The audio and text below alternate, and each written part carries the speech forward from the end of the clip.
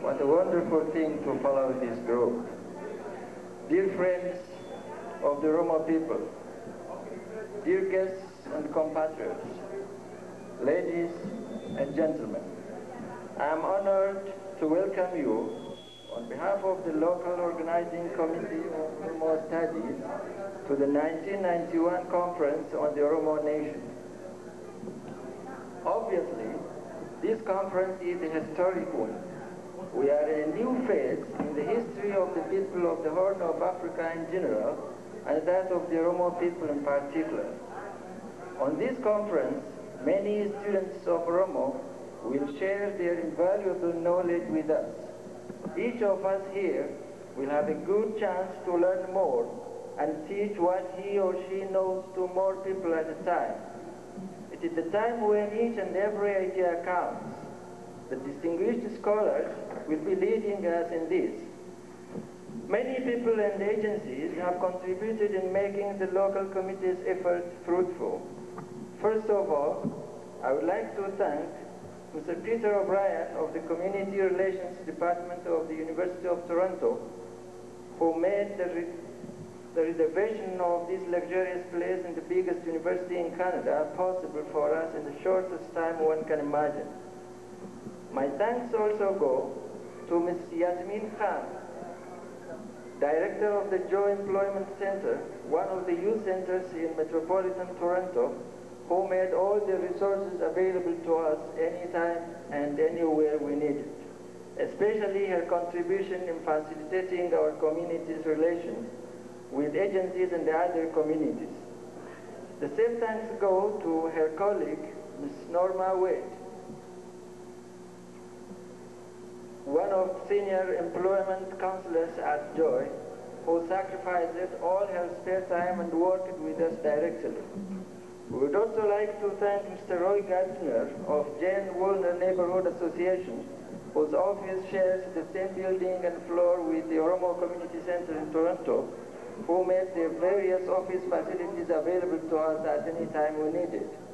Finally, I would like to thank members of the executive committees of the Union of Oromo in North America, Ontario chapter, and Oromo Women's Association in Ontario, who have committed all the resources to this event, as well as the Oromo Canadian Community Association in Ontario and the Oromo Relief Association in Ontario.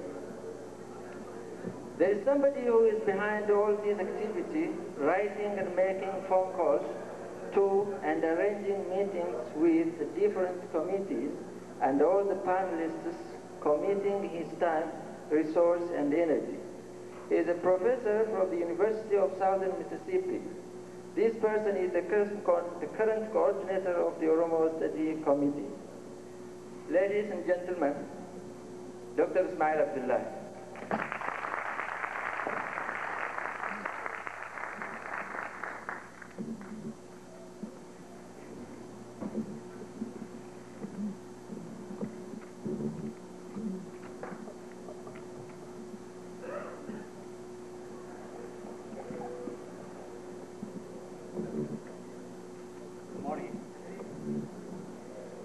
On behalf of Oromo Study Association,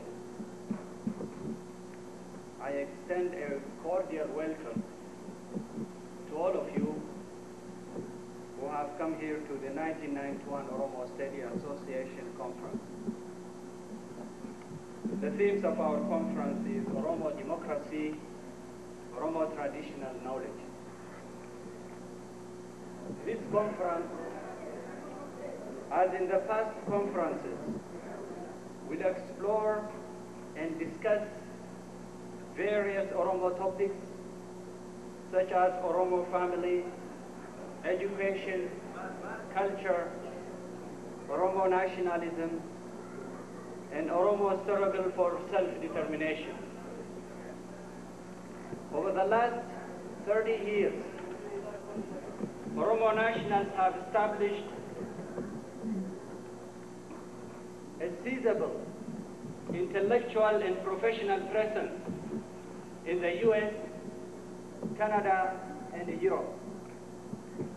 It has been very important to coordinate and unify the Oromo professionals and scholars and use their professional expertise to the achievement of Oromo self-determination and mobilize their substantial talents and resources toward the preparation of Oromo educational, social, and political independence, and to provide leadership in all spheres of life. This year, we are encouraged by the way the conference is organized. The program includes 2 keynote speakers, Dr. Adisu Tolosa and Ms. Bonnie Holcomb. We have scheduled 9 panels that includes 24 presentations. We are also delighted to inform you that this year the program includes short coffee breaks as well as a lunch and dinner services at the conference site. We will also follow a strict rule of time on presentations as well as on the start and end of the schedules. Let me stop here and say we are already late by 1 hour. So that means we have to make up this 1 hour that we have already lost. For this, we ask for your full cooperation. At this critical moment of our history, we feel that the Oromo professionals and scholars have a significant role to play in shaping our future as well as fulfilling our goals. Besides, we as the Oromo Study Association feel that by participating in this conference, you are making a significant contribution to Oromo studies through discussions and dialogue with our panelists. The last conferences has drawn more Oromo professionals and scholars to join this kind of forum. We are convinced that this kind of conference will yield tremendous benefits for Oromo people, in particular, and other interested people in Oromo affairs. And finally, this 2 days conference was prepared with enormous amount of work and financial implications. Represent as well, we all know, the primary component of Oromo Studies Association conference.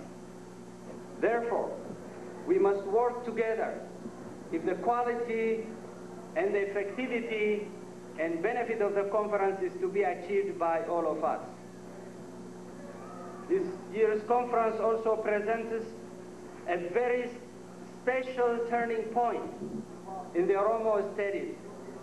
The Oromo Study Committee has just decided to establish the Oromo Studies Association and has approved its bylaws. This means that we have now an international association of Oromo professionals and scholars with the following objective as it is stated in its bylaws, Article 2. The association shall be a non-profit, interdisciplinary, scholarly, voluntary organization established to promote and foster studies on the Oromo people, with the purpose, one, to serve as the umbrella organization in guiding, developing Oromo language, culture, economy, health, education, politics, and welfare of Oromo society. 2, to promote the quality of scientific thinking, activities, and intellectual life among the Oromo people. 3, to provide the opportunity and mechanism for non-Oromo scholars to participate in the evolution and development of scholarship about the Oromo people. 4, to provide a forum for Oromo scholars to cooperate and support each other in developing research and writing skills and in identifying and soliciting resources for such activities. 5, to seek support and coordinate assistance in Oromo studies from government sources and non-government agencies. 6, to foster understanding between the Oromo and other peoples of the Horn of Africa.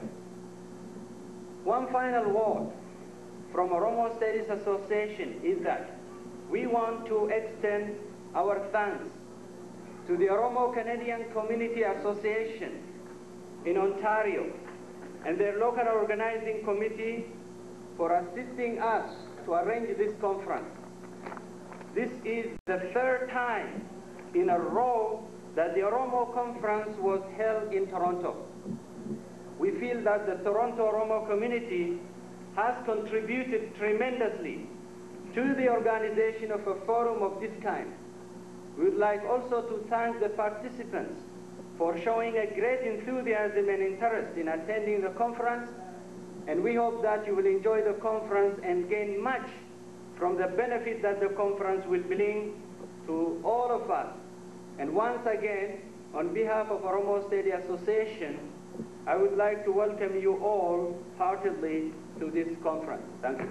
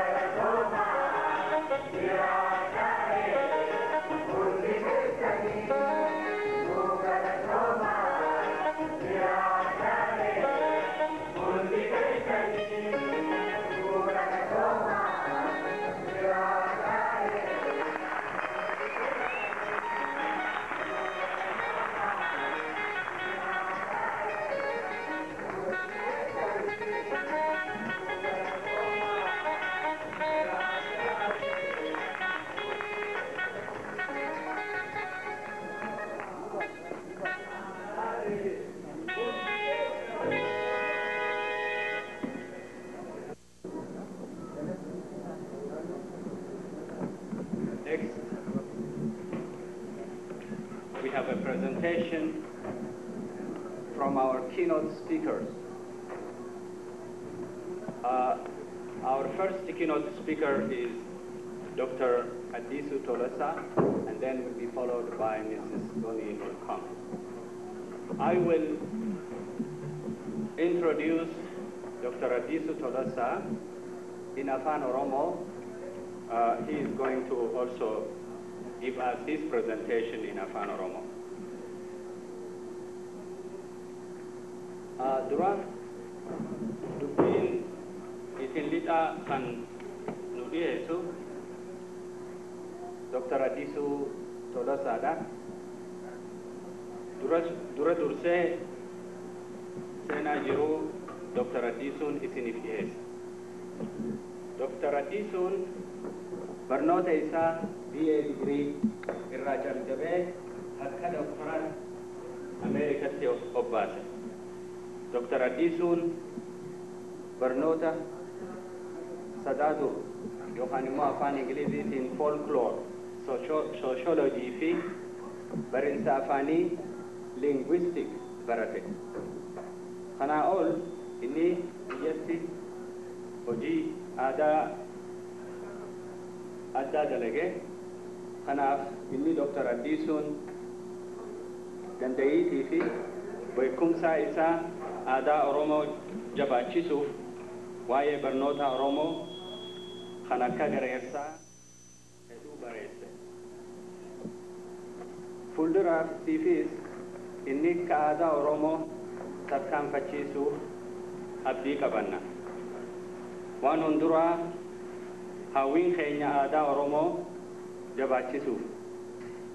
Karaa kanatti Dr. Adisuun qooda guddaa fudhate. Dr. Adisuun nama yeroo dheeraa waa'ee bilisummaa Oromoof dabarse. Inni kun bilisummaa Oromoo akka beekamtu hedduu gargaare. Kanaa achi Dr. Adisuun Oromummaa isatti nama boonu, nutiis dalagaa inni Oromoof dalagetti hedduu boonna. Har'a Dr. Adisuun waa'ee barumsaa ogummaa bilisummaa irratti dubbata.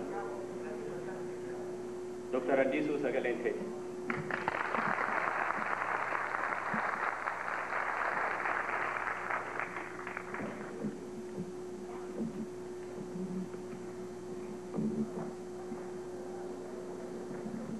Galatoma Abbo Ismail Abdullahi, Dr. Professor Ismail Abdullahi, kennaa ummata Oromootiif bareertuu keessatti wal arganne keessaa Dr. Ismail Abdullahiiti.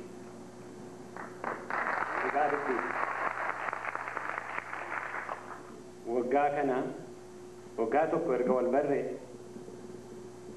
waggaa tokko keessatti waan waggaa 25 caalaa akka wal beeknetti akka hojjennetti wal hubachuudhaan hojjaasaan as geenye hawwiisa jaalala isaati qabeenyaa beekuma isaa ogummaa isaa saba Oromootiif hammam akka inni oolchuu fedhu baay'een keessan hundi keessan yoon jedhellee nan danda'a akka argitanii hamma ammaatti waggaa kana keessa waan inni godhaa ture keessaa kan dhugaa baatu waa baay'eetu jira. Waraqaa baay'ee sin geesse kanaaf achitti ni dhaaba fayyaa ta'a waa baay'ee waa'ee koo waan gaggaarii kana nu hin beekne kan dubbattanii fi amma gara dubbii ittiin lixaa kan koo yeroo naa kenname keessatti dubbachuudhaa fi galatoomaa ulfina akkasii naa kennuu keessanii fi ummanni Oromoodhaa kan ittiin kooruu danda'u ija fiduu wal qabannee ka'uun wal wajjin deemuun guddina sabummaa argachuun hammam akka ta'e agarsiistota aadaa akkamitti akka isaan dubbataa turan waan argitaniini irra deebi'uu hin danda'u. Ummanni Oromoo ka'ee tokkummaa jabeessee bilisummaa isaatiif gara booddeen deebi'u garbummaan lammata hin jiru kan jedhan kun ergaa cimtuudha. Garuu kan jennee asii gargar ba'uu duwwaa utuu hin ta'in tokkoon keenya har'a jalqabnee waan aarsaa goonu utuma guyyaa lamaan kan iddoo kanaan deemin waan walii gallu tokko walii dabarsuutu nurra jira. Akka itti harka wal qabannee yookaas boonyee gammannee deemuu duwwaatu hin ta'in yeroon ammaa seenaan uummata Oromoo kan nurraa barbaadu waa baay'eetu jira. Waa baay'ee kana keessaa waan tokkoon goona jennee kan wal yaadachiifnu qabaachuu mala gara booddeetti deebina nama bitadha. Garuu keessummoonni nu gidduu waan jiraniif si'a tokko keessummoota keenya waan an jechuu barbaadutu nan dubbadheen fedhe. My apologies for our guests and fellows who have honored the Oromo Studies Conference 1991 and have made all efforts to come to the meeting, to the conference here, and to hear the Oromo case, to present the Oromo from their scholarly approaches and their experiences, and also share with other Oromo professionals, scholars, as well as traditional Oromo who bring with them traditional knowledge that has kept the Oromo people alive, and that we believe is going to carry us through this critical stage in Oromo history. So I'm trying to convey our deepest gratitude for Oromo scholars, fellows, who have contributed their time and resources studying the Oromo society and presenting their scholarly views about the Oromo society, about the Oromo people.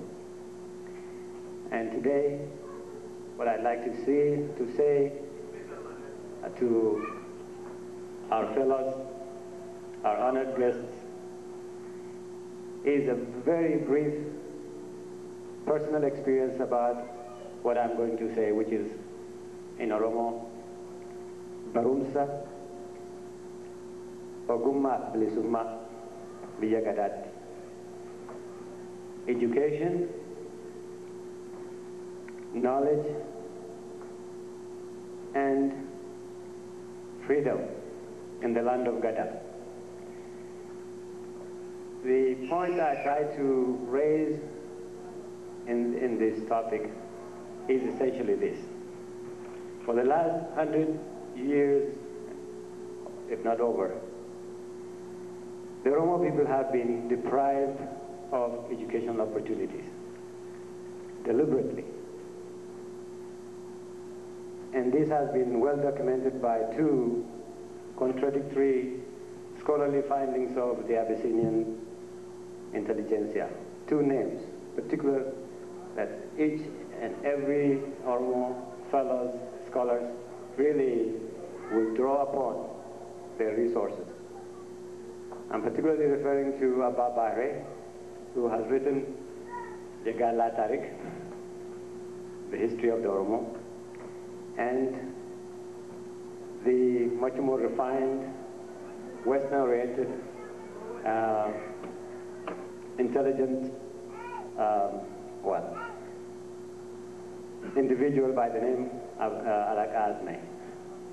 These two very intriguingly, very interesting individuals in the Abyssinian scholarship, Ethiopian scholarship, if you will, have presented two diametrically opposed historical perspectives about the Oromo people.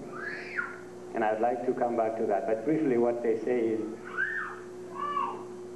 Abba Bahre says that the Oromo are doomed. They know how to unite. They know how to live together. They are very dynamic society. But he says, when they do this, they are devilish. They are Satan. That's why. It's because they are devils that they can unite. If I simplify. But really, that's, the negative stereotype that he uses to the ultimate goal of his. And the other view is by Azmeh, who says the Oromo are a great society. They have a democratic institution called Gada. They are even better than those of us, than those Abyssinians who say they are Christians, and they are so godly that they have fulfilled all the 10 commandments except one. they do not have God. They do not know God. And of course, the only thing he missed in that is that he didn't talk about who their God is. He didn't ask the Oromo people whether they have a God or not. But the Oromo do. So the Oromo have, from their point of view, all the 10 commandments, fulfilled all the 10 commandments, if we use the metaphor of the biblical story. But this is the only thing that he missed. But one very important thing about education that Atma talks about is, he says, yes, the Oromo, who he calls Gala, equally like Atma, who has coined, I think, the term Gala, from what he says, from a river which he said, assumes, crossed River Gala, and he gives them the name Gala also, and calls them devil, uneducated, pagans, and all that. Atma says, well, they are uneducated, yes, but it is because of the Abyssinian Abyssinian clergy who monopolized education. That's because of their ignorance that the Oromo have been kept ignorant. So very important, diametrically opposed views about the Oromo society. That's one of the reasons why I wanted to talk about education, the importance of education. How critical is education to the Oromo society today? And what do the Oromo people demand today in order to be on equal footing with the Abyssinians, if they are going to remain neighbors at least, or if they want to cooperate in a peaceful endeavor in the future? What do the Oromo demand in terms of education? Parity. So all the wrongdoings of the last 100 years by Abyssinian successive government regimes who have deprived the Oromo education should work 100% to make the Oromo educated today, or pay the price, because the Oromo have said it has been long overdue. So educational parity is going to be the one demand in this country, and and particularly in the United States, affirmative action, which means the Oromo need to have their educational quota fulfilled. And of course, this is going to be done also on the basis of Oromo educational traditional knowledge, which is Ogumma. Ogumma I translate by science and technology. In traditional Oromo knowledge, I would use the metaphor of reading, which I'm going to use in my speech briefly. Reading, whether it is reading mora, the membrane from the internal intestines of animals that are killed for human consumption, cattle, sheep, goat. And today, reading books and literature and sharing information. So information is the most powerful notion that I'd like to address in this. At least raise the concern that the Oromo are dying for information. And they have realized that information is power. And the most important and the highest aspiration that the Oromo have today is freedom and democracy. That is going to be in Oromo independence, independent Oromia. Now I go back to my main topic. I don't know how much time I have, but I'd like to say a few things about education in Oromo, and I will not really go over in English what I'm going to say, so I'll devote the rest of my time in Oromo. Oromifa. Oromiyaa biyya gadaatti barumsaaf ogummaa bilisummaa bara 1991 kanatti yeroo hamtuu kana keessatti walga'inni yookaas qopheen qorata Oromoo godhamaa jirtu kun kan irratti hundeeffamte jireenya walqixxoomaa yookaas dimookiraasii jedhame kanaan gadaa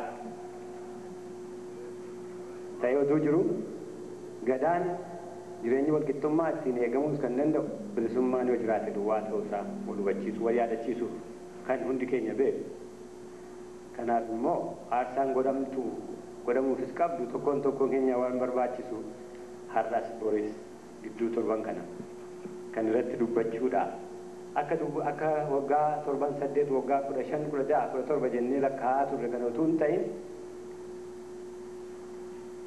tokkoon keenya xinnaa guddaa jaarsaa ijoollee utuu hin jedhin waan gochuu dandeenye kana goona jennee of kennuu qabna.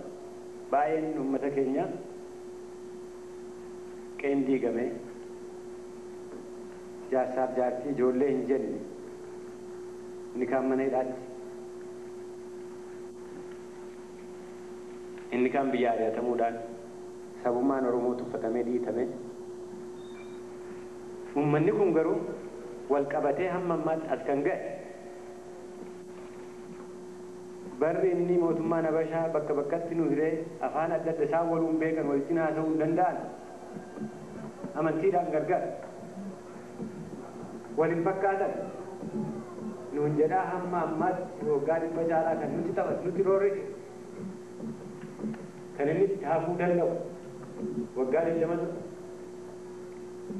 uummanni Oromoo bakka bakkaa walitti dhufuudhaan bakka bakkatti cimnee hidhafnu tokkummaa dhaabbanna jedhee tuulamaa macha jechuudhaan dhaabbata tokko godhee maal inni dubbiin duraa kan irratti hundeeffamu tuulamaa macha gochuu kan barbaade barumsa. Diinni Oromoo wallaala baasutu ofirraa balleessuun dura jira. Kanaaf Oromoon boroo gadi bahaa lixa kan jiru hunduu harka wal qabannee akkatti wallaalli durraa ka'u karaa filatu mana barumsaa ijaaramu karaa fayyaan Oromoodhaa eegamu haa banan waliin jechuun horii ofii keenyaa buufnee waliin jechuun ammoo walitti dhufan mootummaan Habashaa maal godhu hin beeku waan irra deebi'uu illee waan barbaachisu natti fakkaata. Isaan kun nu barreessuuf ka'an jedhee qabee mana hidhaatti tiree isaan kanatti qaqqalee isaan kan duratti taratee itti murteessee isaan kan biyyaa ari'atee kana booda waan ta'eegaa hunduu waan nurraa qabdan. Hin hafee wallaatuun Oromoo Solomaan Maccaa qabamanii Jiraata Addee Hedduu ajjeefamanii Maammoo Mazamuu ajjeefame Sayyiduu Tasammaa reebame Booddee Qorichaan ajjeefame Lammeessaa Booruu rurrukutame ciccite maqaan nama tokko mataatti na dhufuun isinii kaasa malee kumaatama Oromoon kan dhume. Wallaansoo Oromoo gara booddee deebisuu danda'eera? Miti. Egaa yoo namni deddeebiin of galchaadha. Waggaa 25 dura Tuulamaan Maccaa kan irratti gaggeessitoonni Tuulamaan Maccaa Oromoo Borooti Didimaa Baa Lixa walitti fiduudhaan tokkummaa ijaaran sun yoo balleeffamuudhaaf illee humni adda addaa irratti kaa'e dhokachuudhaan aadaa Oromoo hammachuudhaan dhoksaadhaan yeroo gaddaa walitti dhufuudhaan yeroo cidhaa yeroo fuudhaaf heerumaa walitti walii gumaachuudhaan wal bira dhaabbachuun addana ga'anii maal uuman uummanni kana keessaa ba'an maal uuman adda bilisummaa Oromootiin kan gaggeeffamu adda bilisummaa Oromoo har'a dhaabbatee gaaddisa ilma Oromoo ta'uudhaan ilmaan Oromoo ta'uudhaaf kan jiru kan hamma ammaatti godhe dhaabuu danda'e. Gaaddisni uummata Oromoodhaa immoo mallattoon isaa maali? Odaa. Iddoo lamaan sadan tokkotti carraa argadhee dhugaa namoota wajjin haasa'u. Mallattoon uummata Oromoodhaa maal? Afaan ogaa Oromiffa hin beekna. Aadaan Oromoo hin jira. Uummata Oromoodhaa kan hammatee uummanni Oromoo ittiin kooree sabummaa isaa kan ittiin beeksisu ka'umsaa kan ittiin mul'atu maali jedhee muudhaan haasa'u keessaa tokko maaltu ture? Odaan maali? Odaan gaaddisa kee bara gadaan itti sirriitti hojjetaa turetti jiruurra ooletti uummanni Oromoodhaa akka amma dhufnee bakka kanatti fayyaa isaanii namoota iddoo kanatti nu fudhatan kana gaaddisa argannee as teenya kana odaa jalatti immoo jaarsoliin Oromoo jaartoliin Oromoo walitti dhufuudhaan nagaa biyyaa eeguudhaan guddinaaf walqixxooma jireenya geggeessaa kan turan milikinni Oromoo wal'aansa Oromoo asiin kan ga'e mallattoon keenya odaa kana alaabaa Oromoo irrattis kan arginu har'a kan qabnu odaa akkanumaan bifa isaa ilaallee kun muka tokko kan inni argisiisu jechuu otoo hin ta'in gaaddisa saba keenyaa ta'uusaa barumsa kan irraa argatu kan itti jabaannu ta'uusaa wal hubachiisuu qabna. Itti aanee barumsi immoo seenaa aadaa afaan barachuudhaan abbootiif haadhotiin beekumsa bara dhufaa darbaa miidhaa roorroo ture kan hundumaa danda'anii ni kaanitti du'e dhiigi dhangala'ee asiin kan ga'an barumsi kan gadaadhaa yeroo itti caalaatti qorachuun waan keessaa wayyeeffamus wayyeeffannee waan yeroo ammaa barbaadamu guddina ijoollee guddina sabummaa Oromoo kaawwan Oromoo kan ittiin beekamtu gochuudha kan dandeenye barumsa Oromoo yoo qabaanne yoo gadi fageessinee hubachuu dandeenya duwwaadha. Barumsi nan dubbadhu gaan waa'ee Oromoo waa'ee sabummaa Oromoo baruudhaan hooda isaa aadaa isaa afaan isaa baruudhaan Oromoon bara dhufaa darbaa beekuma akkamiin akka nu dabarse kana qorachuudhaan amma biyya jirru bakka jirru hundumaatti immoo waan barannu kana beekuma isaa kitaabarraa barru sana walitti fiduu yommuu dandeenye sabummaa keenyatti kooruu yommuu dandeenye duwwaadha beekumsa barumsa kan qabaanne jechuu danda'u. Maalitti nu geessa qaba? Uummata keenya gadi caalaansaa qotee bulaadha jedhuunis bulaadhaadhas jedhuunis garuu seenaa Oromoo guddina Oromoo qabee kan taa'u beekuma Oromoo kan qabu amma biyya kan jiru wal'aansa Oromoo kan adda bilisummaa Oromoo hammatee geggeessaa kan jiru saba sanatti deebine ulfina saba sanaa eeguu yommuu qabu hin baranne sabni kun warra jechuu danda'u miti nuyi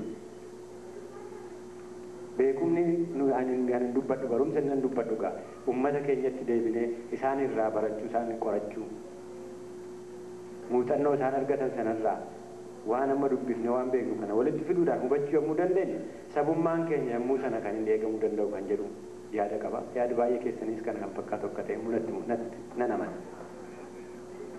Egaa beekumni dhugaa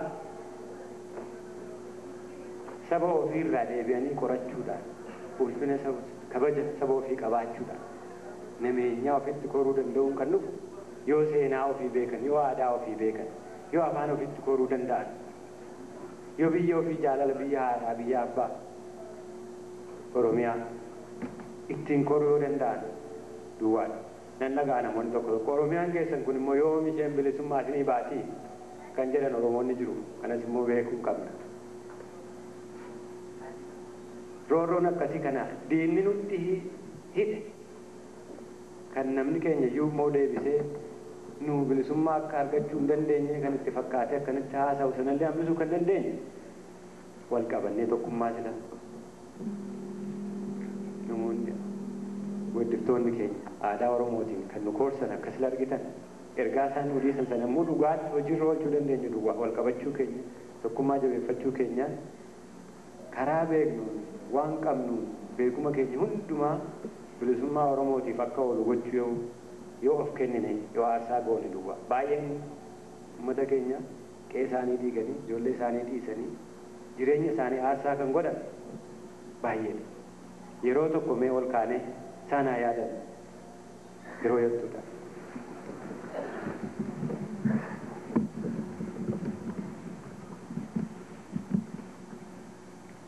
Galatooma ta'a.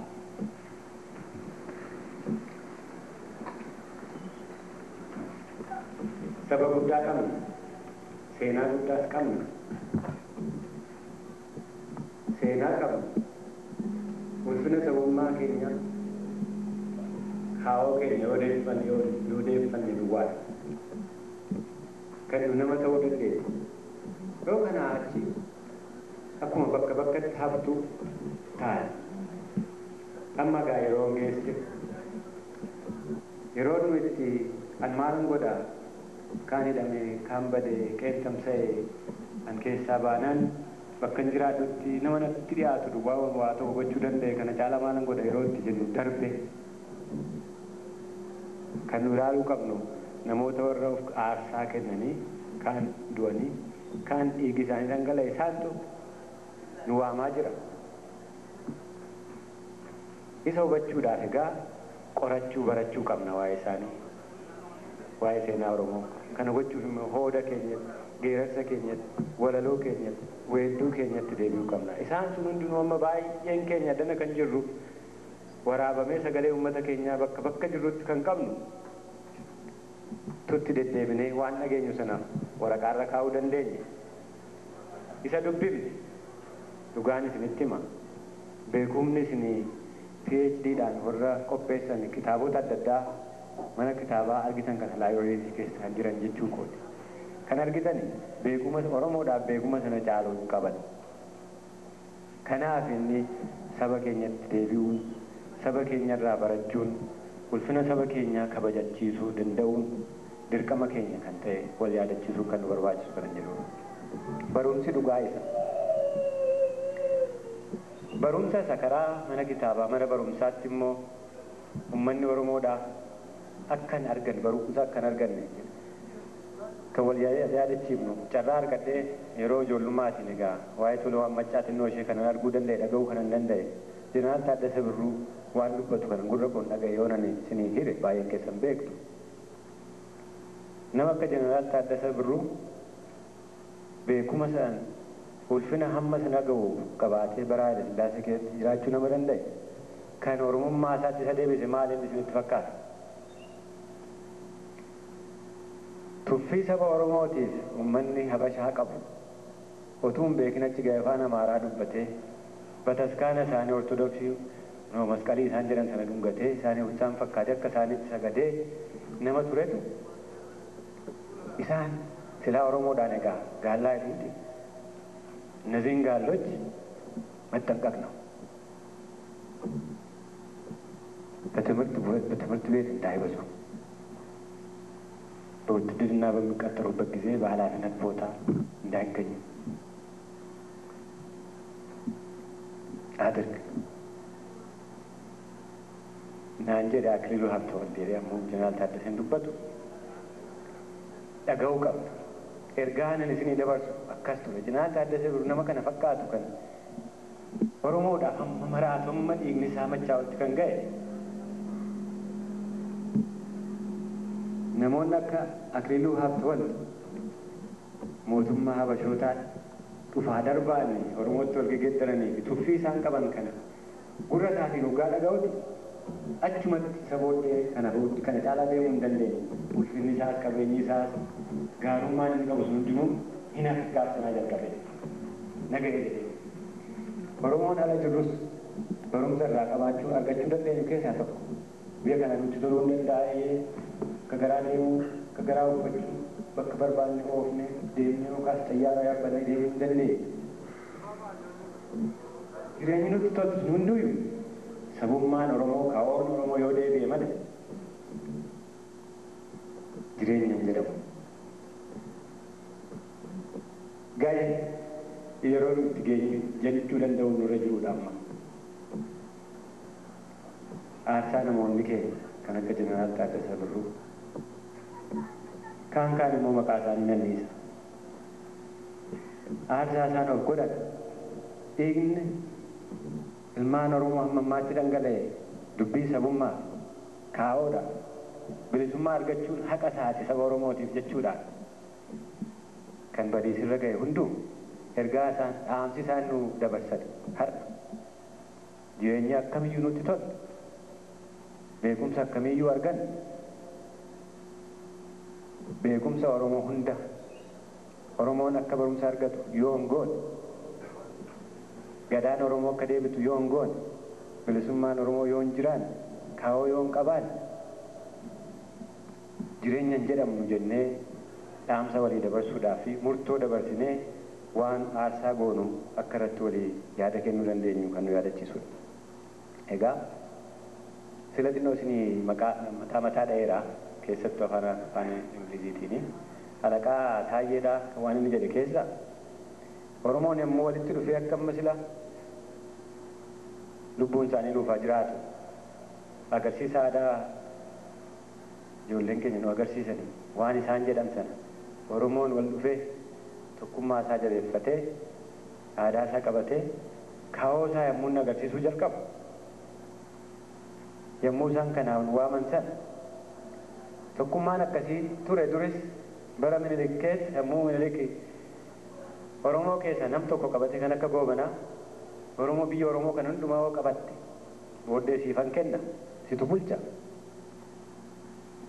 Oromoo hundu harka kee of jala godhiiti ani immoo iddoon sii kennaa immoo ittiin jedhe goobanaan ulfina mataa isaatii ulfina saba isaatii tuffatee irra ejjetee yommuu inni nan godha jedhee Minilikiif bule maaltu ta'e Oromoo ba'aa kan lixaa gara diimaa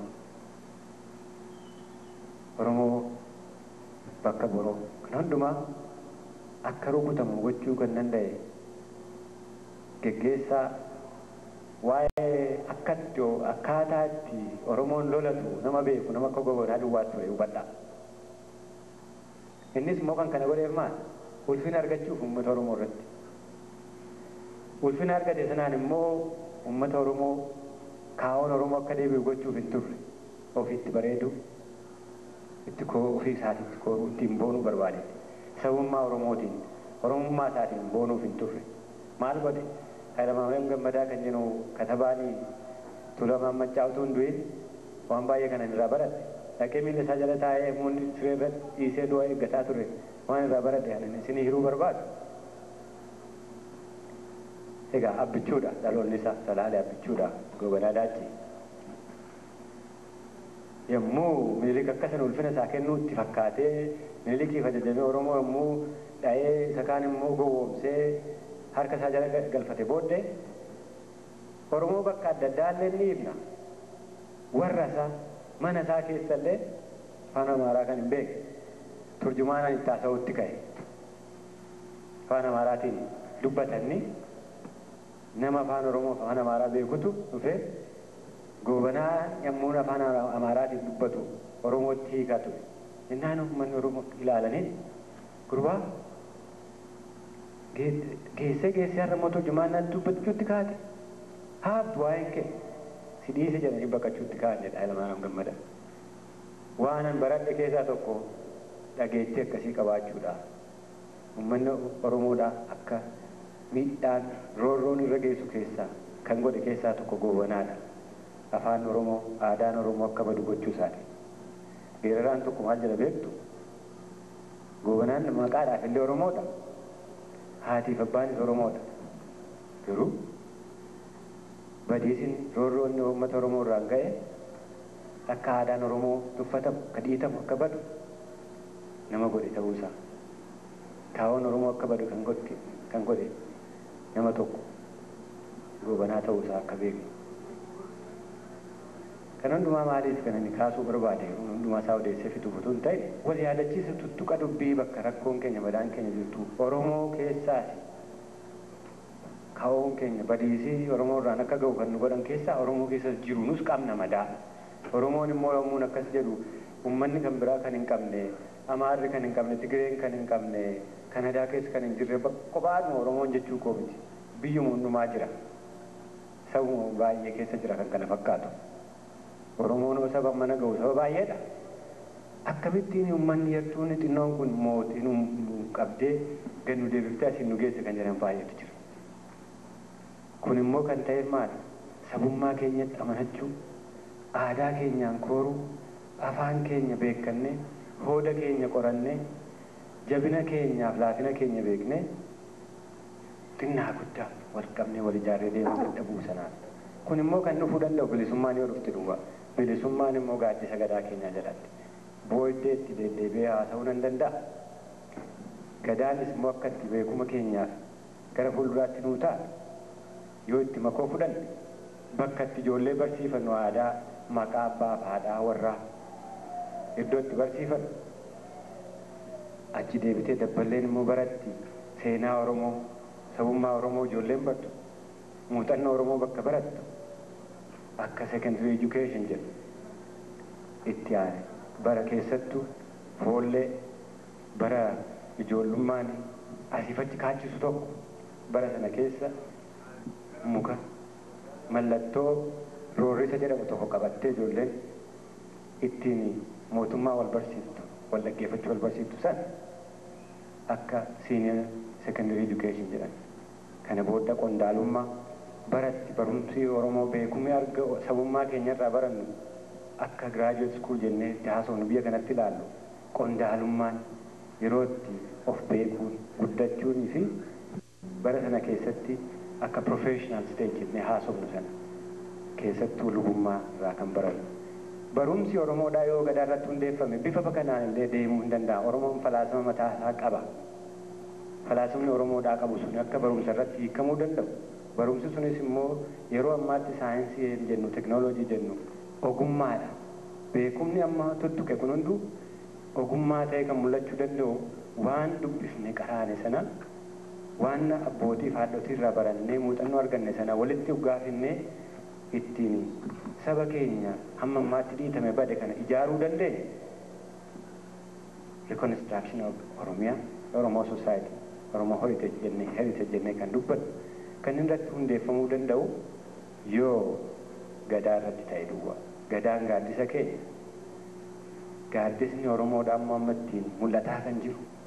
Dawoo kan ta'ee jiru adda bilisummaa Oromoo asiin ga'ee bakka bakka jiru hundumaa Oromoon fuula adda addaatiin jiraataa ture ammoo wal duratti taa'ee wal wajjin haasa'ee jaarsaan araaramuudhaan rakkoo jirtu hundinuu inni kun kan keessaati kan alaa irratti walii hagallu jedhee gaaddisa keenya jalatti gadaa jalatti tokko wal ta'u yeroo sana keessatti nummoo isinii jirra jechuu waan goonu har'aa jalqabnee murtoo akkasii dabarsuun nurra jiru birrii tokko isaa ta'u birrii 10 isaa ta'u waan goonu of kennuu danda'uun yeroo itti wal hubachiifnu ta'a. Egaa kana caalaa dubbii isinitti hin dheeressu na of kalchaati. Kabajuuma galatoomaa waan na dhaggeeffattaniif.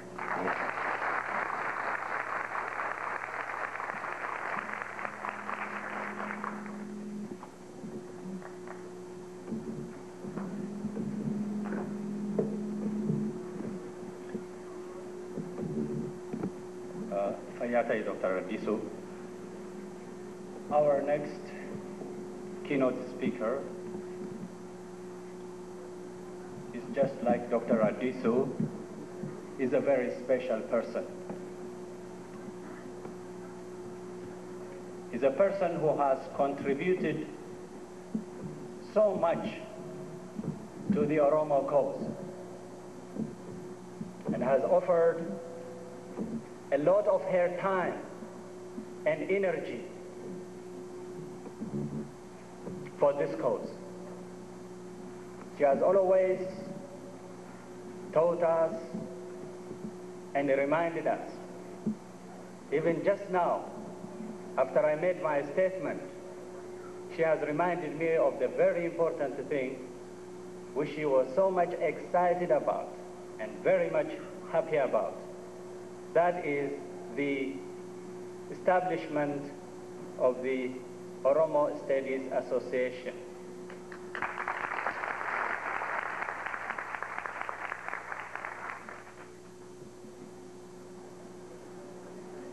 Our keynote speaker is Mrs. Bonnie Holcomb, also known in Afan Oromo, Maka Oromotin, as Kabanne Wakayo.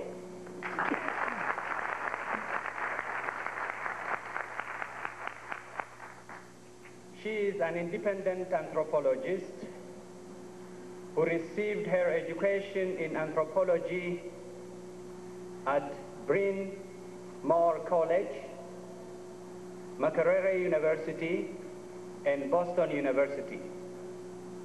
She lived and worked in Oromia from 1971 to 1973.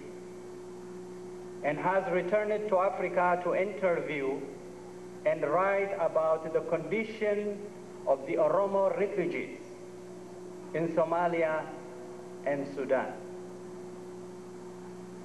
She has maintained close contact with Oromos and Oromo organizations in diaspora.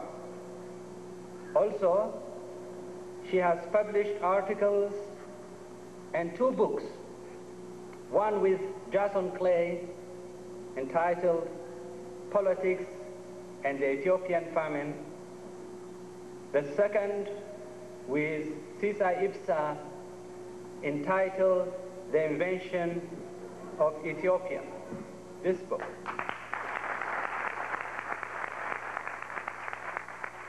Just to remind you, both books are on sale here at the conference center here.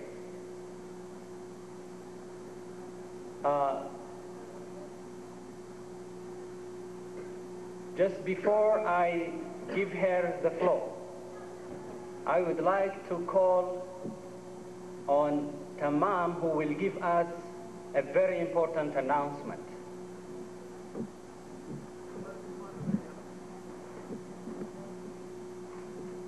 kabajamoota keenya warri makiinaa dhaabdan tikeeta paarkiing kan qabne haala dhiibtan makiinaan isinirraa harkifamtii deebisaa laala. Guests who parked your car inside the compound, if you do not have the parking ticket, please go back and check. They are towing cars. So, ladies and gentlemen, let us give a warm welcome to Kabane Wakayo.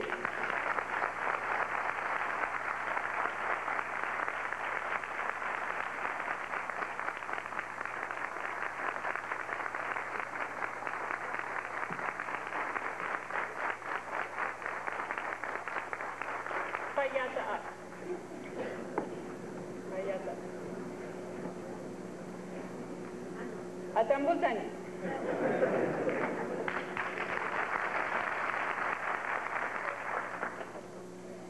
Moran dergi saba Oromorat tijarre caca bera. Digamera, kupera. Baga gammadan ijole Oromo. Ingammanna. Egamma maaltu hafe? Hojii raawwate laakkisa akkana miti. Fedhii Oromoo gaaffiin Oromoo maali? Walii wajjin taatanii gara fuulduraatti maaltu akka hojjetamu itti yaadan.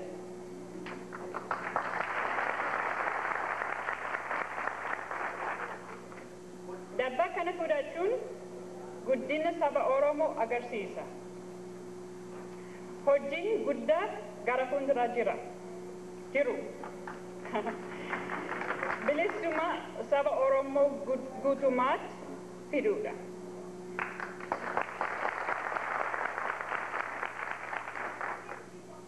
Mana matasaa kan ijaarratu saba Oromooti.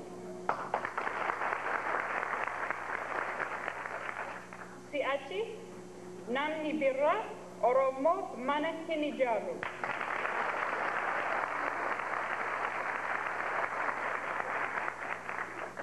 Gara fuulduraatti kan akka hin taane abdii kooti.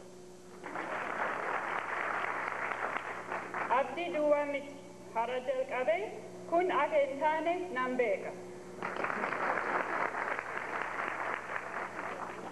Oromiyaa ijaaruu eessa jalqabu wayya? Warra biyya faranjii irraa waan ergifatan qabdu. Oromoon Oromiyaa ijaaruuf waan garii baay'ee of keessa qabu. Fakkeenyaaf Gadaa.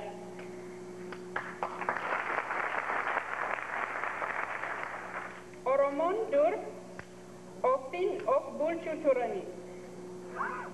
Oromoon demokrasii ijaaruu fi seenaasaa keessa addaasaa keessa kan isa gargaaru baay'ee qaba.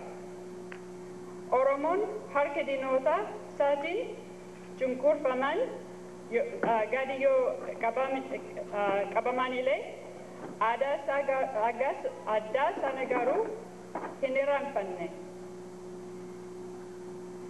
Daladalatti kan darbu akka gaarii of keessa qabu. Kun hara saba Oromoo ijaaruuf guddaa gargaara. Gaddaratti ka'ame demokraasiin ijaaramuu in danda'ama. Akkamatti hojiidhaan akka mul'atu kan godhu isinidha. Isin haa warra asitti walitti qabamtanidha.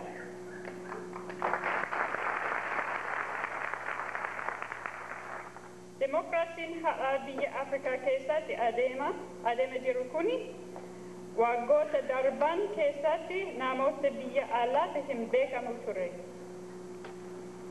Oromoonni biyya ala jirtanii waa'ee saba isaanii caalaatti beeksisuudhaaf hirmaata baay'ee qabu. Jabaadhaa. Seera gadaa hojiidhaan agarsiisa.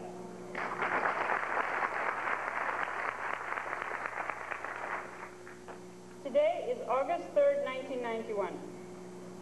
We are meeting at a very interesting moment in world history and in Oromo history. Literally, things are changing both from above and from below. A new world order has been announced by the West to signify the end of the Cold War.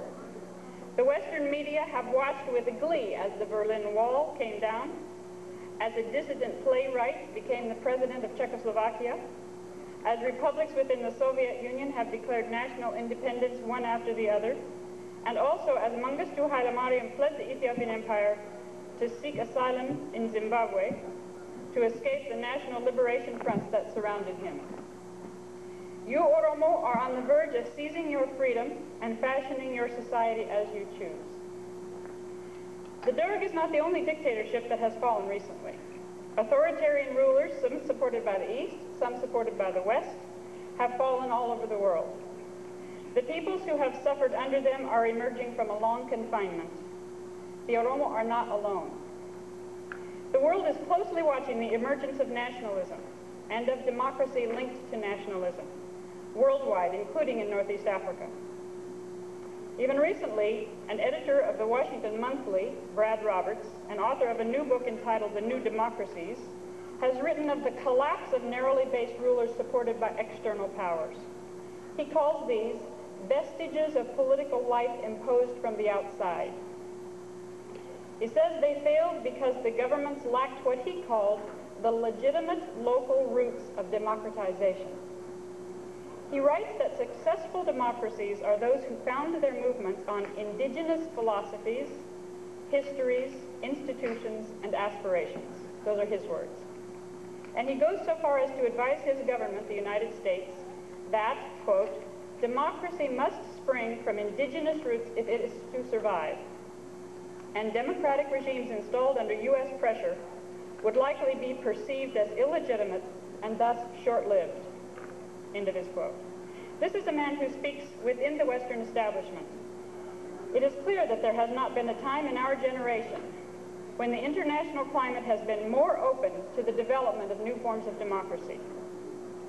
Even the man on the street who gave his money in 1985 and 86 from his own pocket to help what were called the Ethiopian refugees has finally come to understand that oppressive government policies caused the famine much more than drought. And he is asking what will happen now in that region. He is very open to hearing about and supporting a form of government if it solves the problem that he once tried to help solve.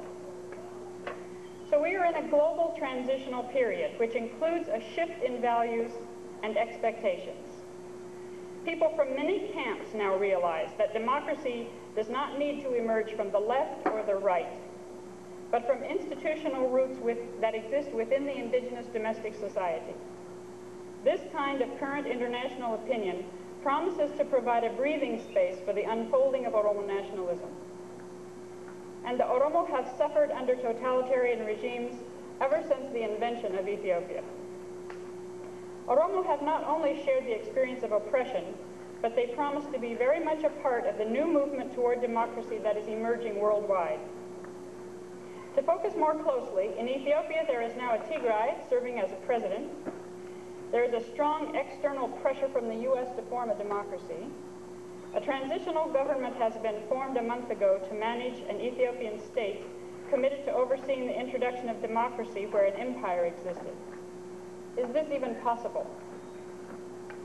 My thoughts about the factors that have to be considered are published in the book that Ismail showed you, The Invention of Ethiopia, written with Sisai Ibsa. The process of constructing democracy within these profound constraints remains to be seen. Several Oromo organizations have agreed to be a part of that transitional process while continuing to pursue Oromo national objectives. How shall we interpret these events? What is to be done now? This is where we need to direct our focus. The Oromos were able to pursue the objective of self-determination and freedom when the empire was an armed camp. They can definitely continue to pursue these same objectives under the present changed circumstances. In my view, the future is definitely brighter today than it was last year, because another obstacle is removed from the path to Oromo freedom. But, as all of us here today know, the job of building a house that suits the Oromo is work that remains to be done. It is going to require great care to avoid becoming victims soon after victory. This has happened to others in Africa, who push one tyrant out only to see another brought in and supported from the outside. Last year, Sisai Ibsa delivered a paper for this conference called Who Harvests the Fruits of Struggle? In it, he pointed out that history is littered with accounts of nations who succeeded in toppling old regimes, but failed to replace them with something new. They got part of the job done without succeeding in building the infrastructures necessary to secure their victories. Their struggles did not advance far enough to design and carry out a program for uprooting the colonial order. They failed to replace the old institutions, the ones that kept the colonial relations in place, with indigenous institutions that were based on the needs and the strengths of the suffering populations. In these cases, what started out as a genuine effort to change the relations of production ended in the same old relations being reimposed. This has happened because after colonized people put up a fierce resistance, successfully defeated the settlers, they were invited into the pocket of multinational interests who claimed to support their objectives. Where did they fail? After they fought, the colonized people did not manage to expel or take apart the institutions that controlled them. They took over the functions of the old state, and by doing that, they were unable to implement a program of independence. This meant that the fruits of the struggle that had been started by the colonized peoples were not enjoyed by the people who suffered and died, but by multinationals outside. Now, the Oromo people stand at a juncture where so many nations before them have failed. The transition between the demise of an oppressive colonial system and the challenge of constructing a new set of institutions to replace those of the old order. What can be done to prevent the Oromo from repeating the failures of these other nations? They can avoid one fundamental mistake. These others rejected the dictatorship of one externally supported regime, turned around and accepted another imported system of governance. Oromos do not need to turn to the east or west for a design to govern themselves. They do not stand empty-handed. The Oromo cultural heritage has within it the instruments for constructing institutions of democracy. This heritage, if utilized properly, will ultimately be worth more to the Oromo nation than if the world's largest oil fields were discovered under her soil.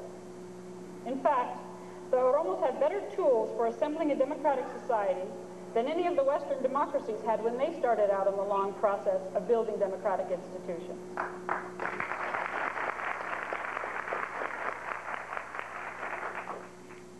But we can ask, how are institutions really built?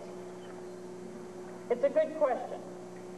In the cities, we can look around at different buildings that claim to house various institutions, such as the Institution of Higher Learning or the Smithsonian Institution. This can make us forget one very important truth, that ideas build institutions. All organizations are established only to protect some principle.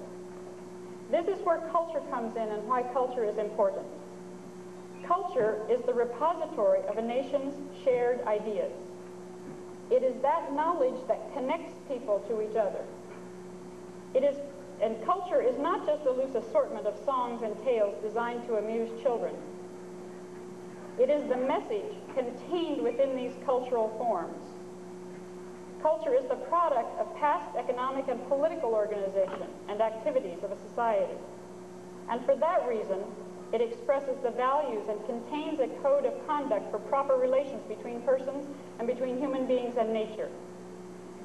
And what is of interest to us at this time, since culture is the product of history, the way a flower is the product of a plant, it has within it the ideas to recreate relationships that have once prevailed in that society.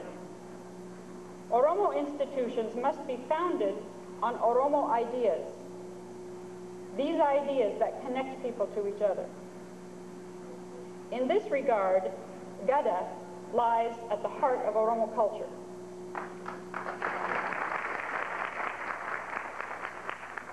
It's not possible to encounter the expression of Oromo culture without touching upon the Gada. Gada organized the Oromo people in an all-encompassing democratic republic even before the few European pilgrims arrived from England on the shores of North America and began to work toward building a democracy there. Gada embodied a conceptual scheme that has been passed down through many generations through various means, through the songs, the poems, the stories, the lullabies, and through the Oromo language itself, which is a powerful preserver and transmitter of values and worldview.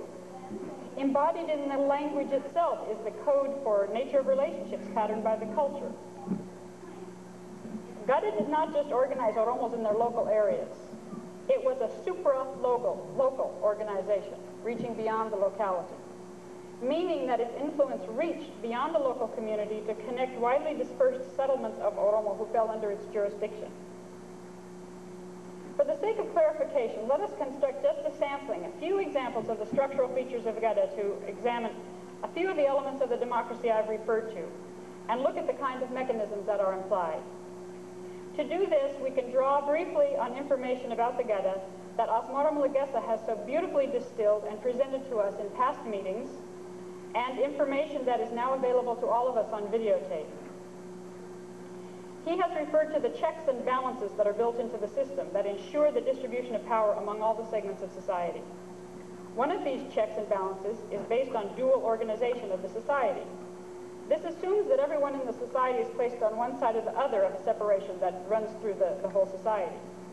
Rather than ignoring or trying to do away with the division, the Gada created one through a moiety system. The word moiety is an anthropological term which means a social half. Everyone was born into one moiety or the other. Now let us say that the Oromo society were divided right down the middle, and just to use an example, one moiety were Christian and the other Muslim. The point would be the same if we chose any mutually exclusive categories as our examples. You can use, put in your mind, socialist, capitalist, any mutually exclusive category. Under Gada, the way to balance the division was to guarantee that each moiety was represented in every place of power, on councils, in public offices, everywhere. To use our example, every time a Christian would be offered an opportunity, a Muslim would have to be offered also, and on it goes. Power was shared. Asmaram tells the story about the Gallu of Karayu, the ritual head of one of the two moieties of the Borana, taken to Addis Ababa to be presented to the Emperor Menelik. Menelik offered to appoint him the title, you'll have to help me on this, Fitawarari.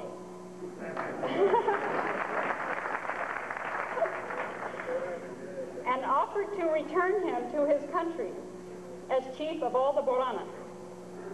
But the Gallu refused, unless the same title and honor was bestowed upon the Gallu of the Gona moiety also.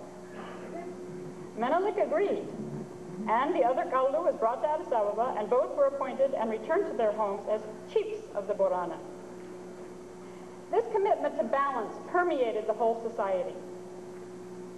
This value of accepting fundamental differences and living with them, orchestrating them, is communicated through many cultural forms and can be understood by Oromos, even those who say they know nothing of the Gada. Another way the checks and balances operated was by rotating sets or parties through office in sequence so that all took a turn at governing, engaging in war, and implementing the decisions of a National Assembly. Each organized itself internally, selecting its own officers, handling its own disputes, and sharing collective responsibility for what occurred when it was in control. If a party reached an impasse it could not handle internally, its members took the problem to nationwide councils, which had members from all the other parties. The set or parties were obligated to carry out the decisions of the nationwide assembly, which drew up laws and resolutions every 8 years. The responsibilities were balanced, so the party in power would be responsible for organizing the party in the warrior position. No group would have a monopoly on power.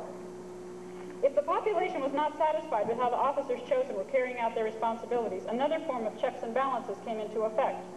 The people could remove a person from office, literally to uproot him, bukkisu, to see.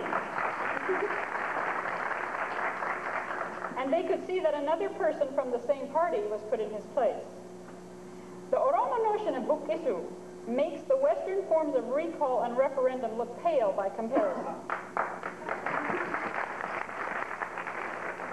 In this manner, a strong system of accountability was enforced. For those of you who have not studied this system, think about it for a moment. A group, say a political party, that you are not a member of, and which organizes itself internally, moves into power to administer all the laws that affect you. Don't you think that you would be motivated to exercise your democratic right as vigorously as possible? Apparently, Oromos did just that. All groups in power were subject to the higher authority of the assembled convention of the nation. I found this principle of accountability of officials to the People's Assembly operating in 1986 among Oromo at a local level, for example, in Harar. One farmer reported how the peasant farmers related to the OLF in their region. The question asked him, does the person elected decide for the village, or do the people come together and decide for themselves? And the answer has been translated into English.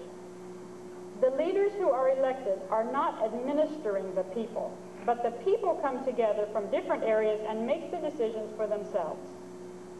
The ones who are elected take the guidelines from the people after the people meet and decide.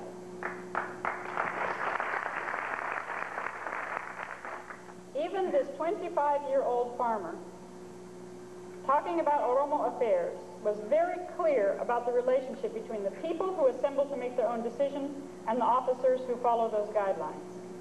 He meant leaders take their instructions from the people. He was saying people do not administer us without our consent and participation. This is the kind of thing he means when he says, Akagadati.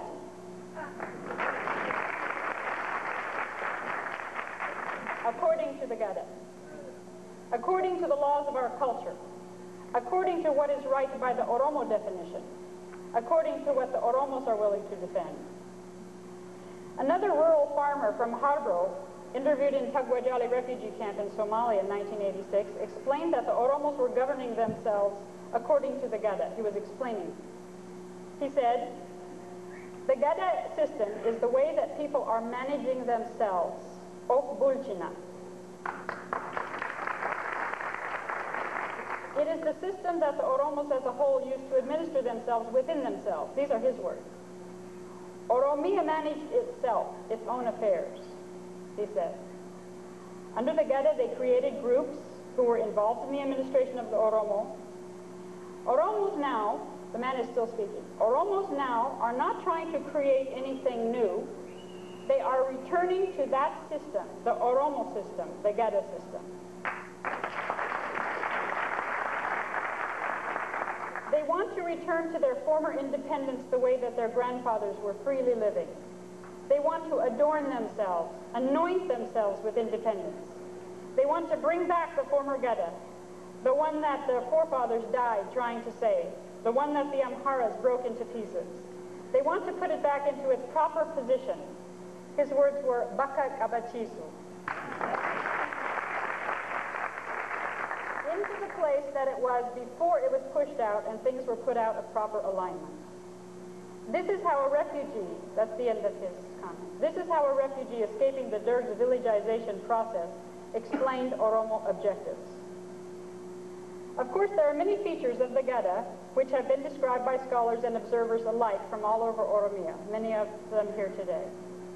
One thing that underlies all the dimensions is that the society as a whole expresses its right to supervise or oversee those who have been given power for a limited period of time.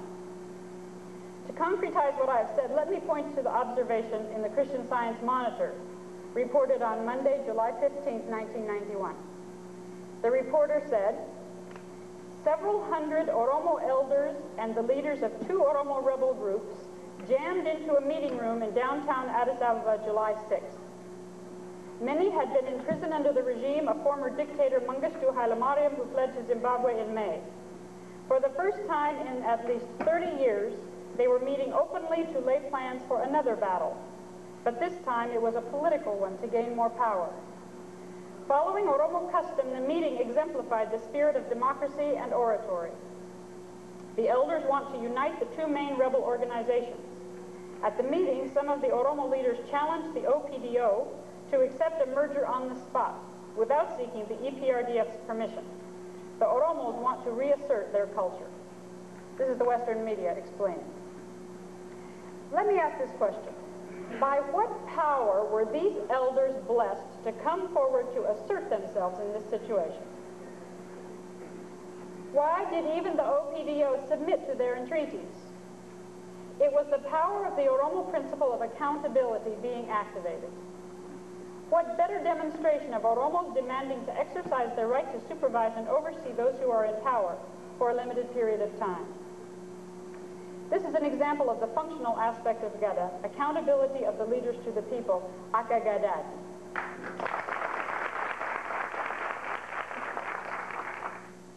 In order for this kind of system to work, however, people have to be involved in standing up for their rights and adhering to the values that lie at the base of these institutions. People must actively seize their right and responsibility to criticize openly and even replace someone who knowingly or unknowingly subverts the proper procedures.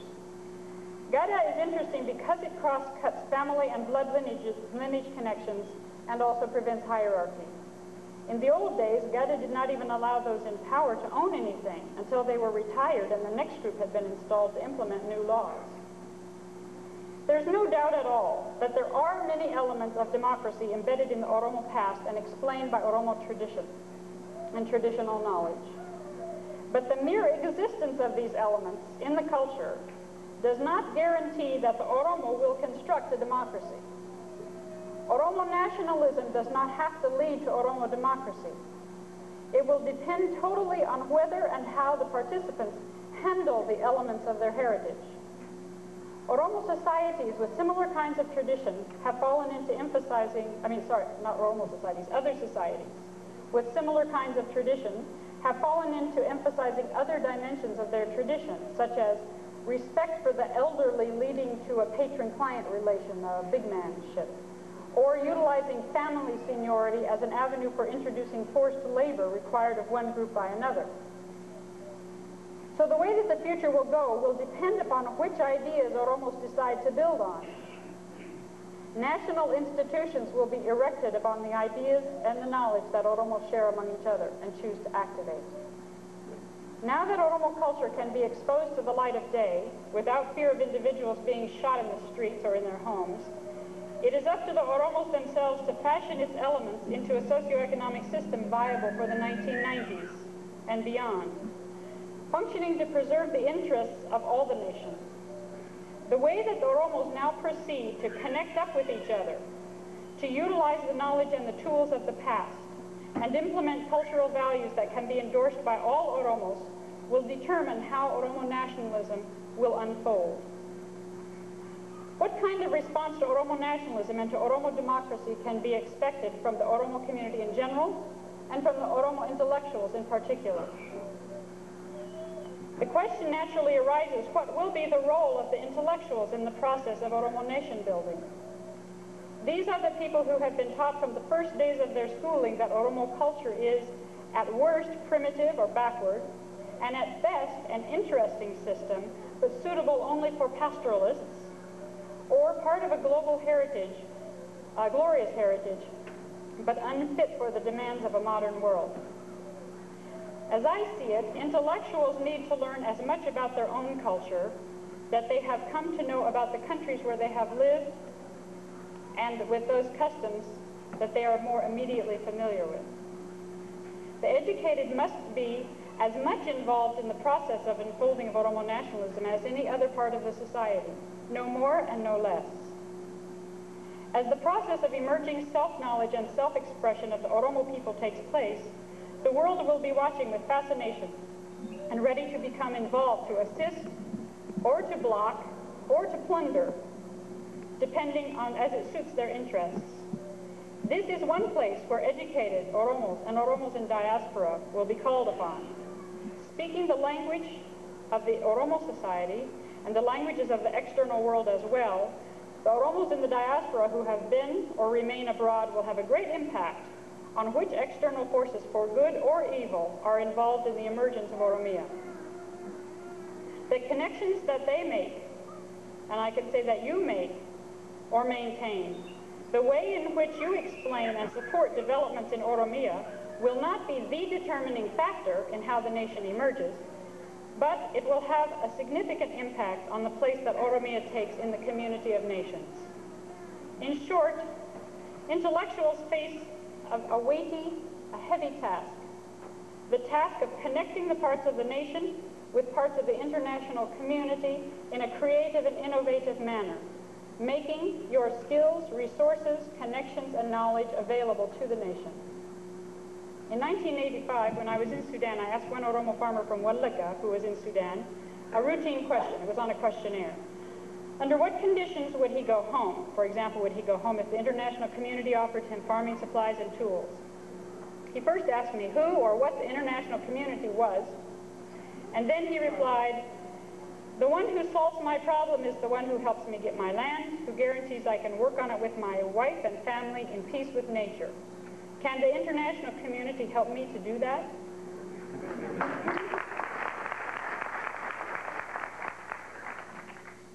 The role of the Oromo in diaspora will be an important one of helping to make these connections, knowing both the values and objectives of the farmer and the resources available within the international community. The challenge comes in finding creative, innovative ways to link the two without undermining Oromo objectives in the long run. The issue of the next decade will probably not be whether the boundaries of the nations will hold up militarily, but whether the centers will hold economically. The battleground among the forces threatening the life of the nation seems to be shifting from military policies to economic policies. A good knowledge through participation in the central features and values of the Oromo system and a commitment to them will be just as important to Oromo intellectuals as a good knowledge of the systems of international finance or of systems of planned or market economy. From asserting and maintaining Oromo values in all forms of interaction, Oromo freedom will not come from isolation from the rest of the world or tightening up the borders.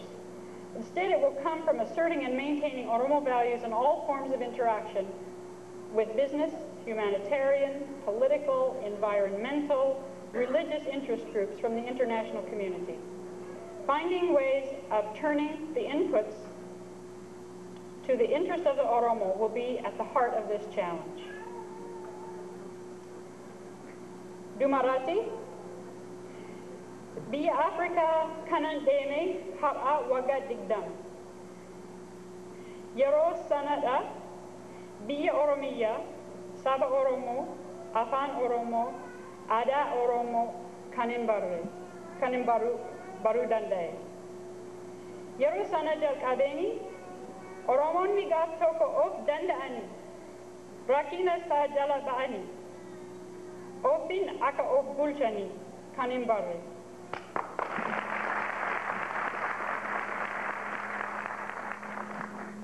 Oromonni nagaa jaalatu. Hoolota isaanii warra fagoo, warra dhiyoofis gaariidha. Biyya Oromiyaa ijaaruut yoo jirtani michoota jaalota baay'ee akka argatan nan amana.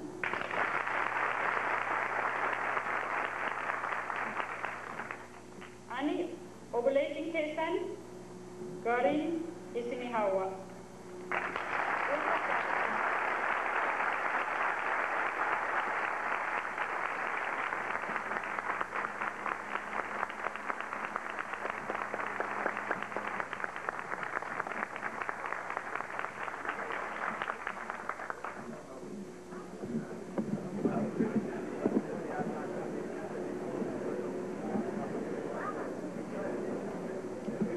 Thank you, Ms. Kapane Wakayo.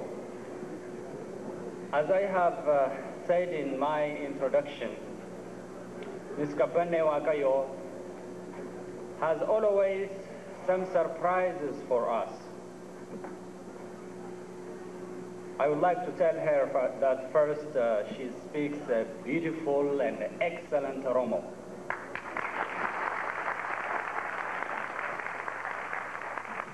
Which is even much better than my own. And I would like to say to her that you have always reminded us about our heritage and civilization. And we are proud of you, Kabane. And we Oromos, we love you.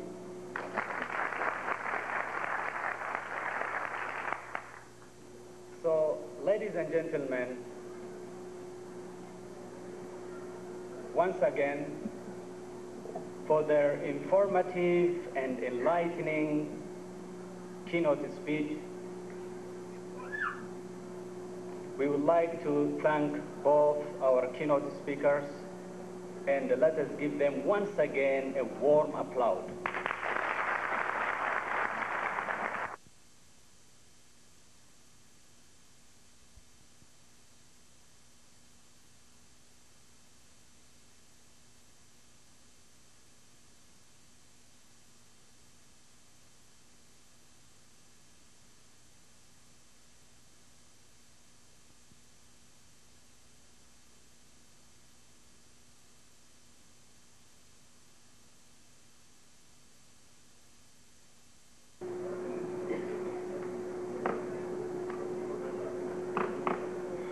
Education and youth, and youth and education.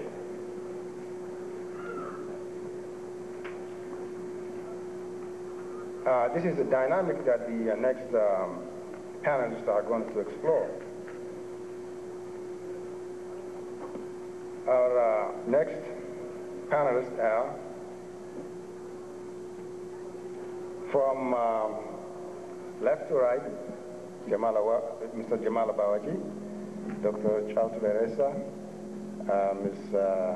Lensa Gudina, and Ms. Karen Oromo. My name is Ibsa Ahmed. I'm chairing this first panel of the 1991 Conference on Oromo Studies. I'll give each panelist about 20 minutes to summarize their papers. And thereafter, we'll have questions and answers period. So I'll be very strict on the count of the time. So I'll ask the cooperation of the panelists to really stick to the 20 minutes allotment. The first speaker is, I'll just go by the way their names come up on the program. So the first speaker is Ms. Lensa Gudina. She is going to be discussing on education as a means of liberation. Lensa.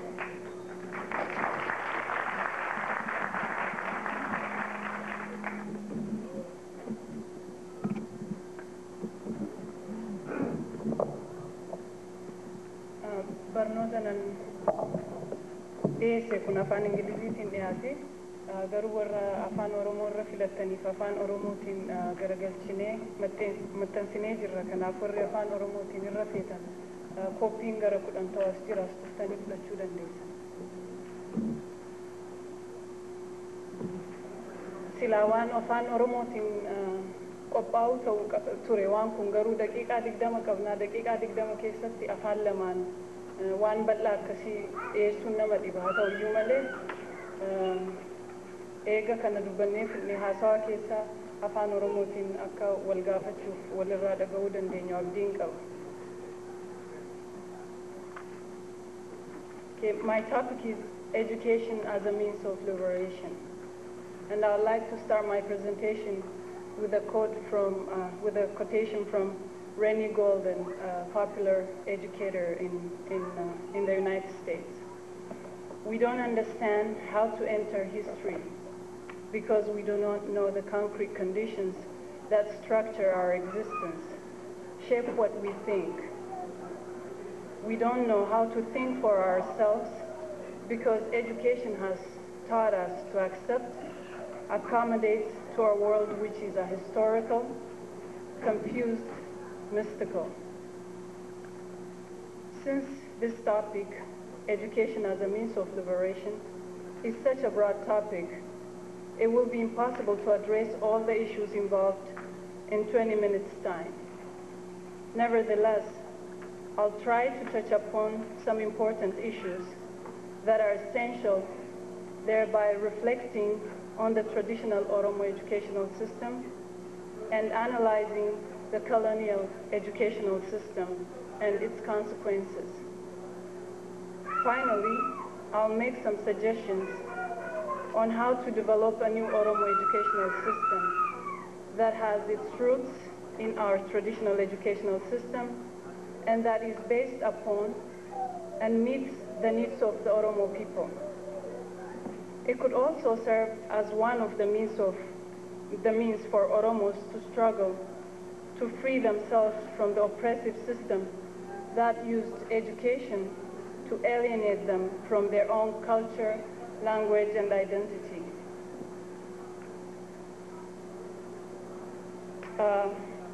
In the beginning part of my presentation, I would like to talk a little bit about the Oromo educational system.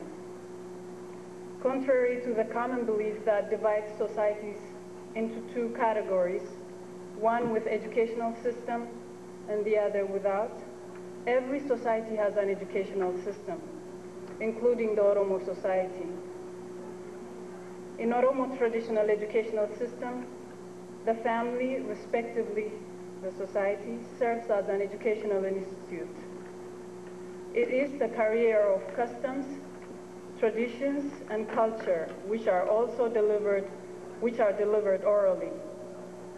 Oromo sayings, proverbs, puzzles, fables, and tales have an educational function. Oromo traditional education included a wide variety of disciplines, such as religion, medicine, math, biology, astronomy, history, etc. All subjects taught were based on the objective reality of Oromo society. For instance, Oromo children learned arithmetic through games as they counted cattle, their family members, and those family members of their neighbors. Astronomy lessons served as the basis for Oromo calendar and for the purpose of weather forecasting. History and legends are learned by heart and passed on from generation to generation. Education in Oromo society is compulsory in a sense that each generation set in the Gada system has to learn and fulfill specific duties, which is also indicative of the different levels that exist in Oromo educational system. Every child has to learn its duties it will have to accomplish as an adult later on in life. This system is designed to lead the individual from childhood to adulthood and prepares the individual to become a useful member of the society. In contrast to the traditional Oromo educational system, the Amhara and Western educational system brought a foreign institution, a school, to which Oromo children had to go, leaving their family and community behind. This foreign institution not only imposed itself on the society, but it also made the individuals foreign to their own culture. In this school, children are confronted by a foreign language, Amharic, and have to learn the content that is irrelevant to their living environment. Oromo educational system, which was reflective of Oromo society, was deliberately destroyed and replaced by a foreign educational system. The replacement of the well-developed Oromo calendar by the confused Ethiopian calendar is just one example. Such a foreign educational system instills inferiority complexes in the students as it denies their language and culture, thereby leading them to develop a feeling of self-hatred which manifests itself through the denial of their Oromo identity. The school deprives the Oromo child of his or her self-confidence by preventing it from becoming a confident member of his or her own society. As most of us here who went through the Amhara, colonial, and Western school system know, the educational system in colonial Ethiopia has no relevancy to Oromo language, culture, or way of life. These are just few examples of the psychological problems that an Oromo in the Ethiopian school system faces. Another aspect of the problem is directly related to the qualitative and quantitative crisis. In addition to the fact that schools in the Oromo area are limited in number, they're inadequate in meeting the needs of the students. That is, no didactical or pedagogical materials were ever prepared, and there is a shortage of qualified teachers and teaching materials in general. Tax monies from Oromos have seldom been used to build schools or upgrade the quality of the schools that exist.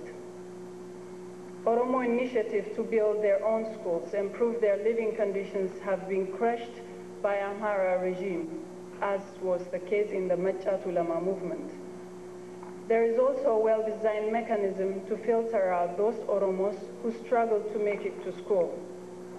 A student's intelligence has been measured by his or her ability to speak, read, and write Amharic language. Those who couldn't speak Amharic well enough failed or dropped out of school. In addition to the imposed language, the lessons discouraged critical thinking and did not allow creativity. The student's duty is to memorize the content and repeat it back to the teacher. The content of the lessons is not relevant to the reality of the students' lives. It is neither easy to comprehend nor easy to apply. The examinations in the Ethiopian school system are not designed to challenge the student. Rather, the questions were formulated in such a way that they tricked or confused students. The Oromo child has always had the double burden of figuring out the puzzle in the language and in the content. The state exams that are given at the 6th, 8th, and 12th grades are mechanisms of screening out the majority of Oromo students. Oromo students with Oromo names were singled out, and this process forced many Oromos to change their names into Amharic ones. Those Oromos who dropped out of school had not acquired the necessary skills from the schools to be able to function in the colonial society.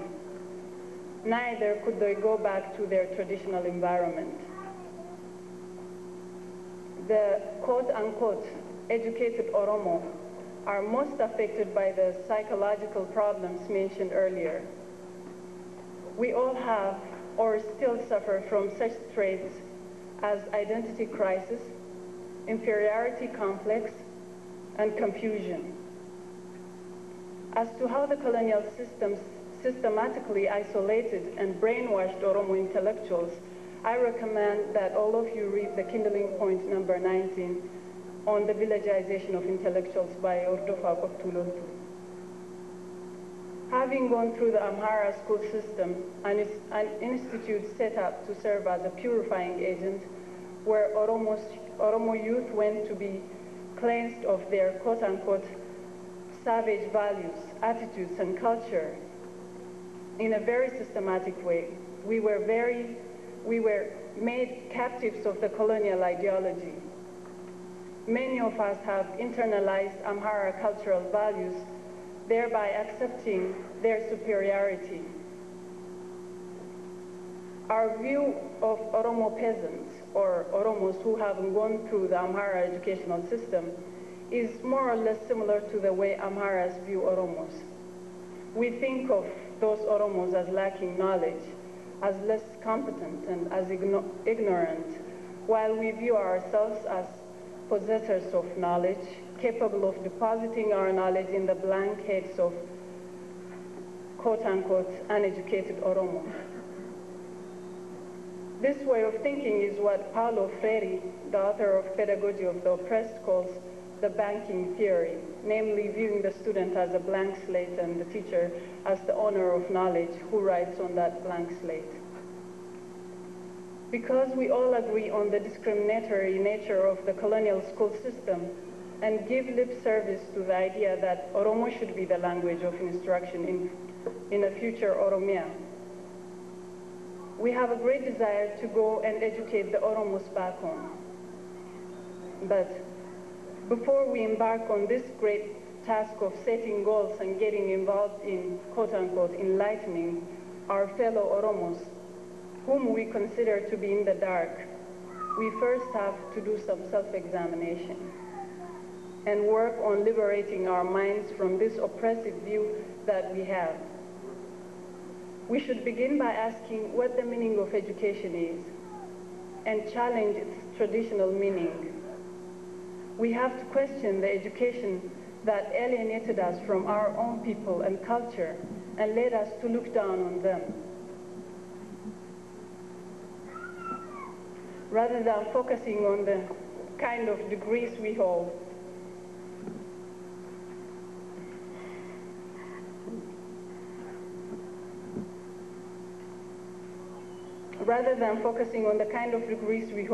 we should work on finding out how relevant our education is to the lives of our people. We should keep in mind that our people, who are peasants, are more knowledgeable about their own lives than those of us who have been busy studying foreign history, culture, and ways of life. It is with this kind of spirit that we should go back to our people, not to teach them in one-sided fashion, but rather to learn from them and with them and to share experiences. We Oromos abroad, either when talking amongst ourselves or non-Oromos, stress the fact that Oromo language is discriminated against, prevented from developing, banned, and so on. On the other hand, while we have had the opportunity for at least the past 10 years to study our language, we never considered it worthwhile to learn, read, and write Oromo. In fact, some of us are proud to say how well we can read, write, and speak English, while we at the same time say we cannot read or write Oromo, let alone teach it to our children. What hypocrisy. We have to make the reality of our people the basis for Oromo education, taking into account that our native tongue is a significant aspect of that reality. Top priority should be given to Oromo language as a primary language of instruction. Most educators agree that native tongue is the only means by which students can develop their own voice and that it is a prerequisite to the development of a positive sense of self-worth. We as Oromos have to establish our own educational curriculum that is based on Oromo history, culture, and life experience, as well as one that addresses the current needs of our people. The goals and objectives of the curriculum should be to help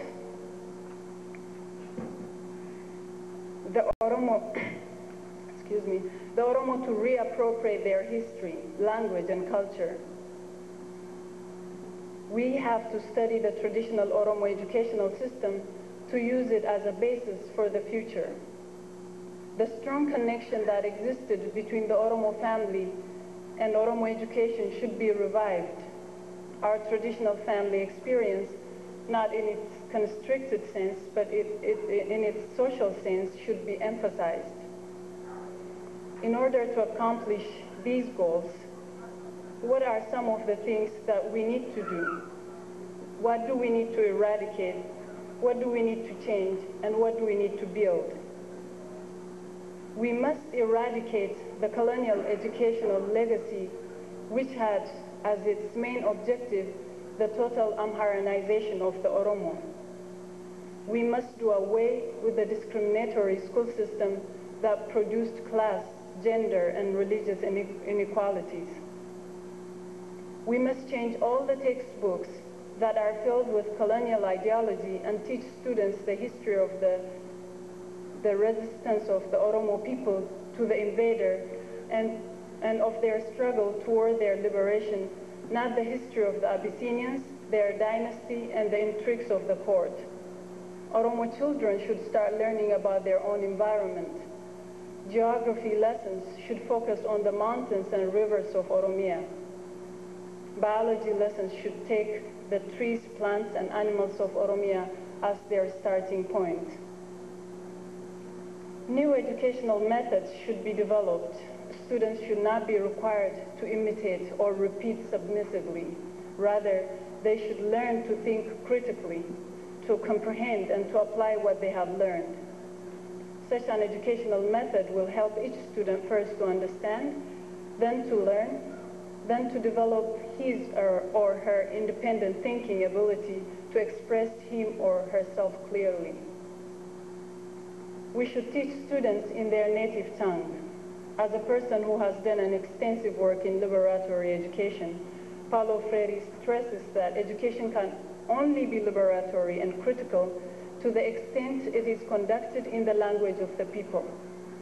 Education conducted in a foreign language is alienating to students, depriving them of fundamental tools of reflection, critical and social interaction. If the fundamental principle of learning is comprehension, then the best way of reaching this goal is by teaching students in their native tongue. A new program for teacher training has to be developed. Oromo teachers who have been trained under the colonizers should be re-educated to overcome the miseducation they have received. I'm sure every one of you has a story to tell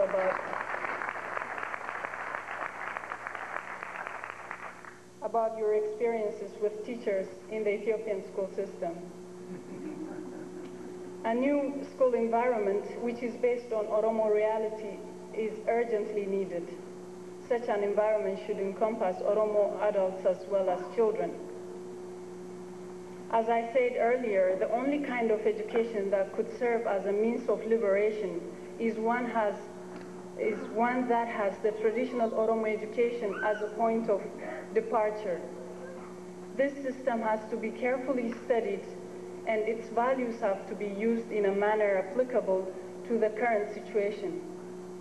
In emphasizing the traditional Oromo educational system, we are not to romanticize or get nostalgic or sentimental about it.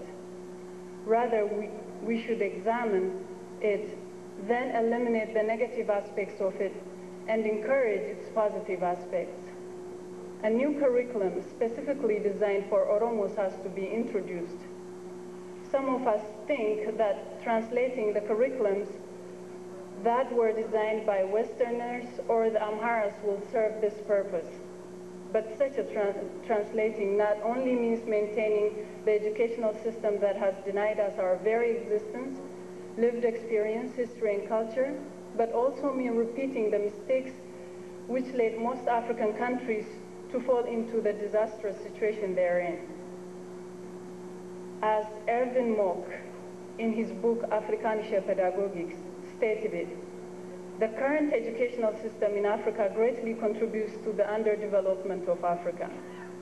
Changing the educational system for Oromos not only involves changing the curriculum and improving the methods, but also demands questioning the purpose of school as an educational institution in order to avoid creation of a possible partition between the Oromo traditional educational system and the future one. The only educational approach that would be consistent with Oromo, with the construction of a liberated and a new post-colonial society is one rooted in Oromo society, culture, and politics. Integrating the education into the needs of the society motivates the people to take responsibility and be self-supporting. The action of taking responsibility could be achieved through reviving traditional values and our language, binding the school to the community through cooperative and support groups will empower the society, as well as prepare it to be determinant of its destiny. A liberatory educational system is a precondition to building a truly democratic Oromo society.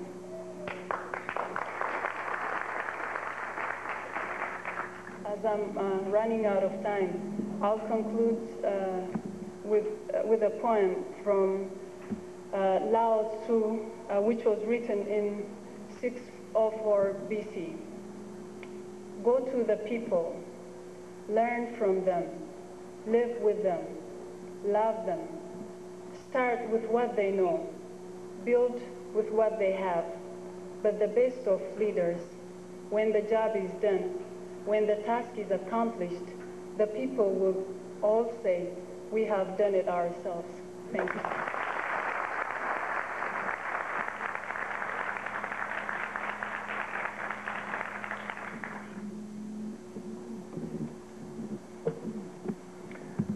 Thank you, Lensa, for a wonderful education on education of youth.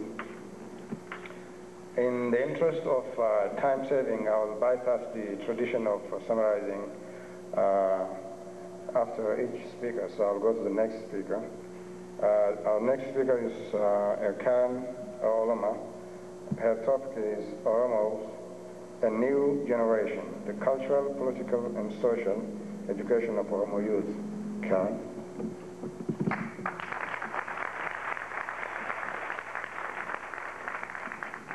Ashamasin kundi kesani wari walanson yona gesani.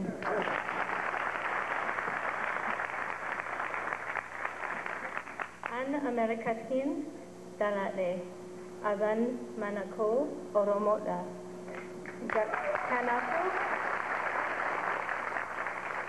Kanafu anis Oromoda.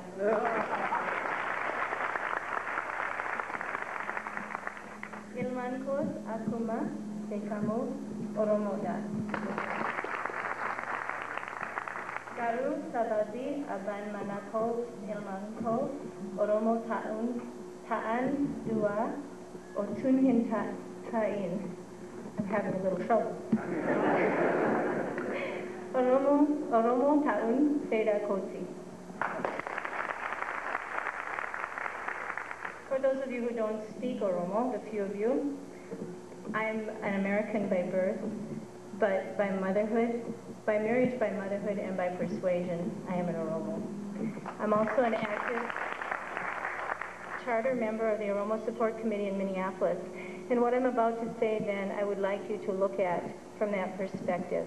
It is as the mother of Oromo children and friend of Oromos, who has as great a stake in the future of Oromos and Oromia as any of you here today. I like the theme of this conference, Oromo Traditional Knowledge, because it affirms the value of informal education. So mine is not a scholarly paper, but an attempt to identify real educational needs of Oromo children in exile and to formulate some practical strategies to meet those needs. Now this may seem strange to some of you. You may say, what more could these children of wealth, relative wealth, and privilege need?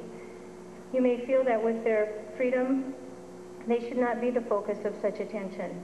Surely the problems in Oromia are much greater.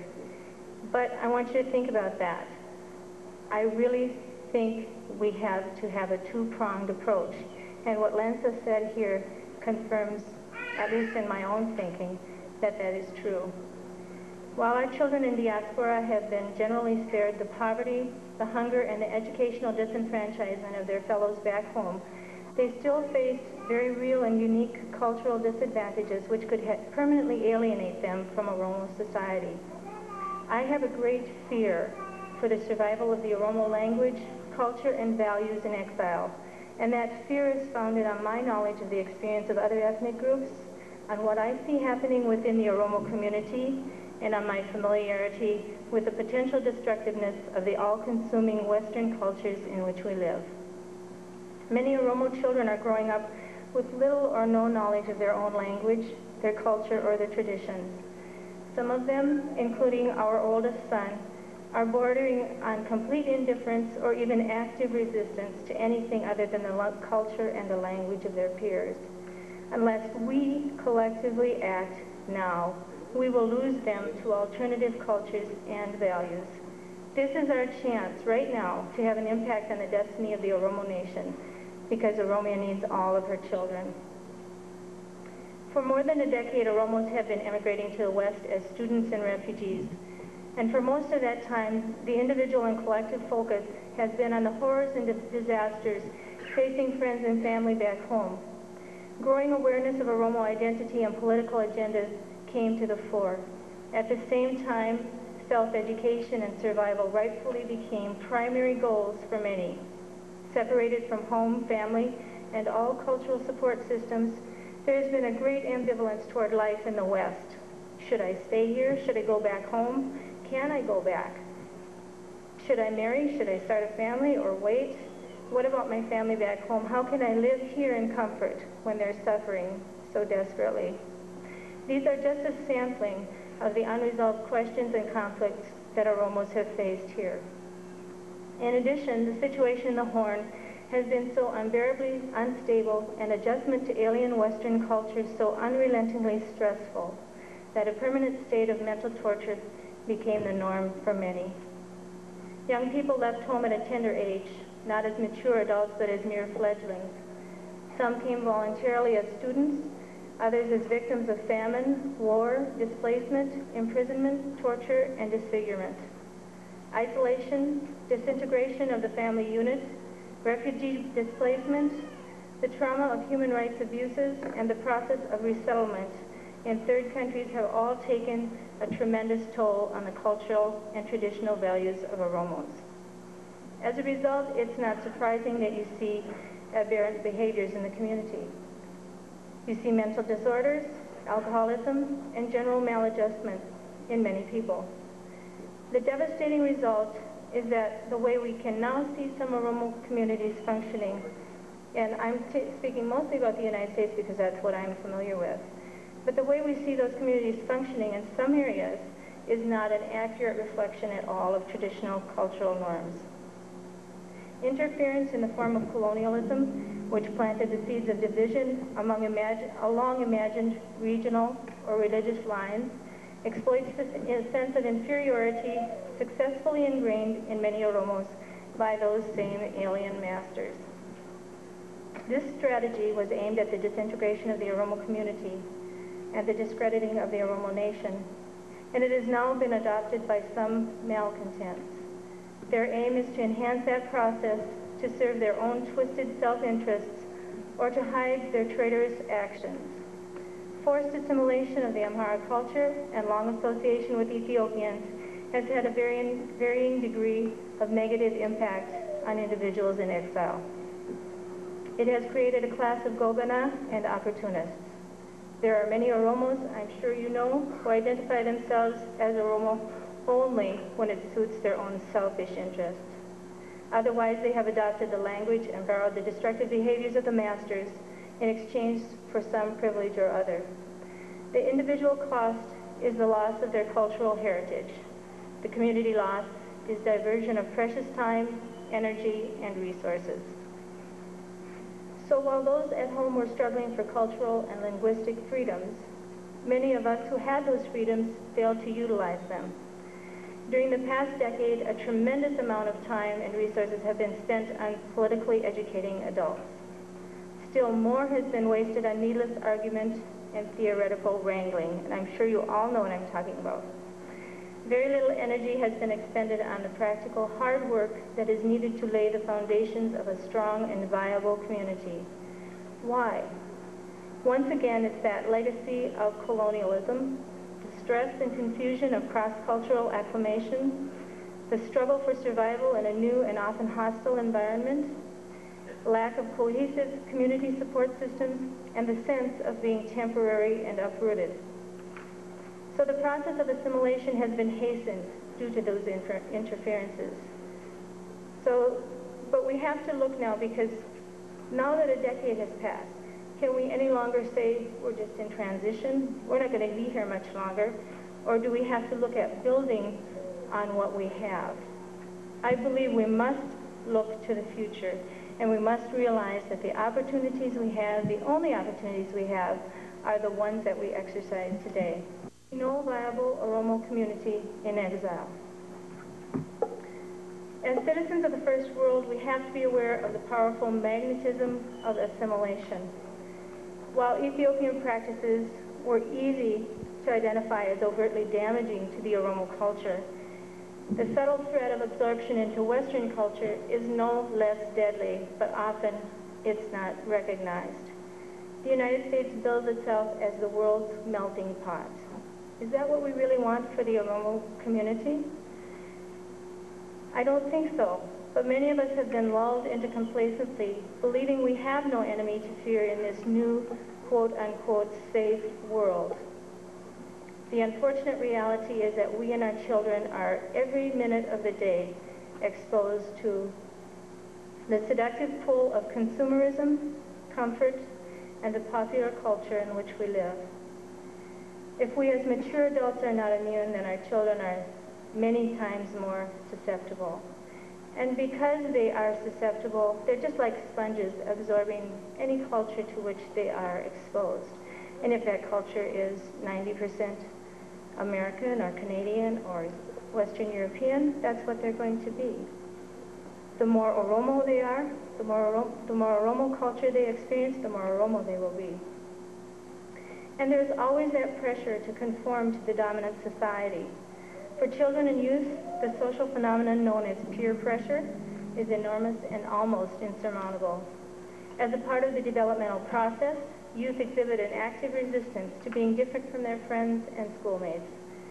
Conversely, and simultaneously, they question the values, test the boundaries, and rebel against conformity to family and community traditions. So while this poses a challenge for every family with youngsters, especially teenagers, it presents an even greater difficulty for cross-cultural families. How do we preserve language, cultural values, and traditions without alienating our children? How can we allow them to be, because they will be, don't make any mistake, they will be Americans, Canadians, or Europeans. But how do we allow them to also maintain their personal identity as Oromos? As a part of a mixed family, I'm probably more attuned to that than others, but I believe that even wholly Oromo families are very much at risk of losing their identity and their cohesion, and of caving into the pressures of an industrialized society.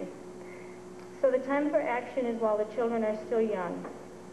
If we are to keep them as a vital force for the Oromo nation, they must be educated in language, culture, and last but not least, politics. The Oromo community must provide a strong identity which they will embrace as youngsters, perhaps rebel against and turn away from as teens, but will love, remember, and return to as adults. So again, how do we adapt to the new without losing touch with the old? How do we embrace the present as an integral part of the future? And how can we positively utilize freedom without losing the values that we cherish? Another question, or another problem that we face is that there's racism in these countries that we live in.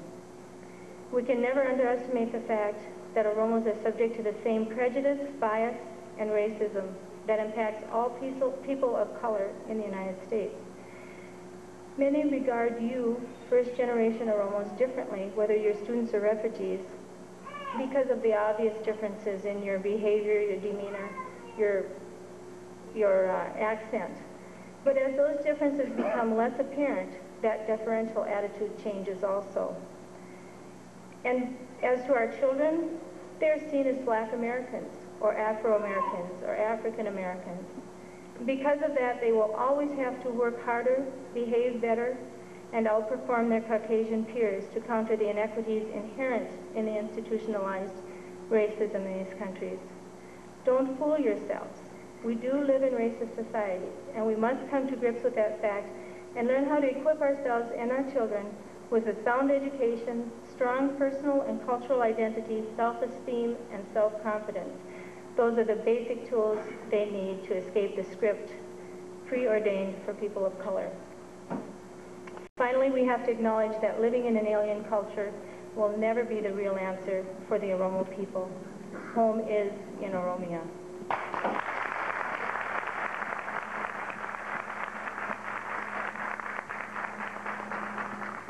So I've raised a lot of questions. Well, how do we proceed? What are we going to do? I believe we can use an adjustment, an adaptation, an accommodation to counter that process of assimilation. One of the strengths that I see in the Oromo community is the high value or the high regard that there is for children. And as an American, I see a striking contrast between the tolerance of the community for the presence of children in our gatherings. But usually that's where it ends. For example, at Congress every year we have children and they're a captive audience, but we are not even keeping their attention. They remain on the periphery. So they're welcome, and we really love having them, but we really don't do anything to educate them, even while we're educating ourselves. And we've lost a lot of precious time. Parents and other adults in the community are needed to be committed not only in word, but in actions as well to the Oromo cause. Adults who have the courage of their convictions to live totally as Oromos and to forego the advantages that identification with the Amhara community may afford them and their families. Adults who are willing to work openly and sincerely to advance the Oromo cause. So by developing strong communities, we can overcome to a great extent the influence of the dominant society. Children learn by example, not by lectures. We have a saying that the proof of the pudding is in the eating. So my credibility is tied to my actions. Lack of self-discipline, opportunism, self-indulgence, and laziness are behaviors the Oromo community can ill afford, and what is more, they run counter to traditional Oromo values. We can talk politics and socialize with all our free time, we say till the cows come home, and never accomplish one concrete thing. And this just becomes an end to itself. Sometimes I think someone opened a spigot and the Oromo flows out, and that's all that's happening. But unless we make some tangible contribution to cultural preservation, education, or refugee efforts, and this list could be much longer, we have no more substance here than just a puff of warm air. And what is more, children are the first to recognize these hypocrisies and insincerities. When we promise, they expect us to deliver. And all of you who are parents know that. When you make a promise, they don't let you out of it. No way. Oromos have a great respect for education and intellectual pursuits. And while this is wonderful, it can never outweigh goal setting and pragmatic strategies for the community. Once I have more information than my peers or my children, I must pass it along. Otherwise, my learning is for nothing, and it's going to die with me. We very much need the active participation of Oromo women in the community. The thinking of women and men is very different. Men tend to be project-oriented, linear thinkers who are committed to short-term goals, while women are often process-oriented and see projects as part of a continuum of long-term goals. While worldviews and life goals may be divergent, they are essential halves of the same whole. Oromo women then must value themselves and be valued by the community for their vital role in the preservation of Oromo tradition. and the evolution of the adaptations in social, cultural, and political life. If we are to have effective communities which will accomplish the goals we set for ourselves and our children, women can no longer be left with the entire responsibility for child care and domestic pursuits.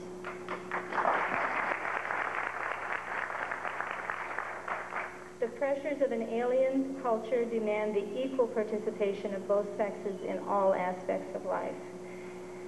While language and culture seem to just come naturally in intact societies, both are learned. The process seems effortless in your natural environment where all the social support systems are in place. But with social disruption, displacement, and cross-cultural stress, we need a thoughtful reconstruction of those systems and supports to construct them in a way which is adequate and appropriate to meet the needs of a specific environmental climate. This demands active participation in historical reconstruction, community dialogue, and consensus. With those things in mind, I've identified 3 needs for the Oromo community, and each are followed by strategies for their implementation. I won't bore you by reading all of them, but I'll just give you a brief outline. The first need that I identified is community and family development, strengthening the backbone, that is the family, of Oromo culture. And some of the things that we could do in the existing organizations we have are to make family preservation a permanent agenda for ONA and Oromo community organizations. Set aside an hour or more at regular ONA meetings for linguistic education of children. Modify or adapt traditional roles to incorporate women and children into the mainstream of social, educational, and political activities. Form Oromo play, dance, or drama groups for children and youth. Provide alternative sessions for youth and children at the yearly conferences, congresses, and other events. Actively practice cultural norms within the family unit and the larger community. And the second need that I identified is cultural preservation and the study of Oromo culture, which Lensa already alluded to, that you all need to know what your culture is. It doesn't come naturally. It's something that needs to be studied. And I don't mean scientific dissection, abstractions, or cataloging. I mean a live and practical analysis of cultural values, norms, and traditions, which can be shared by the community and transmitted to future generations. We can obtain funding locally to establish Oromo centers for language and culture.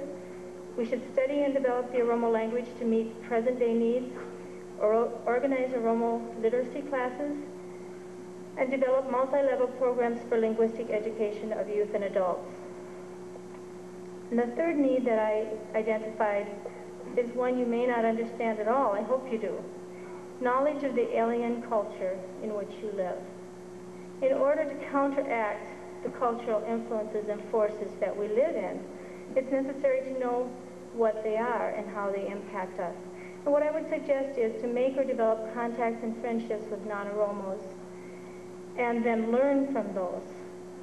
The second thing I would like to suggest is we need to incorporate the practice of cultural reciprocity.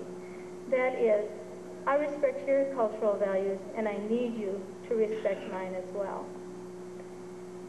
Does this all sound really complex and time-consuming? Because if it does, I have gotten my message across. But I'd like to ask you, is it necessary? And I think the answer again is yes. So I would hereby make a formal appeal to the Oromo community and organizations. We need your active and willing participation, and our children need your help. Perhaps it's too late for some already, but of one thing I am sure. If we continue to concentrate our efforts and energies solely on self-education or on liberation and refugee relief in Oromia, our efforts will be futile. We go the way of all flesh, dust to dust, ashes to ashes. We desperately need the energies and potentials of the new generations to infuse our old, tired bones and calcified brains with an excitement and purpose that youth alone can generate. Across the ocean in Oromia, a young generation continues to struggle for our collective cause. Tragically, many will be forever lost to the Oromo nation, but their loss will not be meaningless. Let us not lose our own children to apathy, lack of self-discipline, or even simple selfishness. We need to resolve to teach and nurture them as the key part of the struggle that they are. Let us not let the opportunity of a lifetime slip through our limp fingers. Our most precious resource is the new generation. Yaron Ama, the future is now. Oromian, Nibilisonti, Baraduku, Cincinnati, Walagara.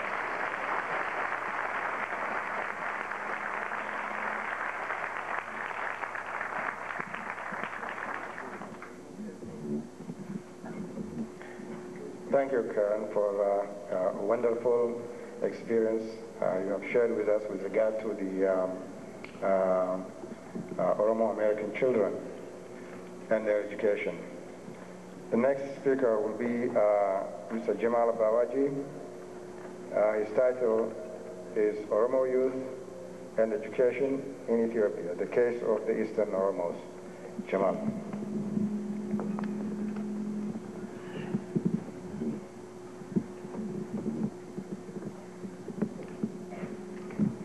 Lensa Gudina has explained the introduction of Amhara education system in the Oromo land. My topic deals also with education, but it focuses on the Eastern Oromos. Who are the Eastern Oromos? The Oromo people who reside in the Hararghe province are generally known as Eastern Oromos. In Ethiopia, however, they are known as Kotu, which means farmers in literary sense, but illiterate in its derogatory meaning. Illiterate is true. The majority of the Eastern Oromos did not get a chance to go to school. But what kind of school? There has always been great enthusiasm for education and for the expansion of educational opportunity in the Eastern Oromia. Yet, successive Ethiopian regimes have systematically denied their colonial subjects in general and the Oromo people in particular the right to education. The literacy rate among the Eastern Oromos is astronomically high, and the number of Oromo youth in Ethiopian schools is appallingly low. In the most general terms, my objective in this study is to identify those factors that operate against the Oromo youth in acquiring a modern education. I studied how these factors affected the enrollment and the progression of Oromo youth in Ethiopian schools. There are three types of competing schools in Eastern Oromia. They are Islamic, Madrasa, and public schools. The public schools, also known as Amhara schools in Eastern Oromia, are the only schools recognized as offering a formal education, and those who did not go to the Amharic school are illiterate. Therefore, our study is mainly concerned with the enrollment and the progression of Oromo youth in Amhara schools. It should be noted that the Amhara schools were constructed on a unicultural and unilingual principle, the same principle upon which the Empire State of Ethiopia was founded. The objective of the educational system was to make everyone the same, that is to say, Amhara and Christian, with an insistence upon the supremacy of Amhara culture and language. The very existence and contribution of the Oromo people to humankind was denied, and teachers were trained, and curricula and teaching materials were developed, presumably for the monolithic Amhara society. The majority of Oromo youth in Eastern Oromia were and still are out of school due to the lack of the educational facilities. The accessibility and availability of the educational resources were not fairly made available to everyone who wanted it. Schools were not randomly distributed. Rather, they were situated with these factors in mind, namely the size of Amhara settlers in Oromo land and the relative ease with which the local people could be Amharanized. Critical examination of the location of the educational facilities in Ethiopia clearly reveals the preferential treatment accorded to Christians in general and Amharas in particular. However, children in the rural areas of the eastern Oromia account for over 3/4 of eligible school-age children. Yet, the rural areas are completely shut out of any educational opportunities. As a result, over 90% of Oromo children in eastern Oromia grow up without any formal education that's taken for granted by the majority of the Amhara children.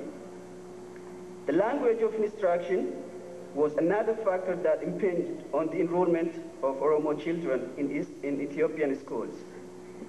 Students had to be conversant in Amharic prior to enrollment. However, the majority of Oromo children lack these fundamental requirements. Many Oromo children thus were condemned to illiteracy for simply not being able to speak the language of the colonizer.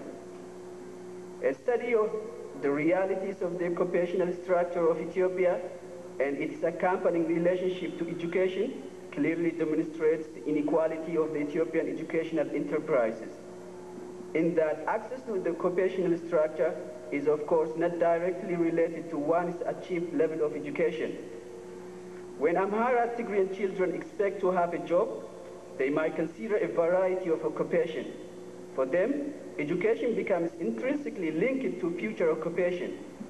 For example, some junior high leaving examination failures could find jobs as junior clerks in the civil service or in private companies, while many end up joining the police and military forces. Yet, Oromo youth who completed junior high and even secondary schools, for instance, would generally remain unemployed, thus strengthening the popular view that not much is to be gained from attending Amhara schools. Another factor that may have contributed to the low enrollment figures for Oromo youth was the absence of Oromo teachers as a role model. Almost all teachers were and still are Amhara Tigrayan. Practically speaking, there were no Oromo teachers to serve as a role models in Amhara schools in eastern Oromia. No Oromo teachers to inspire Oromo youth to get an education. The subordinate role that the Oromo people play in the society was another major factor that affected the desire of the Oromo youth for education. Turning to the issue of the progression of Oromo youth in Ethiopian schools, there is enough evidence which indicate that there are serious problems of attrition, class repetition, and dropout among them. These problems in turn reduce the enrollment of Oromo youth in schools as the level of the education increases. There were specific structures built into the Ethiopian educational system which prevents many Oromo children from the benefit of the educational system. The Amharic language was one of the major formidable bottlenecks in the Ethiopian educational enterprise. For Oromos who had been to schools, learning means doing so in Amharic. Students were evaluated on the basis of tests that depended heavily on the ability to read and fully understand the Amharic language. Progress in schools relied heavily on the constant development of the Amharic language skills. However, the majority of Oromo children entered the Amhara schools with a minimal knowledge of the Amharic language. They must translate the written words from Amharic into Oromofa. This presents an almost insurmountable obstacle, since the words often do not go together in any pattern that's familiar or meaningful to them. Therefore, their needs for conceptualization and expression of ideas were not satisfied when they used the Amharic language. Amharic was a core subject, and students were required to pass it in order to be promoted to the next class. Unfortunately, Amharic was the subject that the majority of Oromo students at all levels in the Ethiopian educational system quite often performed poorly in. The first few years of the primary school were characterized with high rate of class repetition and school dropouts among Oromo students in eastern Oromia. All Amhara children attend the church schools where they learned how to read and write the Amharic alphabet. In contrast, the Oromo children attended madrasa and then switched to the Amharic school with little or no knowledge of the Amharic language. Yet, all these students in the classroom were treated on the same terms, even though for most of the non-Amhara students, primary one marks the first time they see Amharic alphabet and hear the Amharic language. There were no provisions such as Amharic as a second language course to bring up the Amharic fluency level of the non-Amhara children to that of the Amhara children. Another factor that may partly explain the failure and dropout rates of Oromo students in the first few years of primary school was the parental involvement in the schoolwork of their children. During the first few years of primary school, Oromo children needed help with their schoolwork, but there was no one to help them if they had problems with it. The Oromo parents could not provide any assistance to their children because most of them could not speak Amharic, let alone read and write it. In fact, most Oromo parents did not know how their children were performing in school. Very few actually monitored the activities of their children in the school, and most of them did not even know what grades their children were in.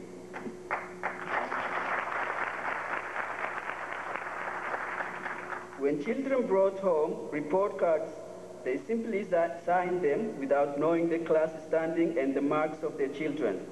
This was clearly indicative of the extent to which the educational system was removed from the Oromo community.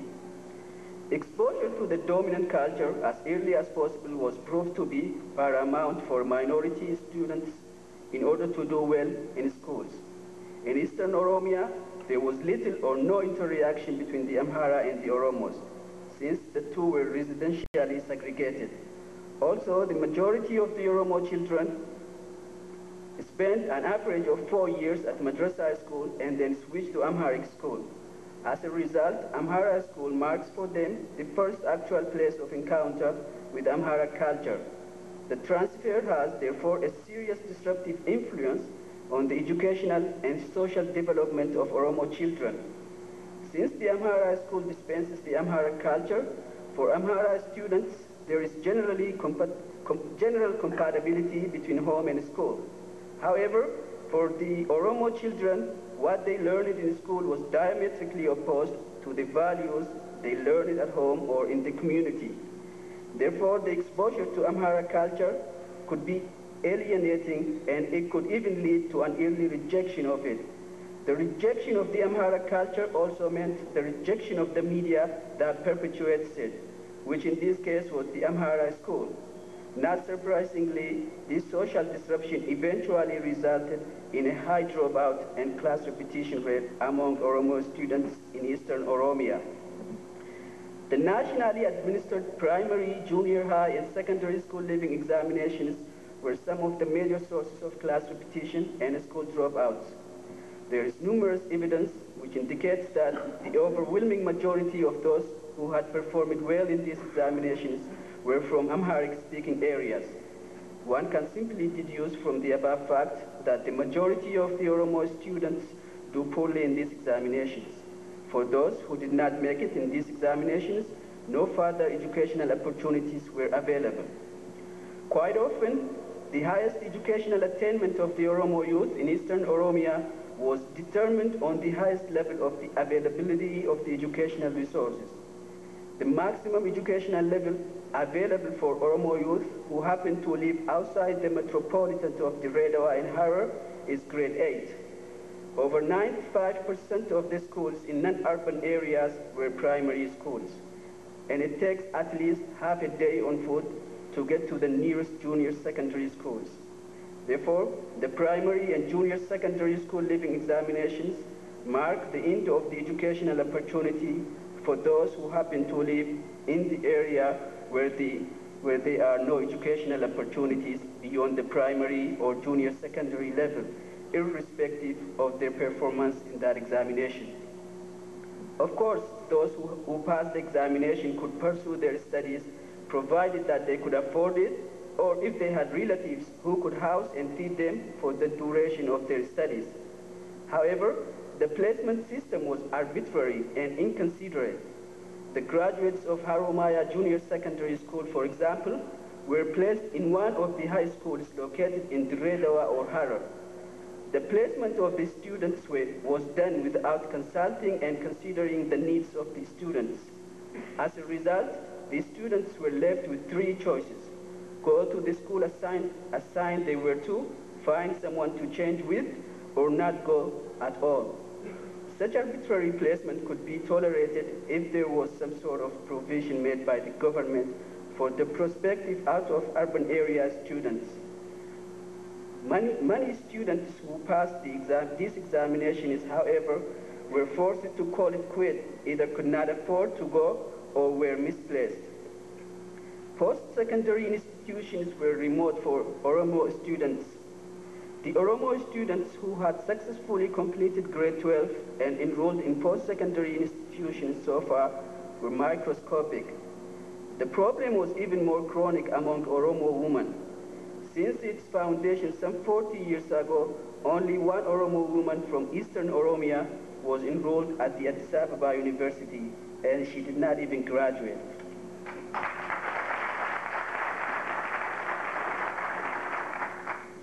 The learning style of Oromo children was another factor that disrupted the progression of Oromo students in the Amhara schools.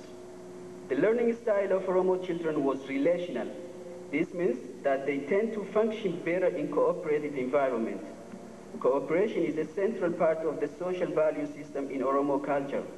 One of the most basic values of the Oromo people is that of takuma, meaning participating in and obeying the group of which the individual is a part. The teaching and promotion style on which the Islamic schools and madrasa schools were based emphasizes a group approach rather than individuality. Similarly, the Oromo youth studied and did homework in groups. However, the meritocratic system on which the Amhara schools were based was diametrically opposed to the learning style of Oromo children. Oromo students not used to the competition that exists among the Amhara Tigrian students may become psychologically uncomfortable and begin to lose academic ground. This eventually leads to poor academic performance and subsequently to class repetition and drop out of school. Many Oromo students continually faced an unaccommodating environment in the classroom, which forced many to attempt to find ways of physically removing themselves from that situation. The classroom climate for learning is as important as the material being learned.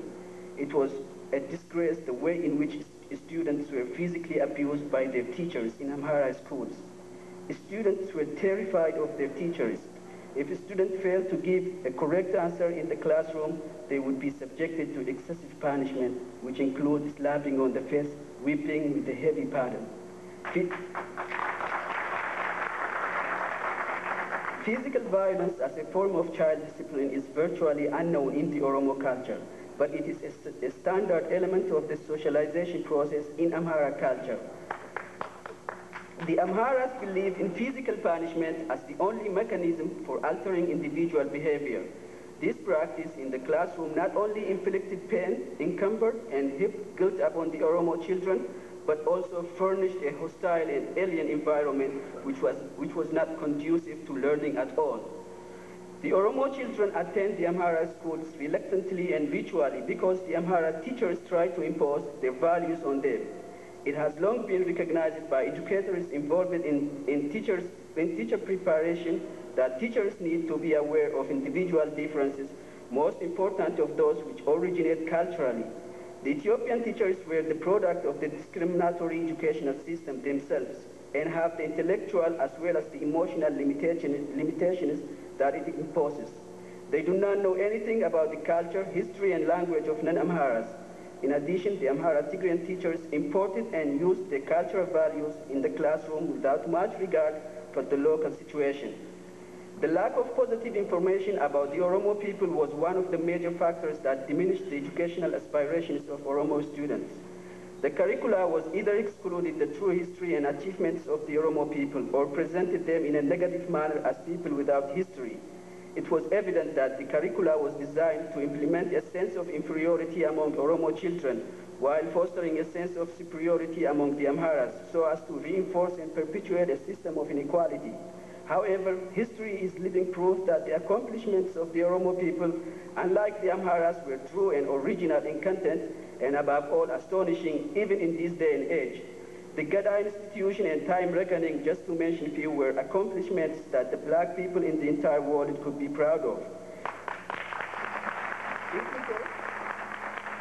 Even though all of the factors mentioned above remained unchanged, the enrollment of the Oromo children were increased under the Derg rule. Several factors were responsible for the increase of the enrollment of the Oromo youth. Firstly, the recognition of Muslim holidays and the anti-Arab stance of Derg alleviated a century-old anti-Muslim and anti-Arab feeling among the Amharas, which led to several massacres of the innocent Oromo people, such as the 1977 Redawa massacre. Many Islamic and madrasa school teachers who survived the massacre fled the country, and those who left behind were discouraged from teaching at all. Second factor is schools were used as shield to escape from conscription into the army and from being suspected as sympathizers of the Oromo Liberation Front. However, there was no change in the enrollment of the rural area children, and there was no significant change. Finally, the inequitable distribution of educational resources was a premeditated act on the part of those who were responsible for delivering it. The foregoing is proof that there was a real desire on the part of the Oromo people for education. However, the successive Ethiopian rulers recognized from the start that the Oromos, once educated, would seek political power with which to end the colonial privilege of the dominant Amhara minority, and as such purposely denied the Oromo people the right to education. The inequality experienced by Oromo people was an institutionalized feature of the successive Ethiopian regimes, and that the educational establishment contributed in a central way to its perpetuation. Judged by almost any critical factors, the Ethiopian educational enterprise has failed the Oromo people. Basically, the educational system was designed in such a way that it did not respond to the needs of the Oromo people. The design upon which the current educational system was based is anti-intellectual and operationally unproductive. It must be replaced by a new system which is based on the present and foreseeable socio-economic needs of the Oromo people. I suggest the universal free education for all Oromo children in their native language must be the priority of all concerned Oromos.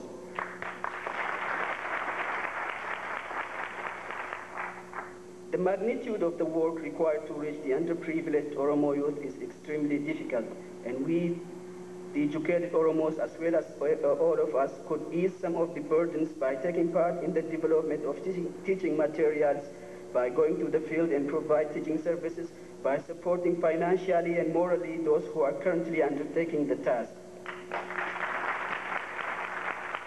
I also suggest that in order to achieve greater distribution of the educational facilities, the approach must be based on discriminating the distribution of the educational resources in favor of previously deprived areas. Any educational planning must also take into account the educational needs of Oromo women. Parents must be convinced that women's education is essential to the development of the country and to send their daughters to schools. Oromo women must also be encouraged to stay in schools by establishing a special scholarship to attract them to higher education, both in science and humanities. Thank you.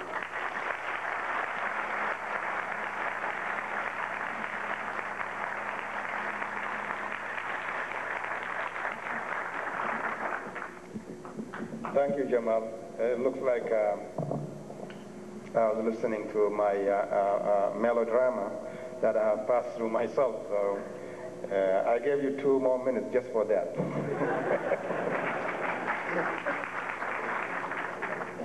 Okay, the next speaker is going to be, the last but not the least, is going to be Dr. Charles Tuderesa. Her talk is going to be on ecosystem and the family, the survival of Oromo family unit. Dr. Charles.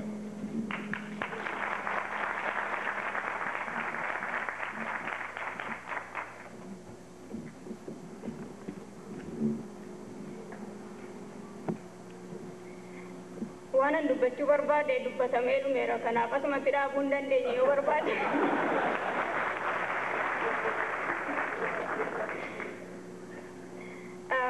Waan ani amma dubbachuu fedhu afaan Ingiliziin qophaa'e. waan afaan Ingiliziif qophaa'e immoo kana gochuun koo aadaa koo fi afaan koon haasa'uu hin barre maaliif yoo jettanii biyyan keessatti guddadhee fi naannoon an keessatti guddadhee akkan afaan koo aadaa koo baru nan goone kanaaf waa'ee haasa'uu waa'ee isaati attam iddoon nuyi jiraannu iddoo ijoolleen keenya jiraatanii lafin itti guddannu aadaa keenyas yaada keenyas jireenya keenyas attamitti akka ni diddiiru aadaa keenya akka ni nurraa baballeessu attamitti immoo aadaan keenya akka hin bannee fi akka gara fuulduraatti guddisuu akka dandeenyu dubbachuu barbaada. The topic is already mentioned, it's economic system and the family, the survival of the Oromo family. The purpose of this presentation is to examine the input of the micro, which is the near environment, and the macro environment of the family and how the family as a unit interacts with the external environment while maintaining its cultural identity. In this study, the Oromo family unit will be central focus, although the model can be applicable to any nation or ethnic group that exists within other larger systems. A general definition of the traditional family is any group of people united by marriage, blood, or adoption, constituting a single household, interacting and communicating with each other, and creating and maintaining a common culture. Some contemporary sociologists have broadened the definition to include people who may or may not be related, who live together to satisfy emotional needs, and who relate to each other to fulfill wants. In most societies, kinship patterns form the major part of the whole social structure. By contrast, the family is only a small part of the social structure of modern industrial society. Nevertheless, in tribal societies and industrial societies, the family specifically links individuals with other social institutions such as religion, religious organization, church, or the economy. Indeed, modern society with its complex and advanced technology and its highly trained bureaucracy would collapse without the contribution of the seemingly traditional social structure. The Oromo nation is composed of groups of families that share a common language and a culture that is distinct from other tribes in Ethiopia. Therefore, the Oromo nation as a unit is a system within other systems. Different ethnic groups sharing a common geographic areas are external systems to each other. Families are in constant interaction with the environment that surrounds them. People and the families or units in which they live are part of the overall ecological system. Thus, families can be called ecological system or ecosystem, and they may also be the focus of the study as an ecosystem. Family members, their external environment, and the web of human interaction carried on through the family constitute the basic element of the family ecosystem. A family functions as a system that is a set of parts coordinated to accomplish a set of goals. These goals are defined by the family members or units. The family depends on various external systems and vice versa. External systems are those functioning units outside the family units that are part of the environment interacting directly with the family or affecting the family indirectly. In the case of the Oromo family, external systems could be neighbors or the different ethnic groups that live and share the same community. The family is made up of individuals, but it's also a social unit and part of the larger society. Families are not isolated social systems. Other institutions of the society, such as school, government, and other social organizations, are all interdependent and are in constant interaction. The consideration of a family's interrelationship with its environment begins with a general idea of a system by discussing the microenvironment, which is the near environment, and the surrounding elements of a living environment. Microenvironments are made up of physical habitats which include homes, farms, and social aspects relating to kin, friends, and neighbors, while the physical residents and the members of one family are integral to its own system. They are also part of the microenvironment of other families with whom interchange occurs on a personal or support level. For the Oromo family, the residential location, community, and region are their microenvironments. The largest microenvironment surrounds the microenvironments through related societal systems, social, cultural, political, economic, and technological, and the nature and the structure surrounding or setting for all other ecosystem interchange. In a community where different nationalities and ethnic groups exist, such as in Ethiopia, the political and social cultural system may have influence on the family. This impact on family ecosystem occurs by groups of families or individuals rather than by the influence of one person. However, the transaction between the societal system and the individual or family are less personal or intimate than in the microenvironment. Some ethnic groups or family units have a strong desire to become a part of the dominant society system. Others may remain apart from the general society because of the strong culture heritage. Some may see the need to change in order to survive in the dominant society, or because of fear of persecution or avoid humiliation. For example, my own name, which is Ballas, that is because my father was afraid that if he calls me Ballas, I will get a job, but if he calls me Chaltu, I may not get a job or I may not have a better status.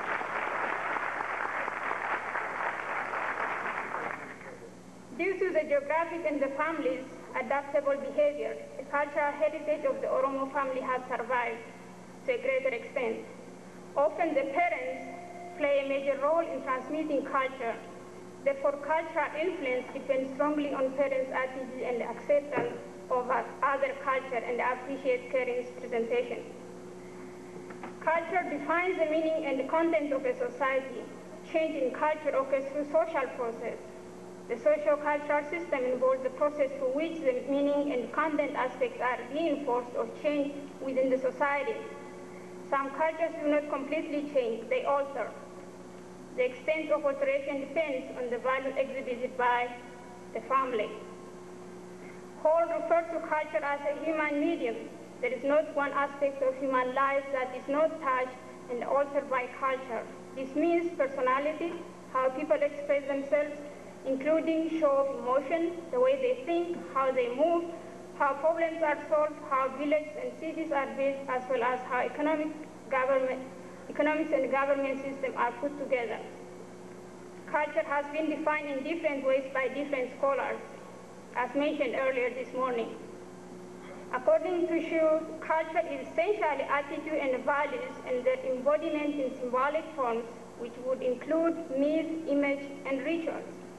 In its broadest sense, it means the very essence of a person and is involved in everything that concerns intellectual, ethical, physical, and technological development. It therefore includes a total of all human activities which make one person different from another.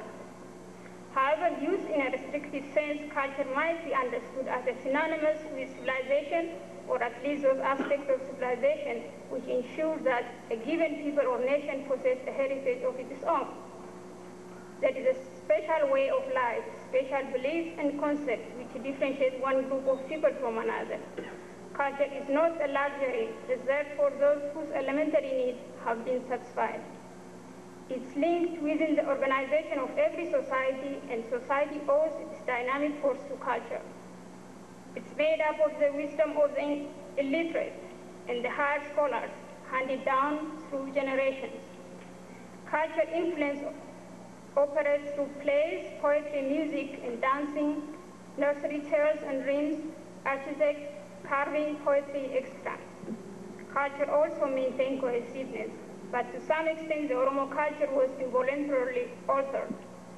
The agents of colonization, whether they were civil servants, members of the armed force, missionaries or traders, ridiculed, criticized, and often humiliated the Oromo cultural heritage. Thus, the traditional religion, culture were labeled primitive and mysterious. None of the age-long heritage were considered worthy of any respect or preservation. Whether this was a deliberate and calculated conspiracy to subdue the Oromo people, or a naive belief that the ruling tribe's culture was superior is now very difficult to determine or possess judgment. As we all know, Amhara culture is not, and will not be superior than Oromo culture. That's what we have to tell the world.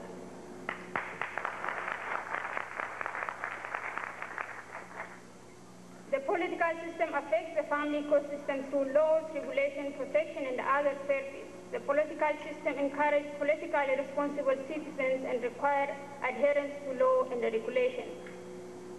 Policies and regulation of the political system can have immediate impact on the family system. It imposes its own set of rules and criteria on families and insists on the acceptance of the political agenda, as we have seen in the last 100 years in Ethiopia.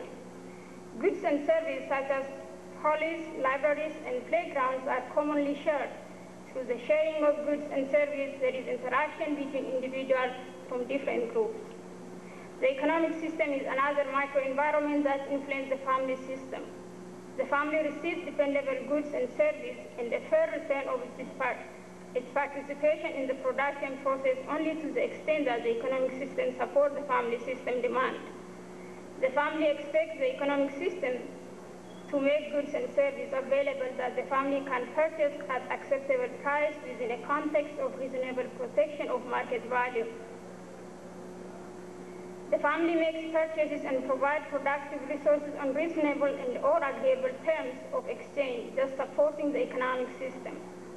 The family expects that the economic system will provide opportunities for family members to participate effectively in productive progress through their labor and investment. There is an interdependence between the family and the economic system in real situations. What one system does affects the other. What the family system puts into the environment affects other systems, either by being taken into other systems directly or affecting the nature of the environment. We have observed in the last few years or in the last decade that the economic situation in Ethiopia collapsed because the Oromos who are providing resources to the major economic system of Ethiopia were not willing to participate, and they didn't benefit from that. And as a result of that, we know what has been happening in Ethiopia. For the Oromo family, in the context of the Ethiopian empire, there is no doubt that the micro and the microenvironment have affected the family unit. The Oromo nation does not live in isolation. In Ethiopia, although the majority of the population is Oromo, the dominant society politically and economically is the Amhara, and I hope they won't continue to do that. This does not mean that the Oromos adopt the Amhara system. For hundreds of years, the Amharas have imposed their system on the Oromo people. The Amharic language is used as a national language in school and government and business sectors, as mentioned before. Amharic music, dances, systems of worship, legal system, marriage ceremonies, and burial ceremonies, and to some extent have been a universal culture of the Ethiopian empire. A simple example is the ritual of wearing black clothes when a member of the family dies, or the gun salute and the wedding ritual when the bride is found to be a virgin on the wedding day, which we don't even have in Oromo, Milashir. Some of these practices are more common in urban areas than in rural communities, where the majority of the population lives. It's also true that the Oromo culture was influenced the Amhara culture. Those who live in Oromo areas have developed the Oromo language, culture, food, and ways of life, although the influence is as a result of the exposure rather than imposition. But for them, it's a gain for the Amharas, although they may not admit it in public. In spite of the political, socio-cultural, and economic system imposed on the Oromo nation, the language, culture, and the Oromo rituals have survived, and the family plays an important role in the preservation of the language and culture. Education is one of the most influential government services affecting family ecosystem. Too many education is also far-reaching. The language used in school as a media of communication through literature, books, and school curriculum affects individual attitude and behavior and influence the family unit. Lensa and Jamal has discussed this in great depth, so I don't want to go through that again. In most of the Oromo areas, the Oromo language is spoken at home. Children are at very young age learn the name of the ancestors up to 10 or more generations. Elders tell stories to children about their great-grandparents so that the children know about their family heritage. Poems and songs are taught by grandparents. Through the input from elders, the children develop cultural identity. Many of us and many young people, Oromos, here and even in Oromia, are missing this because we don't listen to our elders, our grandparents and great-grandparents are far from us. In urban areas such as in Addis Ababa, some of the communities tried to revive their culture or to live together so that the children at least learn something about their culture. A number of Oromo intellectuals and business people have formed a housing association, as you all know. The formation of the housing association has helped the Oromos live together and practice their culture. Various Oromo women groups have also formed in Addis Ababa or Finfinne as a means of getting together and transmitting their culture to their children. For example, the Abbasena Housing Association, Tailors Association in Mercato, Kukube, Nejo Women's Group, and a similar association and organizations have been formed and have been in existence for the last years. The Oromo nation has a lot to do in order to strengthen the revival of the Oromo culture. It's imperative and even crucial that the Oromo language and the literature be developed in the school curriculum, which have been said before. The Oromo scholars are challenged more than ever to do research on economics, political, culture, and family life. The Oromos living outside the country also need to educate their children about their family origin, as Karen mentioned earlier. Although interaction with other culture and systems is inevitable, the family has a major role in shaping, strengthening, and promoting the survival of its culture. There is no way of avoiding interaction between cultures. What matters most is acceptable blend. In conclusion, what do Oromo families give to external systems? We have the democratic principle, which is engraved in Oromo society and in each Oromo individual. The value of family unity, care, and love. Our profound language, which is rich, simple, and clear. The deep-rooted respect for people, elders, for the nature, and for environment, for the land, for the tree, and for the rivers. The value of extended family. We have a lot to offer, and we need to preserve our cultural heritage in a friendly and unfriendly environment. Let's be proud of being Oromo. Aadaa keenyatti koruutu nurra jira. Fayyaasaa waan na dhaggeeffataniif.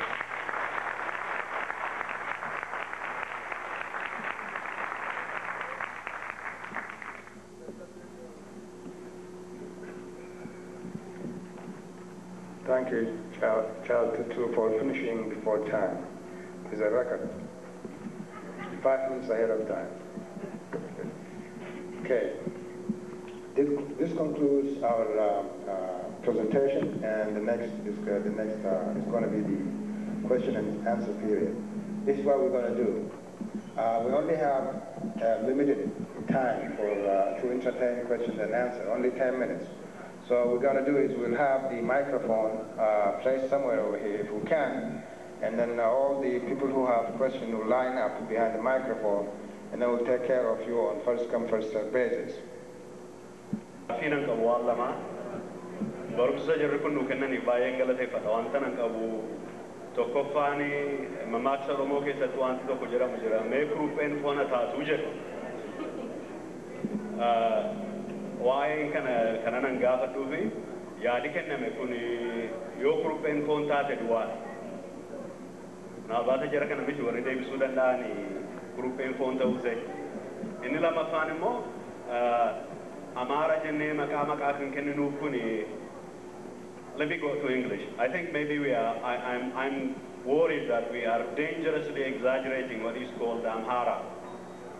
The beast is a different thing. And I'm wondering if this beast is a surrogate or a real Amhara beast. Those are the two questions that I'd like to raise. Are you addressing this? Yeah, in all the 4 areas that they have discussed in terms of what we should do in education or in the family. Okay.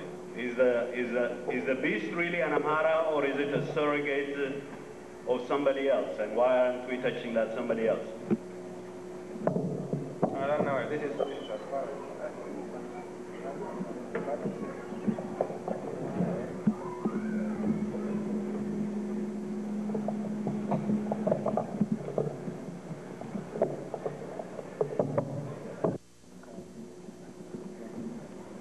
I don't think we understand your question. The second part of your question, we don't know who that somebody is. That's, I think, the view they share. If you could say something on that. Okay, I'd like to clarify. Maybe, am I being heard? Yes. I think there is such a thing that we call the Amhara, the Ethiopian system. But there has been written a lot about the surrogate nature of this. A surrogate means somebody is carrying somebody's agenda. Is this really a real Ethiopian agenda? From 1950 until 1975, we carried somebody's agenda. From 1975 until 1990, we carried somebody's agenda. That's the question I'm raising. Is this really the Ethiopian Amhara system, or is it something else that is really oppressing the Oromo, educational family, teacher training, all of those?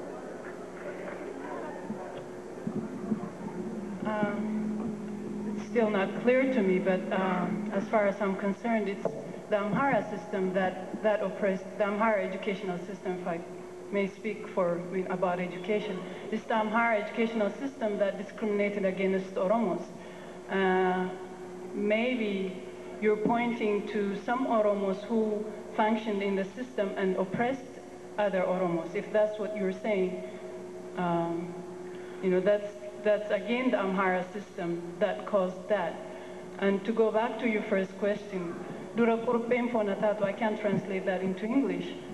I don't know what you're suggesting, whether you're suggesting that we should sit and wait until the kurupe is phone.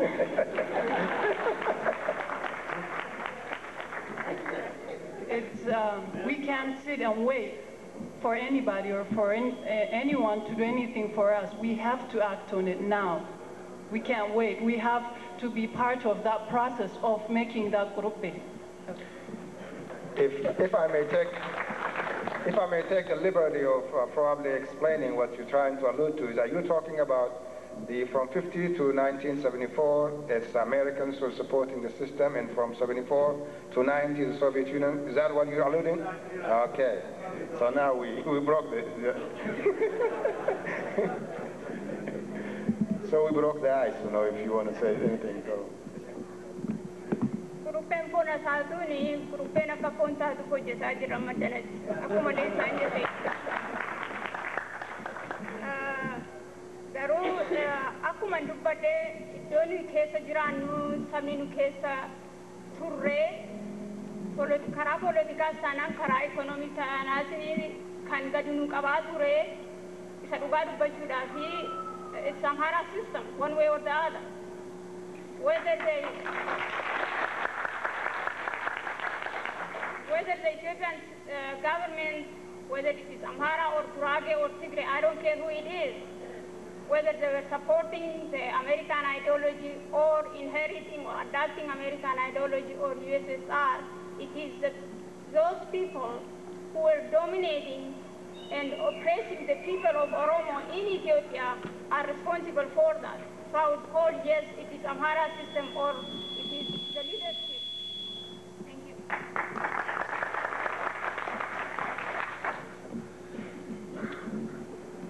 Gafi? My name is Kali. My question goes to Lensa. Do you suggesting that after the liberation of Oromia, Oromofa should be rural, or the school system should be changed to Oromofa? Yes, not only after Oromia is liberated, but now, even before it's liberated, we should start working on developing curriculum, textbooks, any materials, and develop our language and work on it. And Oromo should be the language of instruction because of the reasons I mentioned earlier. There could be no true education without comprehension. And the only way one can understand a subject is through his or her own native language. And I think more than anybody else, we know about that. We have gone through a school for 15, 16, 17 years without understanding half of what was being taught. So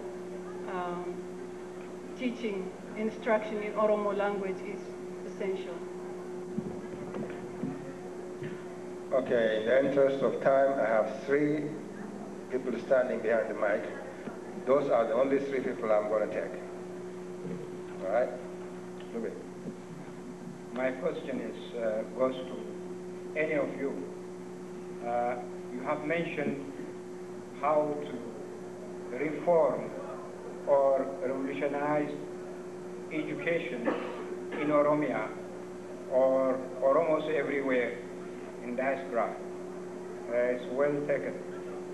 But what concerned me today, we have out of 30 million Oromos, over 20 million adults who were brainwashed by the military government, were educated to a certain extent Ethiopianized by the past military government, and still the brainwashing is continued through Ethiopia. And what do you think to how to educate these productive forces who are already not take 20 years or 15 years, those people who are out of the school, they are not in the school, former simple peasants or workers or ordinary Oromos, who are the forces of the Oromo people today, and what you think the system of teaching these adults in a short period.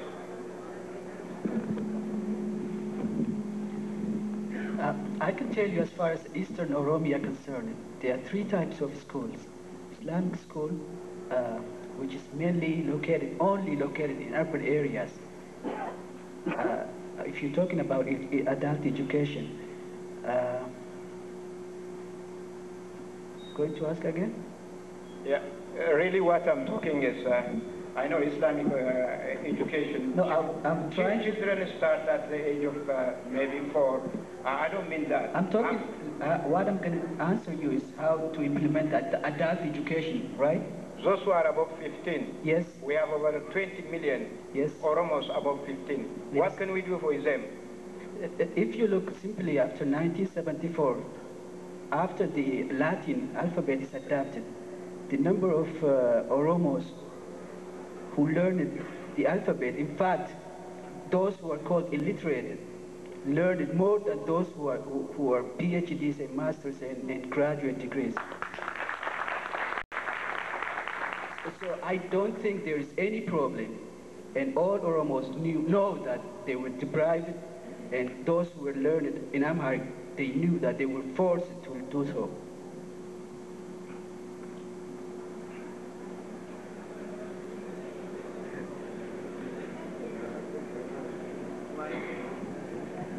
I'm sorry, I thought somebody else. All right, go ahead. Gaaffitti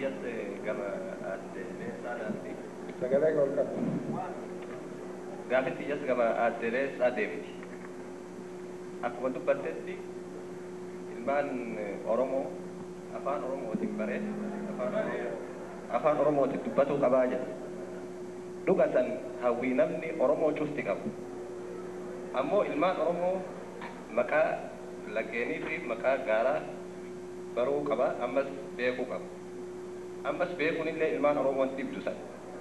Yeroo Oromoon mootummaa itti argatte mirgaa fi guutuu akka barbaachisutti argatte godhuun hin dhibu. Gaaffiin xiyyi ilmaan Oromootii fi dardara Oromoo barsiisuu afaan Oromoo kana eenyu barsiisuuf ta'a? Hogguuniif nuti warri Dakaatiraa warri ala jiru keessattuu warri gam Ameerikaanii fi Awurooppaa keessa jiru afaan Oromoo akka gaariitti dubbifnee hin barreessine ilmaan Oromoo kana afaan keenya kana eenyutu isaaniin gaya akkamitti afaan Oromoo kana nuti warri alaa yoo jabeessine malee ilmaan Oromoo jabeessuu hin danda'u yaa jedhu na mul'ata kanaafuu nuti warri alaa afaan Oromoo kana akkamiin laata?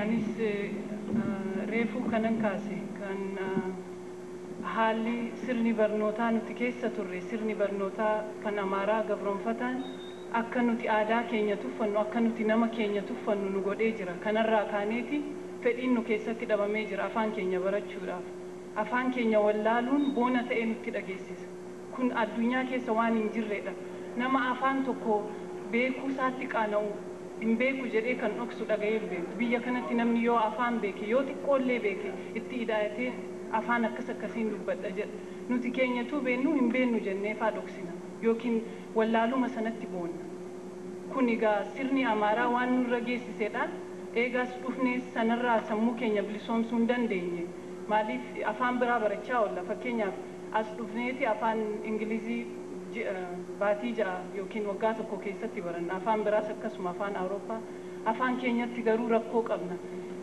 afaan keenya torban sadiifaatiin namni barreessuu faa baree jira torban sadiitiin salphaadha afaan keenya barreessuun afaan keenya miti garuu waan afaan keenya barbaachisaa ulfina afaan keenyaa hin beennu kanaaf tuffiirraa qabna kanaaf yeroo fudhannee hin barannu maxxansaan yoo ba'ees hin dubbisnu kanadha rakkoon keenya nuti ammaan kana teenyee kana beenna digree hammanaan qaba mana barnootaa akkasiin deeme jennee boonuun gatii hin qabu yoo ummata keenya jireenya keenya wajjin walitti dhaan qaban kanaaf kanarraa bilisoomsine ammaan kan afaan keenya barachuu nurra jira yoo barsiisne barsiisuu yoo baranne barsiisuu dandeenya yoo hin baranne immoo gaa biyyatti bakka hin qabnu jechuudha kana beekachuu nurra jira.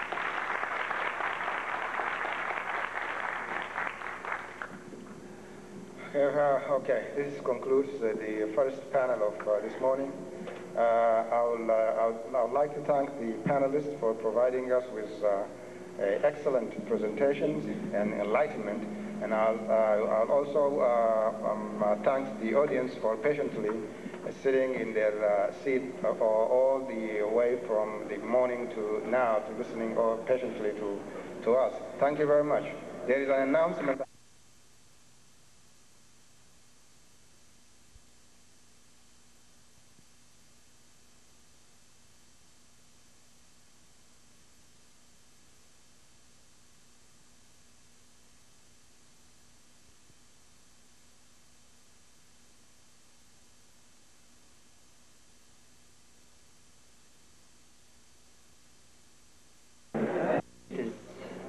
A great opportunity for me to chair this panel, which includes Dr. Asafa Jalata, whom I happen to know from my Addis Ababa University campus, and Mr. Jimma Tufa, and our distinguished Professor Asmarom, who will be here soon. So I begin by Dr. Asafa Jalata. The topic is Oromo music and nationalism. Dr. Asafa.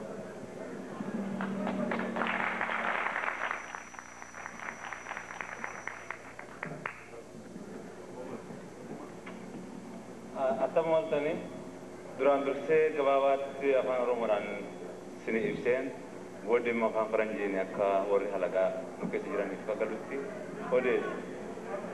Sirba afaan Oromoo yookiis immoo muuziqaa Oromoo sirba afaan Oromoo jedhanii irra bal'aadha muuziqaa Oromoo. Muuziqaan Oromoo irratti haasa'uun reefu jammaruu keenya badaa waan baay'ee barbaachisaa ta'e keessaa tokko.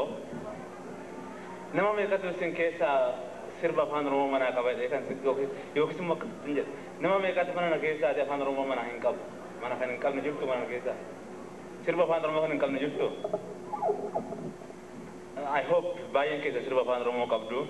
sirba afaan Oromoo yoo baay'ifnee waa inni jedhu dhaggeeffachuun yeroo irra dabarre jecha guddaa qaba. Keessumaa ammoo sirbi warraaqsaa keessumaa warraaqsatti kan rarra'e the revolutionary Oromo music. Baay'ee wanta guddaa amma danatti odeessinu kanatu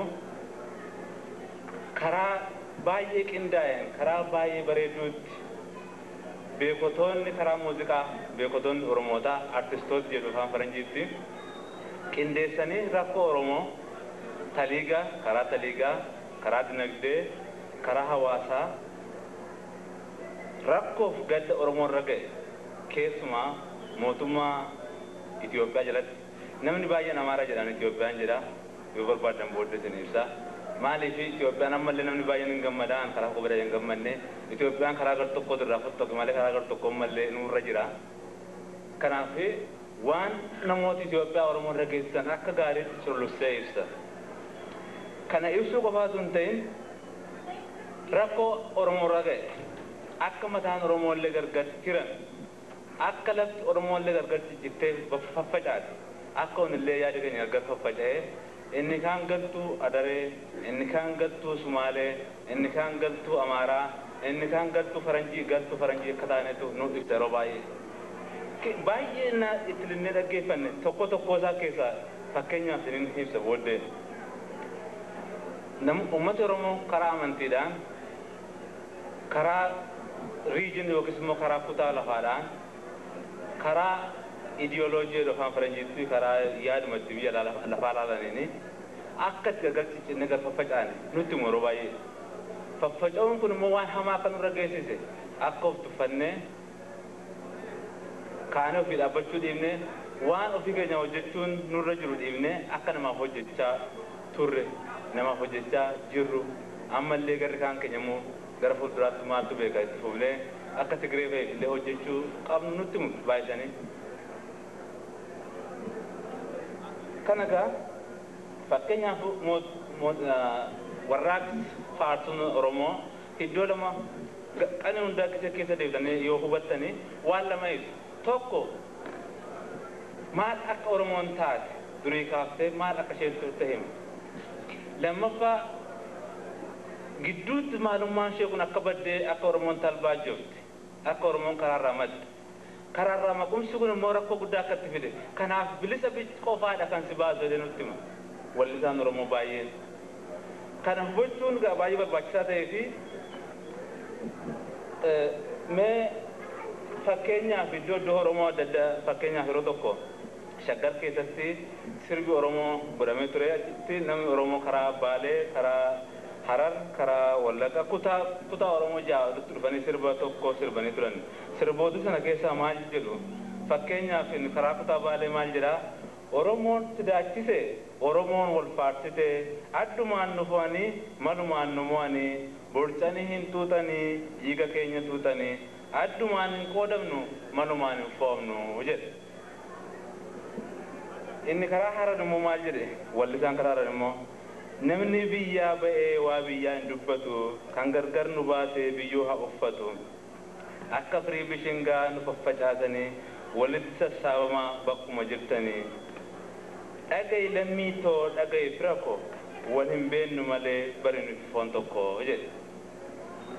Achumaatti fufee maal jedha wallisaan gargaaruma shaggee attam gootaa taarikni dhalootaa abboon hin geerarraa gudeen nu weeddisti addeen duulaa kaatee billawaa qaratte nuti biyyaan godaannu godaansisuu malee nu lolan sodaannu sodaachisuu malee jedhe. Garabiraanuma maal jedha fakkeenyaaf kutaa maxxana keessatti baay'ee keessatti deebitanii dhaggeeffatanitti sina yaadachiisa. Kana booddee taliiga Oromoo hawaasa Oromoo ikonoomii Oromoo wanti sirbi kun ibsuun sina ibsa. Har'a guyyaan kan Oromooti guyyaan kan seenaati guyyaa walitti dhufanii bilisummaaf boo'anii garbummaan dhalannee guddanne waa'ee namaa gadi mudanne bilisoomne du'uuf kutanne. Seenaa saba Oromoo keessatti garbummaaffarraa calqabee amma har'aatti hin jiru kan akka goobanaa jibbamaan jedha. these issues are the Oromo music, particularly the revolutionary Oromo music, reflects the socio-economic and the political condition of the Oromo people.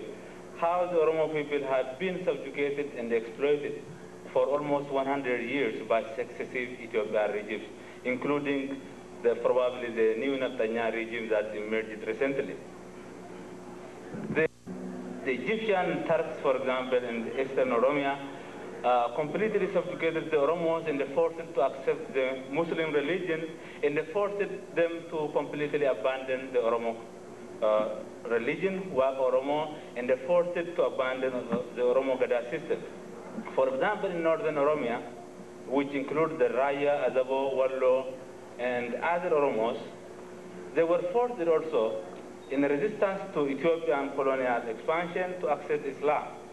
And at the same time also, if you, for example, in Eastern Oromo, the Gibe state regions, the Oromos were through merchant and through trade expansion. The Oromo leaders accepted Islam, then they started to spread the Oromo religion, Islam religion to the Oromos. On the other region, for example, in the Western Oromia, like Walaga or the Central Oromia, Shawa, the Ethiopian colonial powers subjugated the Oromos and forced them to accept Christianity. Do you know what these people did? They told to the Oromos, your religion is useless. You are pagans. And whether you are Islam, the Islam Sheikh or the Christian Amara or the European missionaries told to us that our religion is useless. And if we accept Christian or Islam, we'll be civilized. Then they subjugated our mind, and they only not partitioned our land, but they also partitioned our minds. Today, these partitions reflect in the Oromos. In addition to that, the Ethiopian colonial forces partitioned Oromia about, for example, during the Haile Selassie regime, Oromia was partitioned to 10 regions, to 10 administrative regions, and some of them were partitioned and included to Tigray, and included to Shawa and Man, and others included to Gojam. And this partition was intentionally planned to divide the Oromos so that they will not understand one another. Only when the Oromos are divided and partitioned, they can be ruled and subjugated. That was the intention of the colonial powers. We cannot be Arab if we accept Islam religion. We cannot be Christian, we cannot be Amara, or we cannot be Europeans if we accept Christian. We are first Oromos, then the religion comes next. And what these people tried to do was completely to isolate us from each other. Then we forgot our origin, and then we start to fight among each other. What's the Oromo revolutionary music? The revolutionary Oromo musicians try to tell us that only you will be liberated when you come to the source. The source is, as you already, as you have been listening before about the Gada system, the source is the Gada system, the Oromo culture, the original Oromo identity. Only when we accept the Oromo identity, what the Oromo musicians are telling us is that only we accept our original identity when we recognize that we are Oromians, and when we recognize that we are our country is Oromia, we can be liberated. That's what they are trying to tell us again and again. I'm not sure whether we are listening to them, whether we are accepting what they are saying, but that is what they are trying to tell us. They are trying to develop cultural nationalism. If you don't have peoplehood or identity, you are nothing. You can be converted to anything, and you can be misused. When you are nothing, nobody is going to respect you. If you want to be respected, you have to maintain your identity. That's what they are trying to tell us. And all the colonial forces, whether it includes Arabs or Turks, Egyptians or Ethiopians or Europeans, they try to tell us that Oromo religion is useless and it is pagan religion. I try to understand that sociologically, As a sociologist, I didn't want to accept those notions without scientific investigation. I couldn't find any scientific reason that proves Oromo religion is inferior to Oromo religion is inferior to Christianity or to Muslim or anything. But those people who have power forced us to accept their religion and then to change to force us to accept their identity, our identity. With losing their political and intellectual freedom, the Oromos began to see themselves as Christians and Muslims, and even ashamed for sometimes to call themselves Oromos. We are being ashamed for sometimes to call ourselves Oromos. And Oromos, for example, considered as useless. We didn't want to call ourselves Oromos. Sometimes some of us tried, we are Christian or we are Muslim. As much as possible, we try to run away from our original identity. People have no self-respect. If we don't have self-respect for ourselves, nobody can respect us. That is what our Oromo musicians are telling us.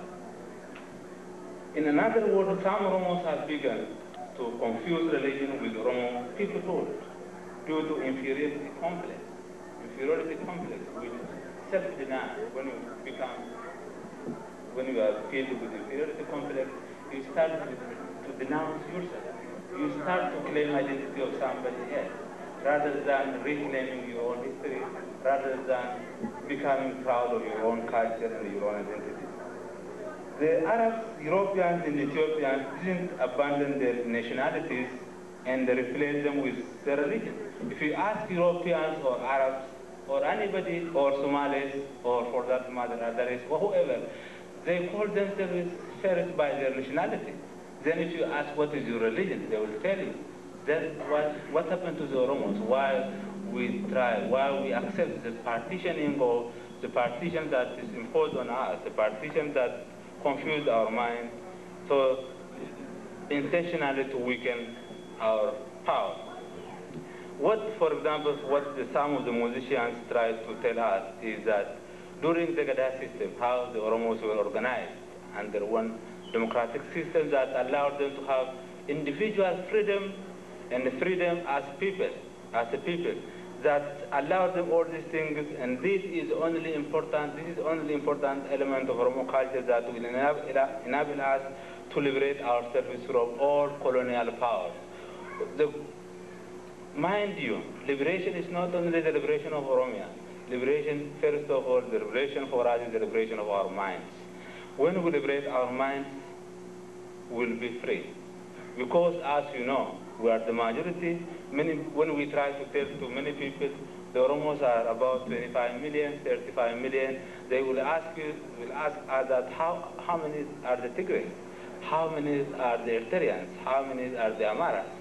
And when you tell their numbers, they couldn't understand why we are defeated up to now. Even today, we are defeated in our homeland, some alien forces. For example, also many people try to call the Amaras. I think the Amara Day is already gone. That the other part of the ruling elite now, the Tigray, the TPLF, which is supported by Eritrean Liberation Front and the American government, is deciding our fate in our homeland in Finland. So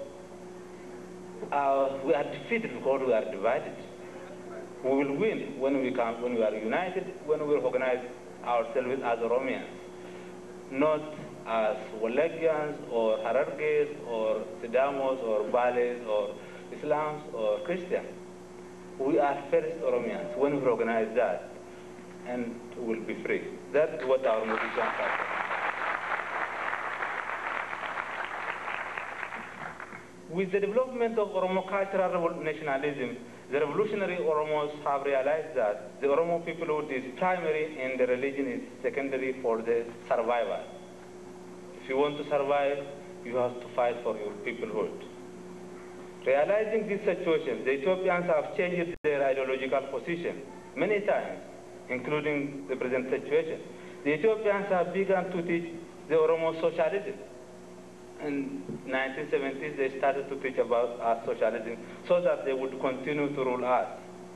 Since the political strategy of socialism has failed, today the EPLF and the TPLF are designing another political strategy, that is Habasha democracy, to divide and rule the Oromos.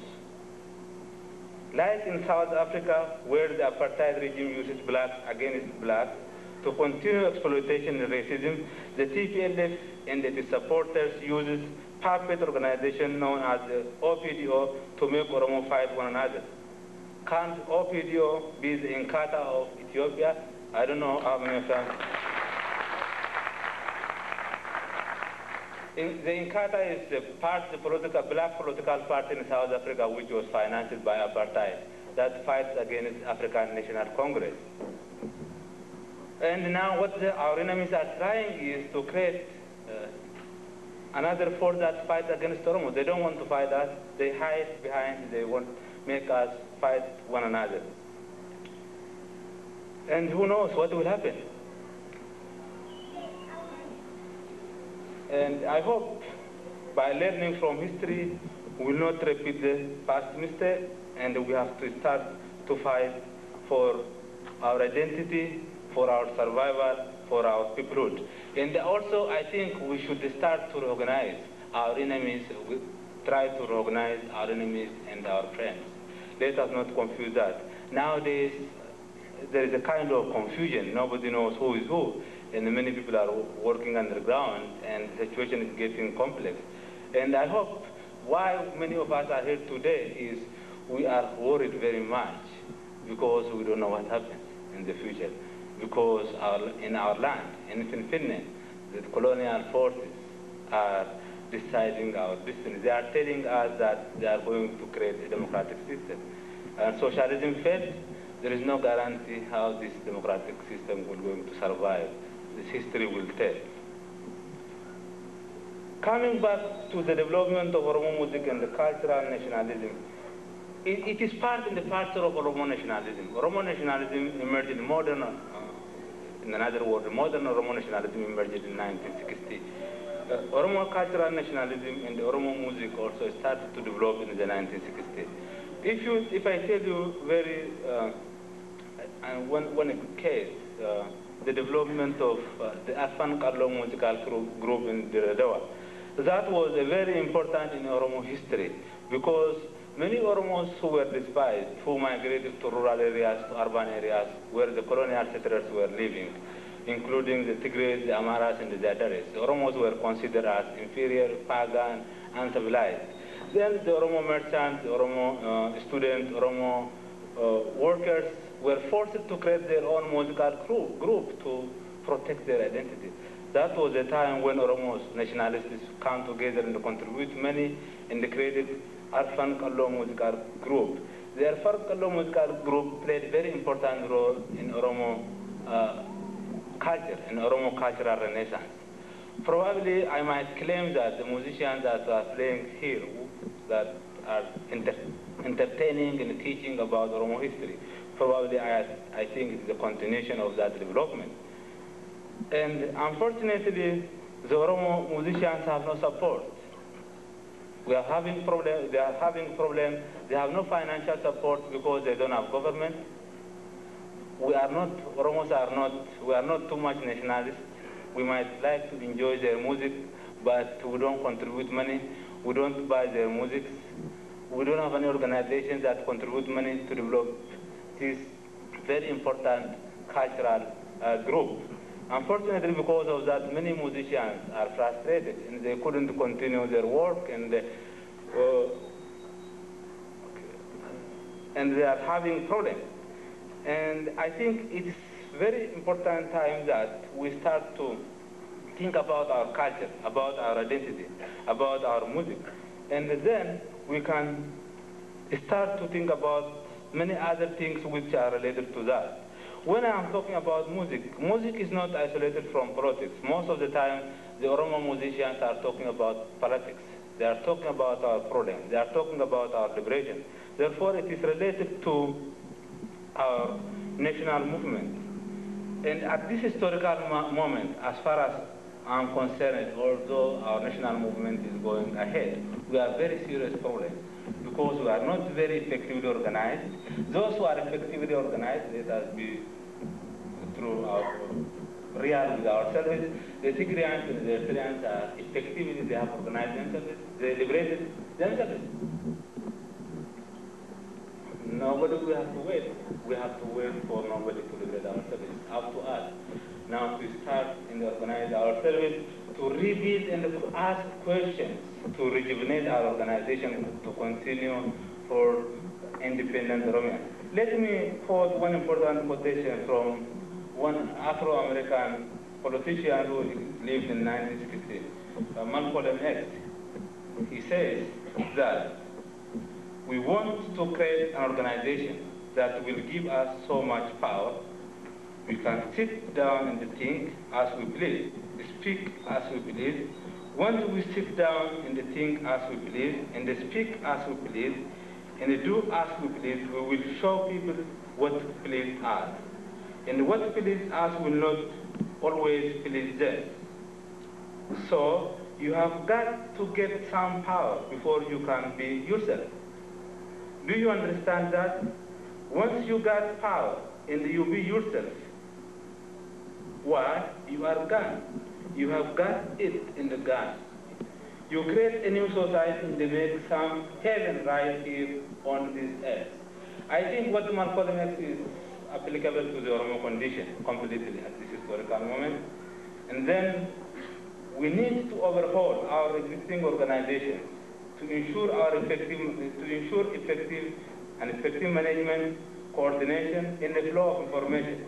This is only possible by increasing our level of commitment for our nationalism and survival. Until we prove that our liberated and democratic Oromia is our haven on this earth by liberating it from Ethiopian colonialism, including the TPLF, our people do not have a meaningful future. Thank you.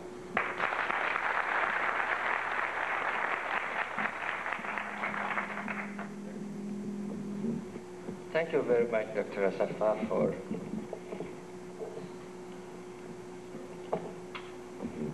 for the explanation of the purpose of revolutionary songs of Oromo. Following the tradition we have established, to save time, I'm not going to summarize Dr. Asafa's topic. I'm going to our next topic. Mr. Jima Tufa will discuss sport and society in the Empire State, the case of the Oromo athlete. Mr. Jim.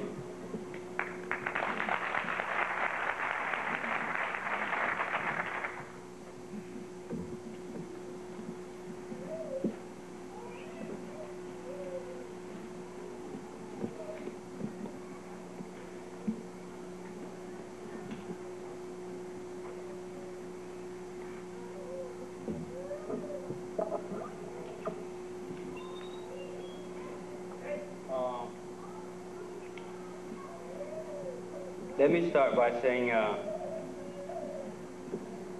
very happy to be here. And in hindsight, it's the title of this conference should have been titled "What's to be Done." As you know, when this conference was organized last year, we didn't have a faintest idea of what would happen in the Empire State. And a great deal has been changed since then.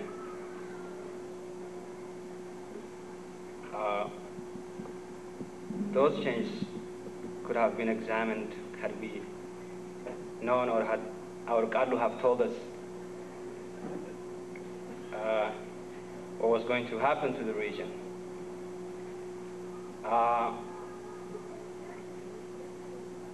I just wanted to say a few words prior to my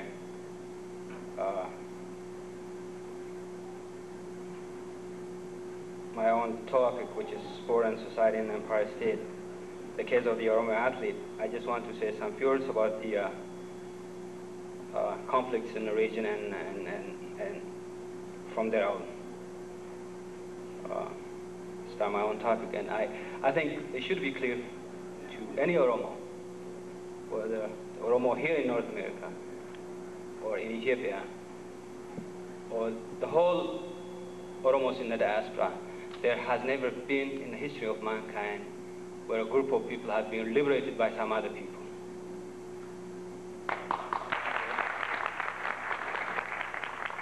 And I think it's the duty of the Oromo organizations, Oromo militants, and OLF and any other groups to liberate the Oromo people and the Oromo land. These tremendous hooplas and ruckuses about how the EPDRF and other groups have liberated us, and the Derg has been dismantled, and from now on the objectives are to form a government and from there transcend to a democratic and prosperous Oromia is a dream, because there is a tremendous task ahead of us, and the likelihood is that we are going to replace one group of rulers by another, so one should not, under any circumstances, have any doubt about the implications of the struggle in that region. It has been 100 years since we've been subjugated to this tremendous colonialism and exploitation by different forces. So that is what I wanted to say, and thank you for listening. At any rate, I would like to, I chose this topic because I did run in my high school and at University of Minnesota, where I went to school as an athlete. And it's a topic I know best, besides the things I studied. And I thought I would contribute some insight in looking into the history of the Oromo athletes, the history of sport in Egypt, and then in particular the Oromo athletes and their role. In doing so, I've looked for the last 5-6 years. I tried to uncover documents at the different parts of the world. I used to live in Sweden, and I ran into a woman who used to be whose husband used to be a coach at the Imperial Bodyguards. His name was Oromo Niskanen, and Ms. Niskanen was telling me the tremendous joys and the camaraderie that Mr. Niskanen and his Oromo athletes had with one another, and how he had a choice of training Oromo athletes than any other group, because he said they were the natural, they were fluid, they were extremely democratic, they had a tremendous notion of receiving and then at the same time welcoming people of different background and different race, being Mr. Niskanen being a white person. As opposed to the other athletes, he trained always had this reservation about how the Ferengi ordered them around and so on and so forth, to some extent, which that might not be true, but still the Oromos had a very warm feelings toward Mr. Niskanen, and he died. I didn't have a chance to talk to him, and I had an interest in Abebe Glass' story, and I'm trying to collect some sort of a monograph and publish it, but I didn't have a chance to go to Egypt. I tried many times to have a visa, and they wanted me to bring my Ethiopian passports. Then they would give me a visa. I told them that I didn't have, I don't know where the Ethiopian passport was, but recently asked them, and they said, don't worry about the Ethiopian passport, we'll give you the visa anytime you want to go. That is after the EPDRF took over. Perhaps it would be possible to go home and talk to his wife and children and so on and so forth. But this article, this essay I'm writing is a sort of an overview of this, and then at the end I have a sketch of Abebe and Mammo Walde and so on and so forth. And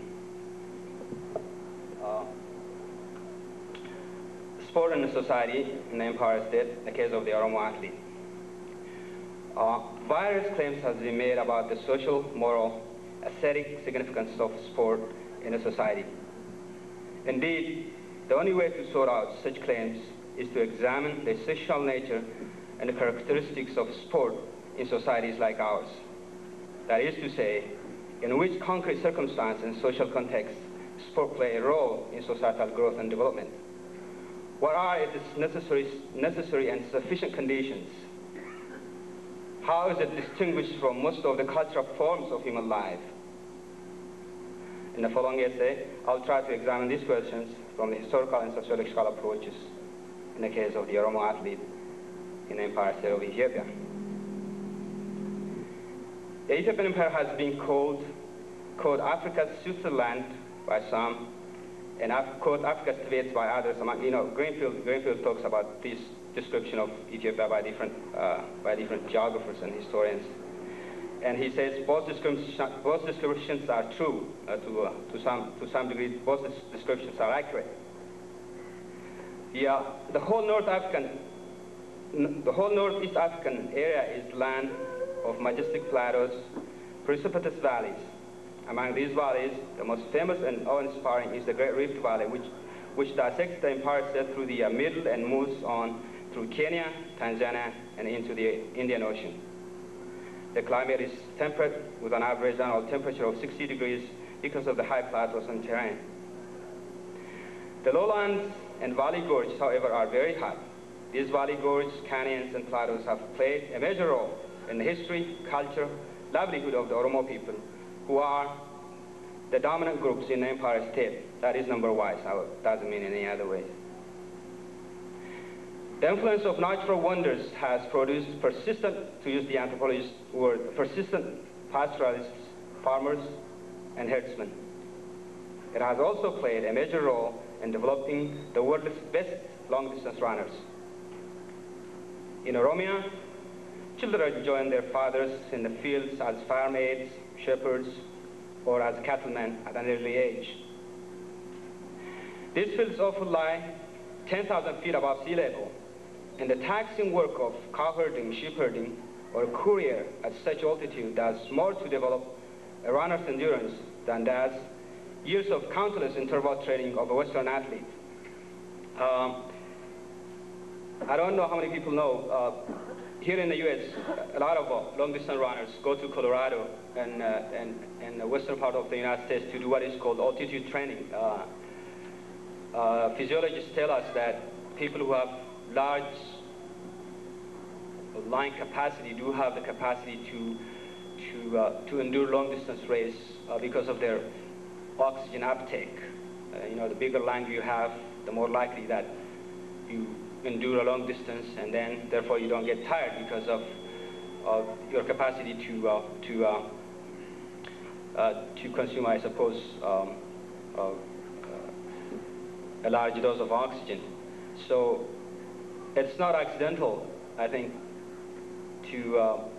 that Ethiopia and Kenya both they have a tradition of long distance running, as opposed to West Africa.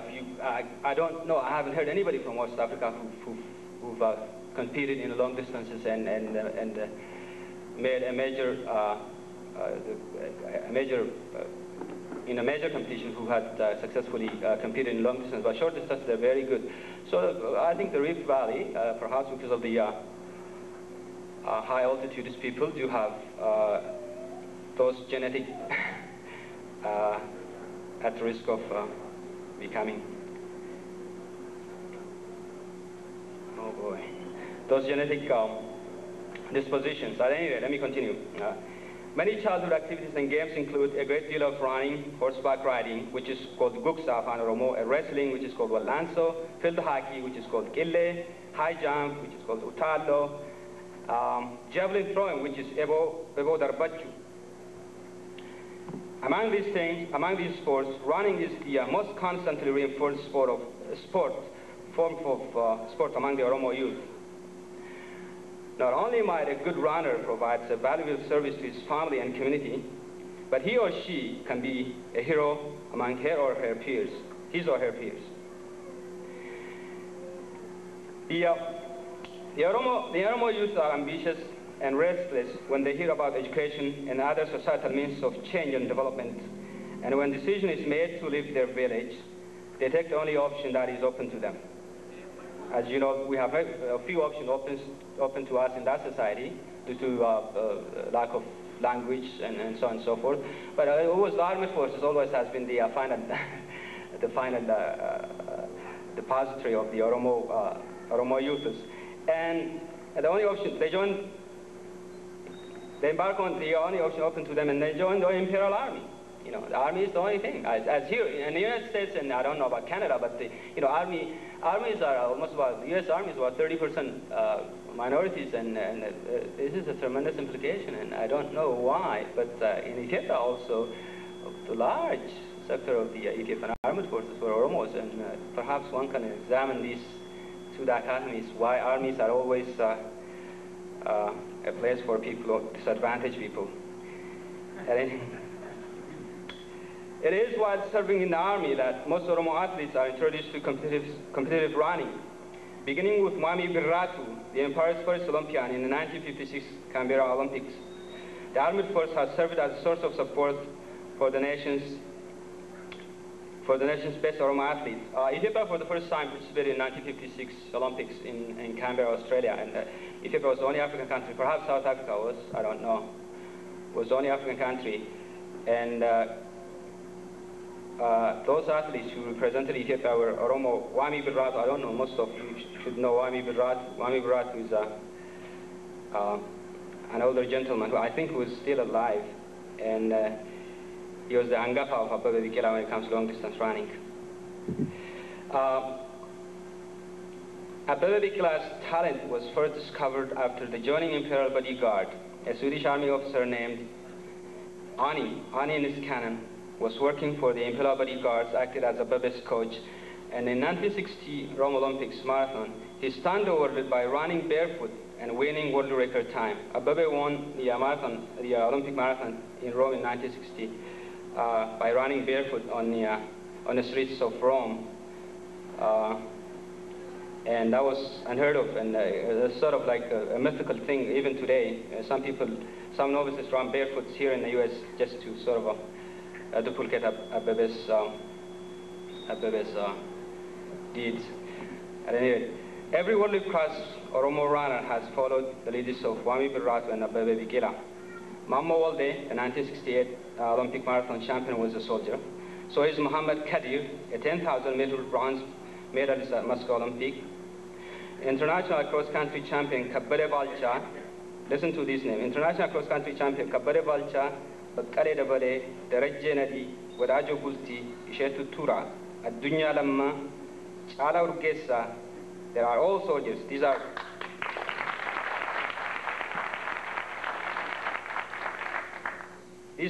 the world's best long-distance runners. You wouldn't believe it.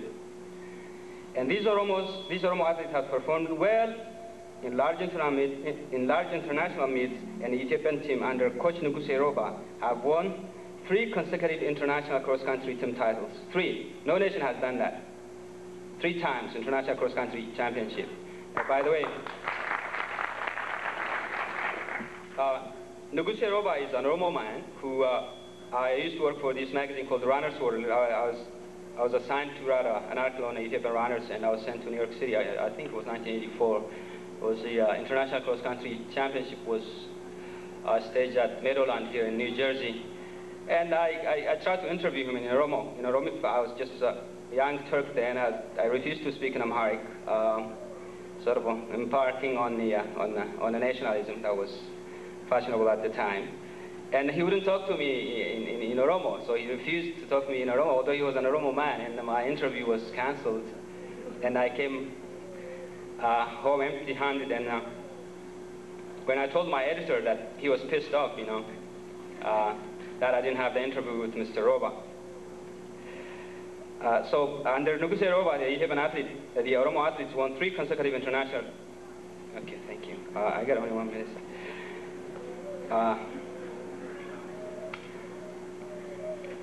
Let me tell you one of the outstanding in the year 1988-89. Listen to this. The Ethiopian team had an outstanding schedule in which they won 6 out of 8 international marathons, 6 out of 8, mind you.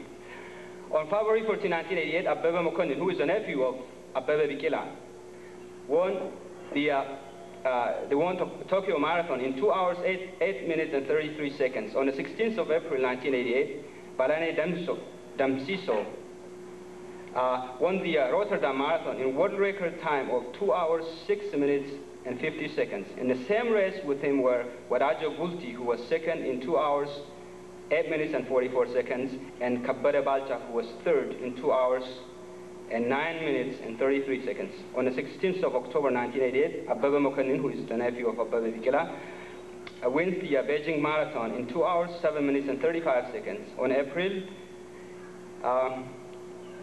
1st of April 1989, Balaine Demsor, the same guy, repeats the Rotterdam Marathon a year later in 2 hours, 8 minutes and 39 seconds. On the same day, in Milan, Italy, the Reggianati Kallacha Mattafaria places first and second in 2 hours, 10 minutes and 28 seconds, and 2 hours, 10 minutes and 36 seconds for the World Cup on the same day. And hold on. In April of the same year, Abebe Mukonnen, who is the nephew of Abebe Bikila, wins the Boston Marathon in 2 hours, 9 minutes and 6 seconds. And on the 23rd of April, the same year, Wadajo Bulti places second in 2 hours, 8 minutes and 36 seconds, London Marathon. So these are I have to go fast because I'm running out of time. These are the feats of the Oromo athletes, and I would like to read you a sketch of Abebe Bikila's history. Abebe Bikila, it was in 1960 in the Olympic in Rome that Abebe Bikila thrilled the world. Then he was 28 years old, almost totally unknown. He arrived in Rome for the Olympic Games, even though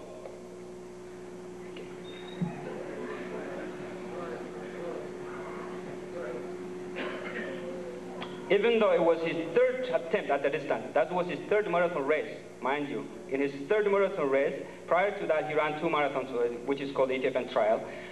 He ran only 3 marathons. He arrives in Rome. Nobody knows him. The game starts. The race starts, which was a strange race because it started during the night. And for the first time, it started inside the stadium, and then the finish was inside the stadium also. Before that, the marathon race was differently said. And they started to race, and after almost about 17 miles, he and an African named Rahit Abdul Salam of Morocco were the only 2 runners who were leading, and there were nobody behind them, perhaps about 5-6 miles away from them. And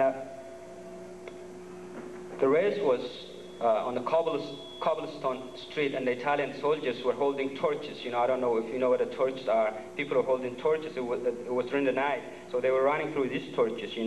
All they saw, the 2 black guys were chasing each other. But at any rate, Abebe Bikila won. First, Rahit tried to run when they entered the marathon, but Abebe surged and then won the Olympic marathon. He won the Olympic marathon in 2 hours, 21 minutes and 23 seconds, in 2 hours, 20 minutes and 23 seconds, which is the best world record time at that time, and he was barefoot and he was bleeding.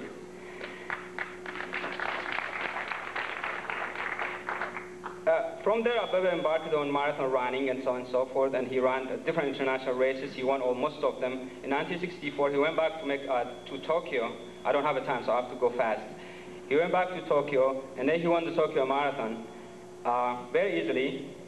And when he was almost becoming worldly famous, there was another Oromo runner also named Mammo Walde, and Mammo Walde was his junior runner. And then from Tokyo, the next marathon was in Mexico City. The Mexico City Marathon was very much watched by different sport aficionados because they were trying to see if Abebe can repeat 3 times. Unfortunately, he did not. On the 17th kilometer, he couldn't finish it, and he dropped out of the race, and wished Mammo Walde good luck. Mammo Walde won the Mexico City Marathon in 2 hours, 20 minutes and 26 seconds. And for the first time, Ethiopia is the only country so far who won the Olympic Marathon Championship 3 times in a row. Mamwalde went on from there, and he won the he was second in 1972 Munich Olympics.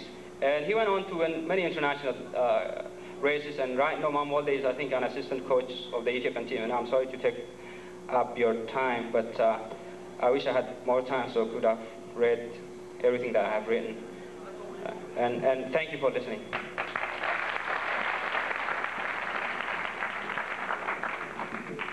Thank you very much, Mr. Jima, for reminding us of those magnificent names in Oromo athletics and the athletes themselves. Unlike the Oromo athletes, you are not fast. The following panel will be the great. Well, before introducing the following panelists, when we distributed this program, many people come up to me in our community office and asked, Abangada is where is Abangada this year? And I tried to comfort them. Now he is in free Asmara. Asmara is liberated. And they were not satisfied. To their great satisfaction, he has made to this conference, and here is Professor Asmara.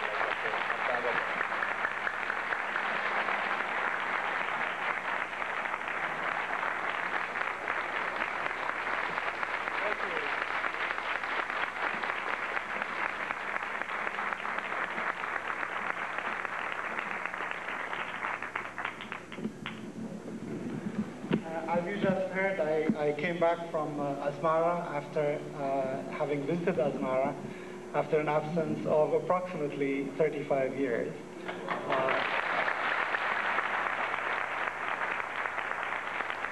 Which is approximately the time when I started doing research on Gada, which was 1960. And I wasn't planning to speak today, but rather to come and learn about the new developments in thinking that are taking place among my Oromo friends and colleagues. But since a speaker vacated a space, I was asked to make a few comments. The comments I've decided to make concern traditional knowledge. Traditional knowledge in Oromo, and I'll touch upon 3 different areas. How much time do we have? 20 minutes? Okay. In 20 minutes, I'm going to try to cover 3 areas. One is time reckoning, which is, of course, a very important aspect of Gada. The other is the knowledge of plants that is present in Oromo culture. And the third is Gada itself as an institution. But let me talk first about plants, which is what I have concerned myself with in the recent past. From about 1976 to about 1984, I was in northern Kenya, where, of course, there are Oromo, Borana, as well as Gabra. And I worked essentially in those areas precisely because the area that I loved to work in, Borana, Ethiopia, was under Derg occupation, and we are not on very good speaking terms with the Derg. The research I did recently concerns plants, especially knowledge of plants that Borana have, and how they use that knowledge to survive drought, to maintain their ecosystem. As Dr. Dersa was saying earlier on, there is in fact a tradition of a self-sustaining ecosystem in Oromo culture, which is linked directly with this extensive knowledge of plants that they have. I collected, along with my colleagues, something like 400 different specimens of plants, all known to Borana by name, and can describe them in terms of the kinds of functions that they have, medicinal value that they might have, or other practical functions that they have in their culture. And even children know a great deal about plants. This is a kind of an indigenous botany, if you will. It's an indigenous taxonomy. It's a classification system of plants. To just give you a few examples of the kinds of plants that I came to learn about. One is ubacho. On one occasion, I ran out of soap, and my Boran friend, Ali Doti, said, we have our own soap, proceeded to dig up a root called ubacho, to crush it, and then to produce for me a great deal of lather, which I could use to wash myself as well as my clothes. But the most surprising one that I came across was when, on one occasion, the well broke down that the Boran had come to depend on, just north of Marsabit. And when that happened, there was the small stock, the sheep and goats, were dying because of thirst. They simply didn't have enough water to keep them alive, nor did they have the strength to travel the distance to the nearest well, which was 30 miles away. Ali Doti, my friend, proceeded to go to the bush and to dig up the roots of a tree, not a tree really, a shrub, a small plant, called safarra. And as he dug the roots out, the plant itself was about this high, but the roots were about this big in diameter and about this long, and something like 8 such roots out of a single plant, which he dug out from the ground, loaded on his camel, and took it back to his village. He then sliced up the roots and fed his goats. He kept his goats alive using this kind of a tactic for a period of 35 days. People who didn't have that knowledge lost their animals. So this is vital knowledge. This is a matter of life and death. And Ali, after that, proceeded to tell me that it's only the ignorant who die of thirst in the desert.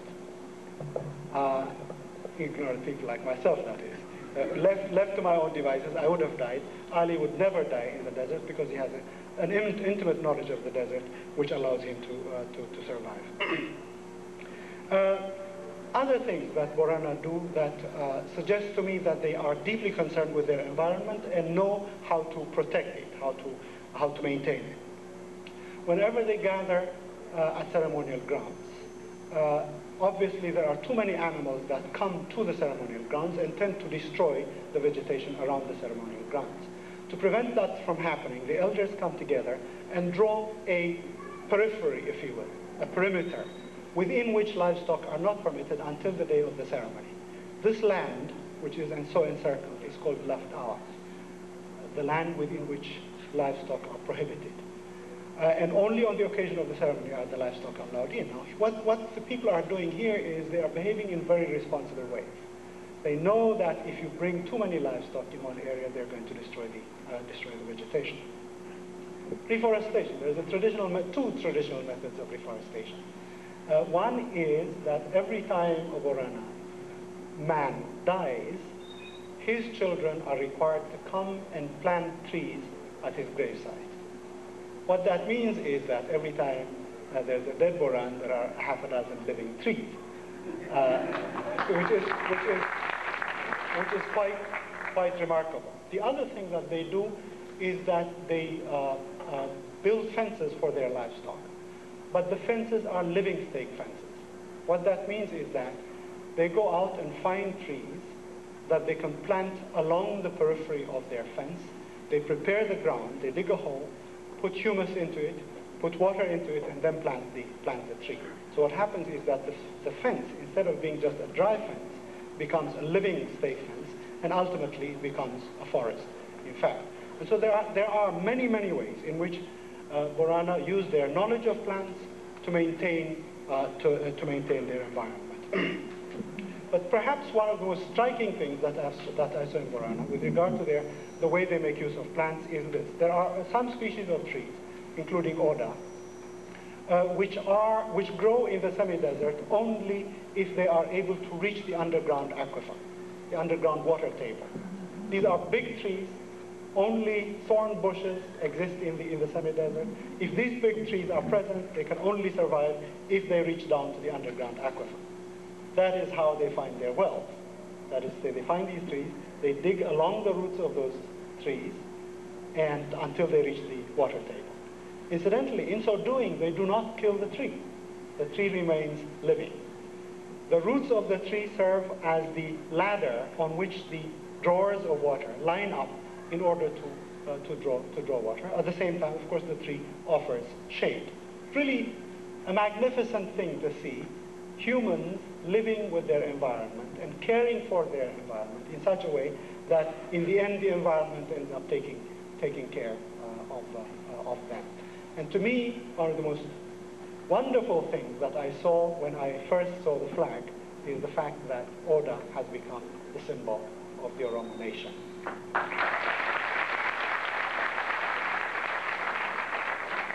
Another area of knowledge which I have written about, and I'm sure many of you have read about this, is the area of time reckoning. And this involves a certain degree of knowledge of astronomy, which most of us do not have. I didn't have, so I had to go back to the textbooks to figure out enough astronomy to be able to understand what the Boran elders were telling me about. And what they were telling me was simply this, that by looking at the stars and the moon in relation to the stars, you can tell the date at any time during the course of the year.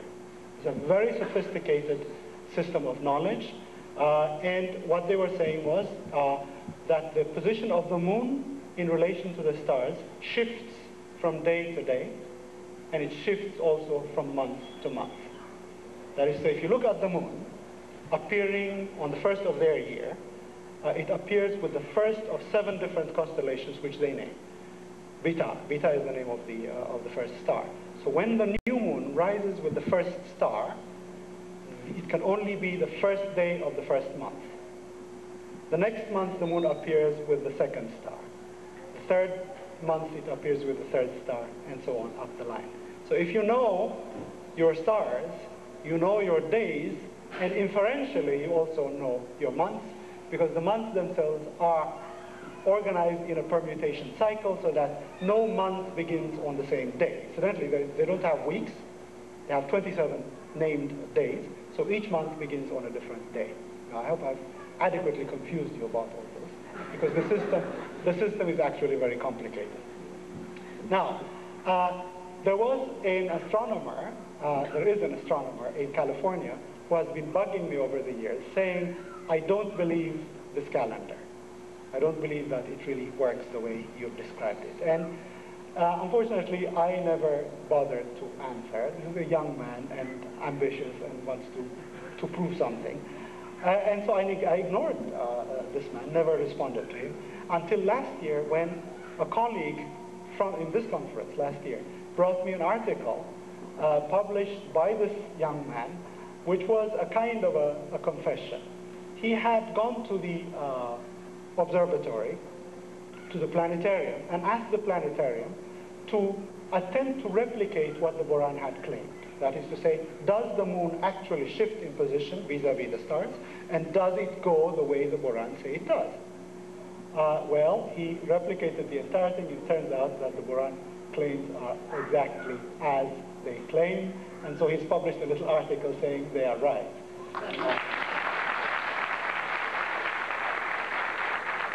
Now, with regard to these two bodies of knowledge, let me say something which, for young Oromo scholars who might embark on studying their culture, a warning, a piece of warning.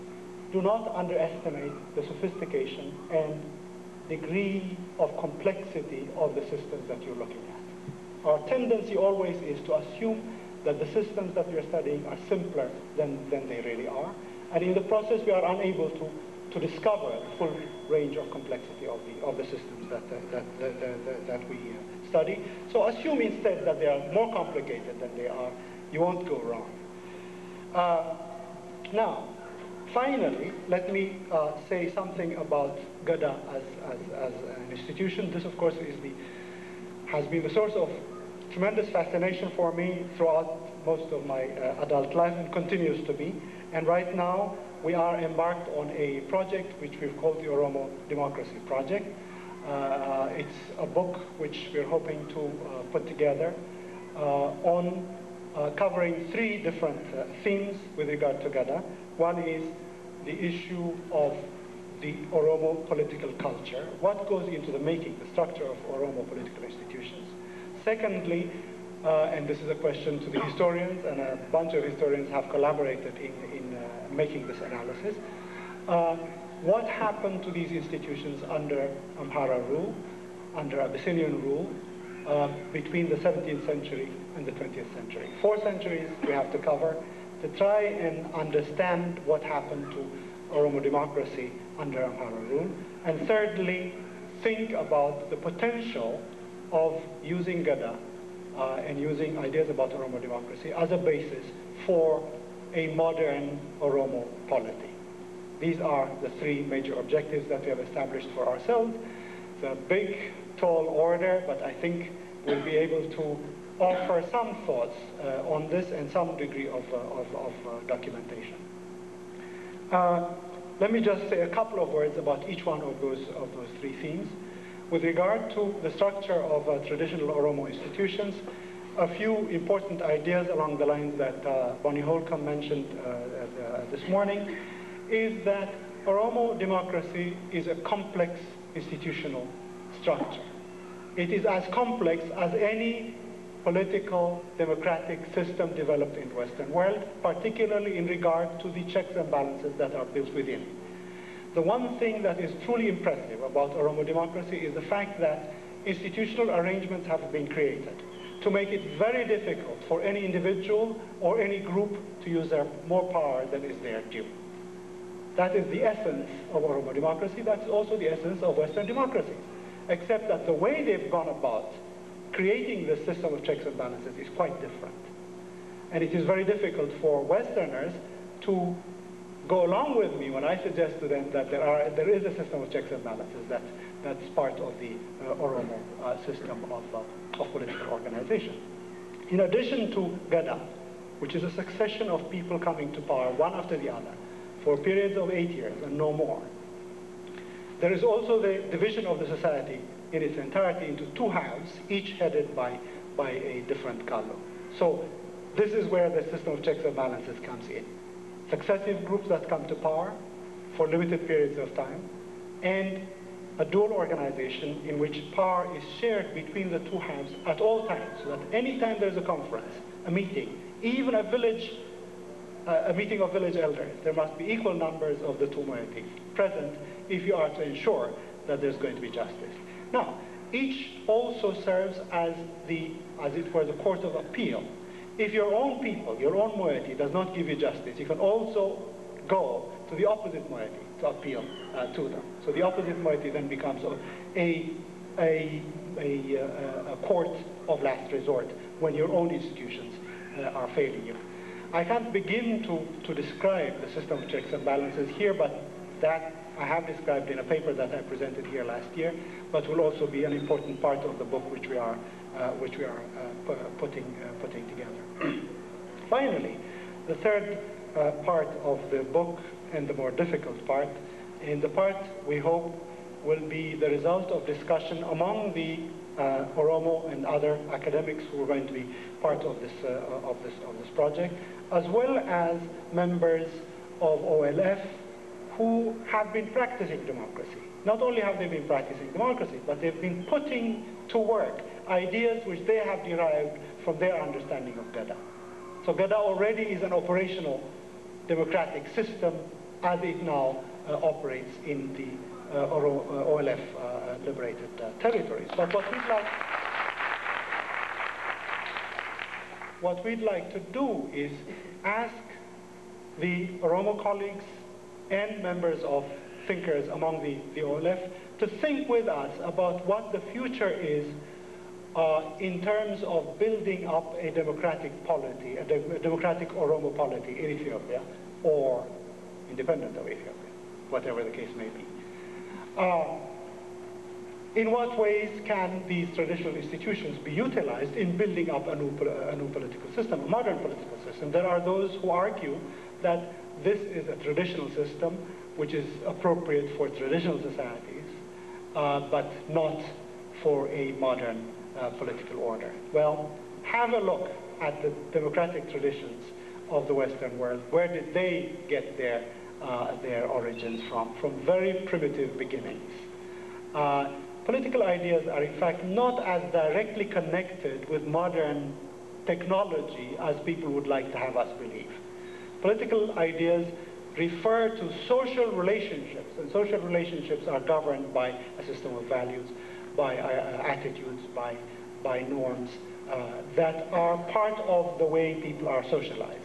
And indeed, one of the things that are most impressive to me is the fact that Gada was destroyed by the Amhara establishment quite systematically, quite ruthlessly, and replaced by feudal institutions, feudal organization.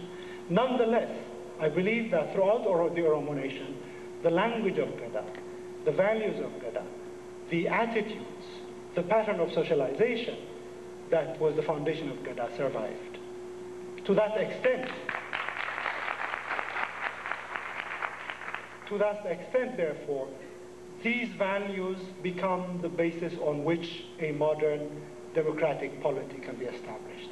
And it is in this regard, I believe, that Oromo have something to teach to other Ethiopians, something to teach to other Africans, because the values that they bring to the present political evolution are themselves something that is worth building upon, so that societies that do not have such traditions have to develop those values from the ground up, and it is an exceedingly difficult thing to do. People who have grown up in a very authoritarian political system have values, language, attitudes within them that make it very difficult for them to engage in serious power sharing. So there is a kind of a mental, intellectual, moral transformation that Ethiopia must go through before it can accept true democratic institutions.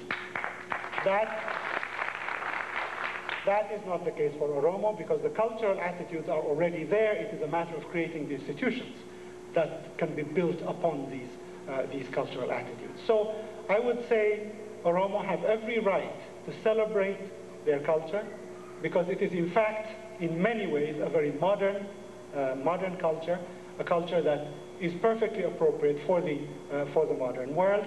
What remains really is, A, for Oromo to rediscover that culture. B, to realize that that culture is something that is worth becoming proud about. C, to realize that it is possible to build modern institutions on this cultural heritage. Thank you.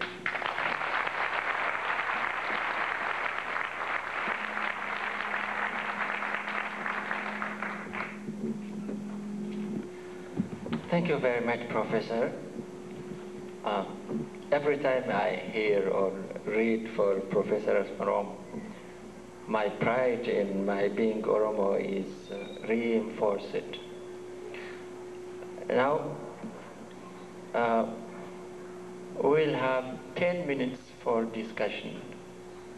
And anyone who wants to ask a question or comment, please make it short.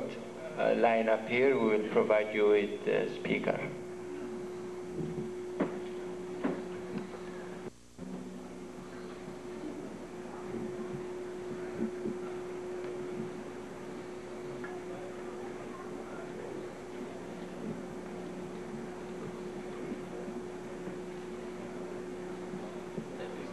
Please go.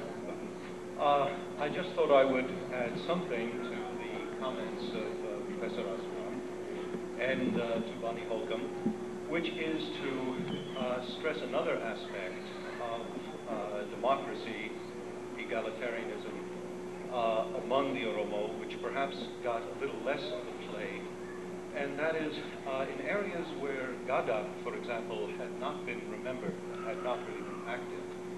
Nevertheless, at the local level, in the community, among farmers, such things as the injima, the pooling of herbs, and the choice of an abaule to serve the community, the use of assemblies of neighbors and friends and old men, and to try to settle disputes for arara, the use of idr, mahabar, and nikud, especially in the Ambo area, of IDR as an organization with record keeping, with elected officers,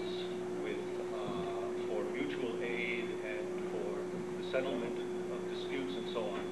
All of these are other arenas in which Oromo, from my experience in the Southwest and the West, learn to live and organize among themselves and to work in a democratic system as well, even without government. Thank you very much for the comment.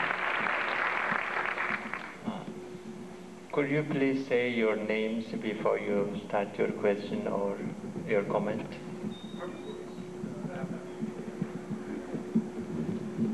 Magako kitabara. I hope I find Oromo Tio Singafa Dinade Musumadan de Sunfaka. And a leg of him called Toko or Dr. Asaf Farasta, Mine Jecha inni Durani Kate Toko Ratani Sagafa Chubarba. Maljede Oromoni Fachate Jirti Fachate Jirti Waliti Gurmo to Regia. Ijaarsiisa akkasumaa jedhe yeroo ammaa nuti bilisummaa of baasuu dadhabnee ormi bilisummaa nu baasee bilisummaa kana hin fudhannamoo hin fudhannuyyuu egaa manuma kana keessatti nuti murtoo walii gochuutu nurra jira jechaadha kana beekuu dadhabnaan hin rakkanna jechaadha egaa eddaa warri amma amaararraa gargari goonee fuudhuu hin dandeenyu jedhee jimaanii nutti mee ture dhugaa anillee Tigree akkasumattan fudhadha haa ta'u malee garuu amma ni gaafachuu kan hin barbaade wanta tokko dubbachuun gaariidha jechasi ol kaa'uunii himuunis bareedduu natti fakkaata garuu hiika ol kaa'utu gaariidha amma nuti Tigree wajjin shaggar jirra Tigree wajjin barcuma tokko irratti eenyee wanta tokko Oromoodhafi fiduu barbaadaa jirra. Ishiin gaariidha moo gaarii miti jechuu turra gaarii natti fakkaata. Ishii yoo himuu dandeenye kan biraa nu rakkisu hiika asumatti walii kenninee garuu dandeenya. Baay'ee yeroo baay'ee nuti theorize goona practically waan hojjetamaa jiru sana tuquudhafi akka boofaa nutti utaalatti fakkaata hin sodaanna kanuma jechuun barbaada.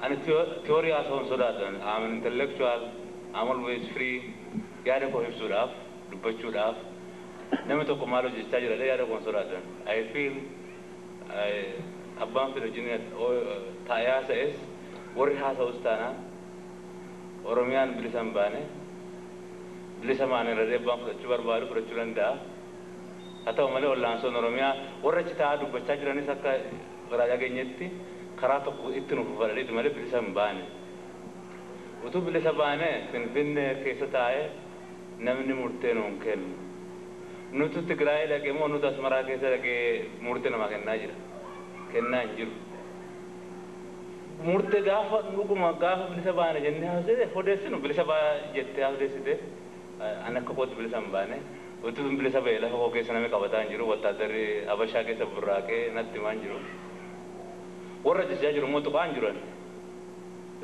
waan isaan hojjechaa jiran isaantu beeka akka isaan baasittu isaantu beeka waan hojjechuun irra jiru garuu anaaf immoo keessi keessa adurreen keessi bineensa abbaa fedhallee taanaa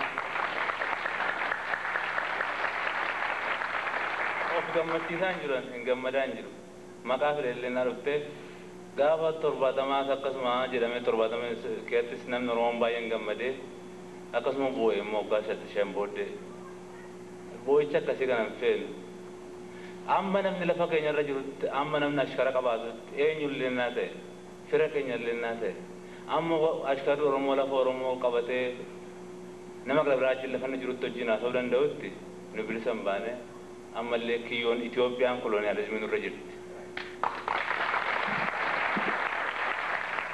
Kun immoo ammallee taanaan annoosaan qabu Eertiraatu gargaara Ameerikaatu gargaara humna kana waan isaan barbaadan dabne baruudhaaf qaamna yerootti Na unis akkuma Eertiraan bilisa barbaanna akkuma Tigraay bilisa baatetu Tigraay bilisa baanee lafa keenya keessa jijjiinaa sobne. Humni halagaa biyya keenya keessa amma ba'ee humni Oromiyaa dhaabbatu gonkumaan jiru. An nama tuqaan jiru warra jettan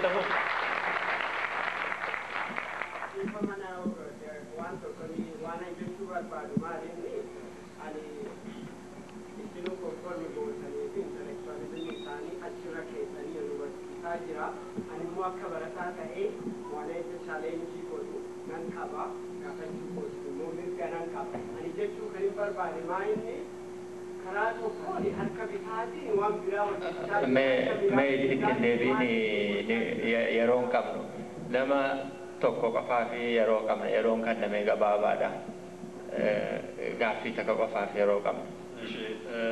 Dura Dr. Asaffaa hin qabaattan seemmoo Jimat waa'ee muuziqaa dubbattan keessatti aadaa saba Oromoo keessatti muuziqaan karaa baay'eedhaan saafamee kan gafarsa jechuutiin kan gaafadaa kan waan akkasiitiin kan caafame kan sirbame jira. Achi keessa gaaf tokko ideologiin Oromoo yookiis Oromoon akkamittiin akka yaadaa ture hin qophaa'ee ba'a sitti fakkaata. Jimaatti immoo maali Oromoonni kun hamma kan staatistikiin isaa warra olimpikii iddoo hundumaan irratti mo'ummaa argii fudhatanii maalli poteenshaliin gara fuulduraa namni dhaqee immoo isaan tamaarsisee wanta kanatti fufu eenyu?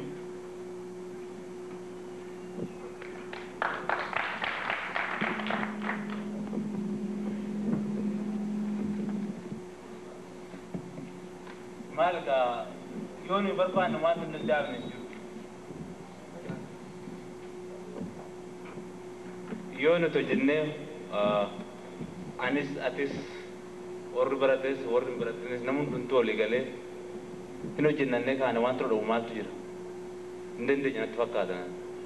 Garuu kutannee ka'uun nurra jiru jechuudhaaf.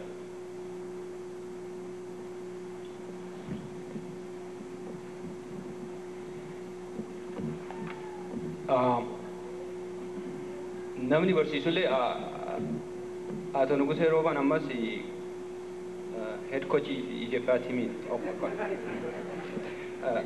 Mr. Nugusee Rooban still is the head coach of the Ethiopian team. Okay. It is amazing how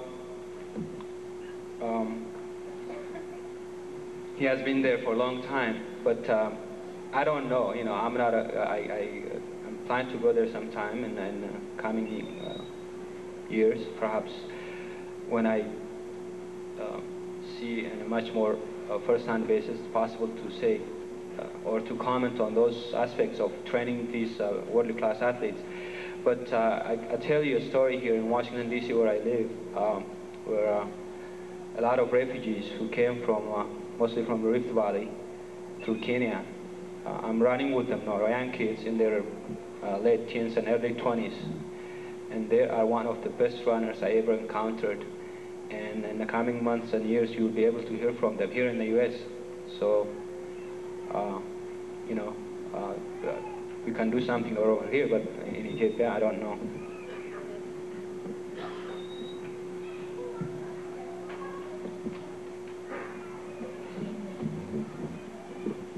I think the panel is over. Thank you very much, panelists, Dr. Asafa, Mr. Jima, and Professor Asmaro.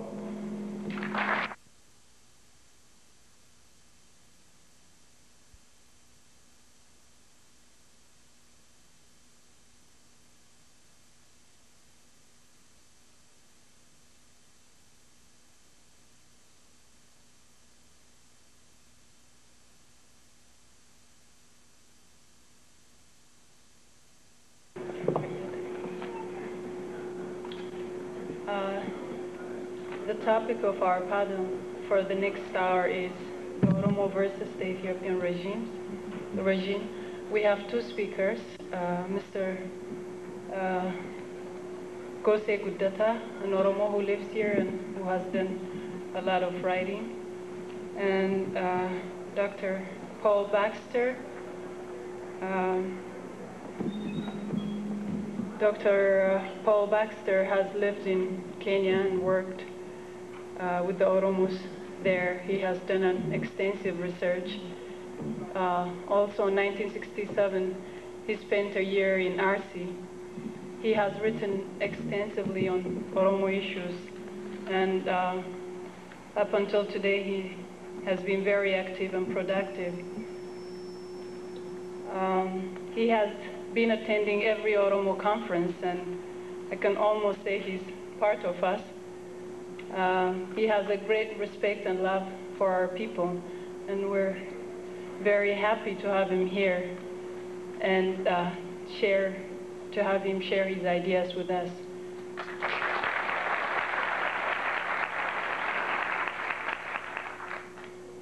Dr. Paul Thomas.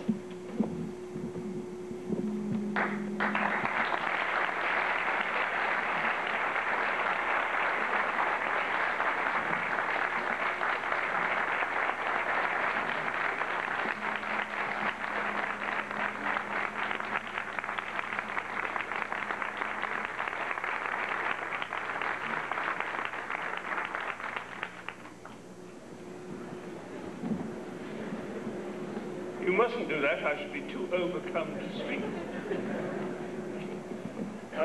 Now, I'm very honored to be not just invited, but to be re-invited, which is a real honor. But much more important than that is, when we were here last year, I don't think most of us really hoped or felt in our hearts that if they met again this year, it would be such a year of promise, of possibility, as the next year could well be. So I think we must all be extraordinarily pleased just to think what has happened. But now, the real problem is what will happen. Now, Bonnie, this morning,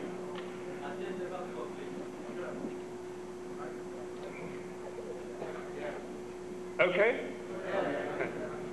The trouble is, I've spent so long in Borana, I can't keep quite still. I should try. Now, Bonnie this morning has already delineated the unfolding of Oromo nationalism. And I hope that what I shall say follows on what she said and complements it. I'll try to examine some of the components of Oromo identity or Oromo nationality in their present or current form, as they appear to me not as an Oromo, but as a Jala Oromo, as a sympathetic person to the Oromo cause. I've decided to do this because if, in fact, an Oromo nationality, an Oromo nation, is to be more than just a slogan or a sentiment, it will require some hard work to make it effectively operational. Now, national loyalty is, in fact, a very difficult and vague concept to operationalize, to make concrete, to do something about. Longer, in fact, than nationality. If you think for the moment your bond as Oromo to each other is very strong, what of the bonds to your brother? How do you weigh the two? Now, these small loyalties, out of which, of course, larger ones must be built, and ties within the family, in the Wara, are reciprocal and binding, and have moral weight, and are backed also by self-interest.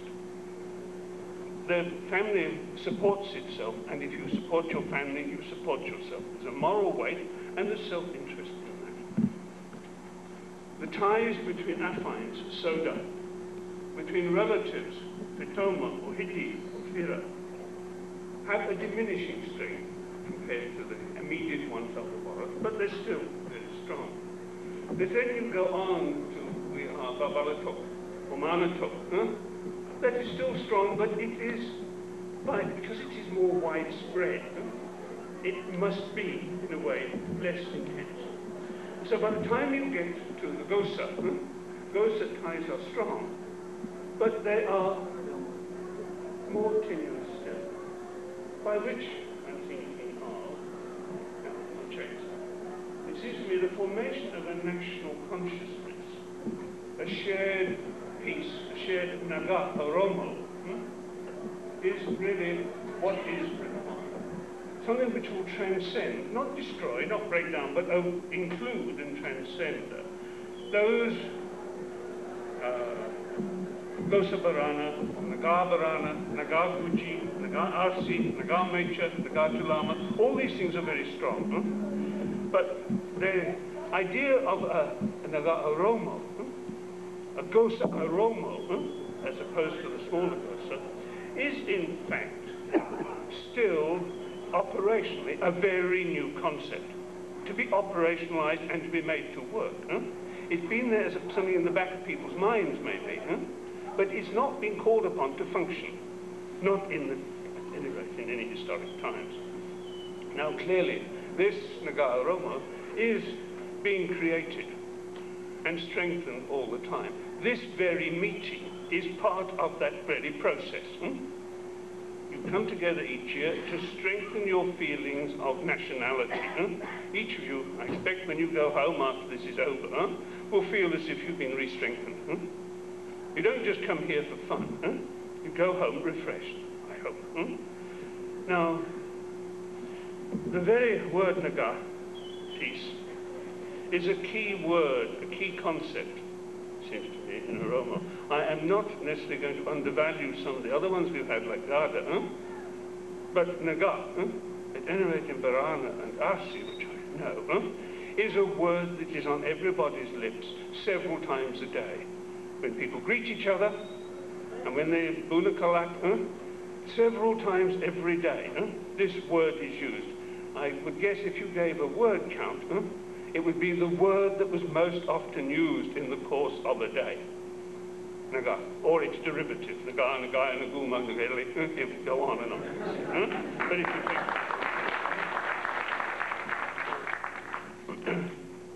But it doesn't just mean peace, it is rather like, in fact, the salam or the salom, salam in Arabic, the salom of the Hebrew. But it implies a constructive working together to maintain that peace. It's not just a word. It's not a free gift. It doesn't, Waka just didn't give it. You have to work for it. It's never certain.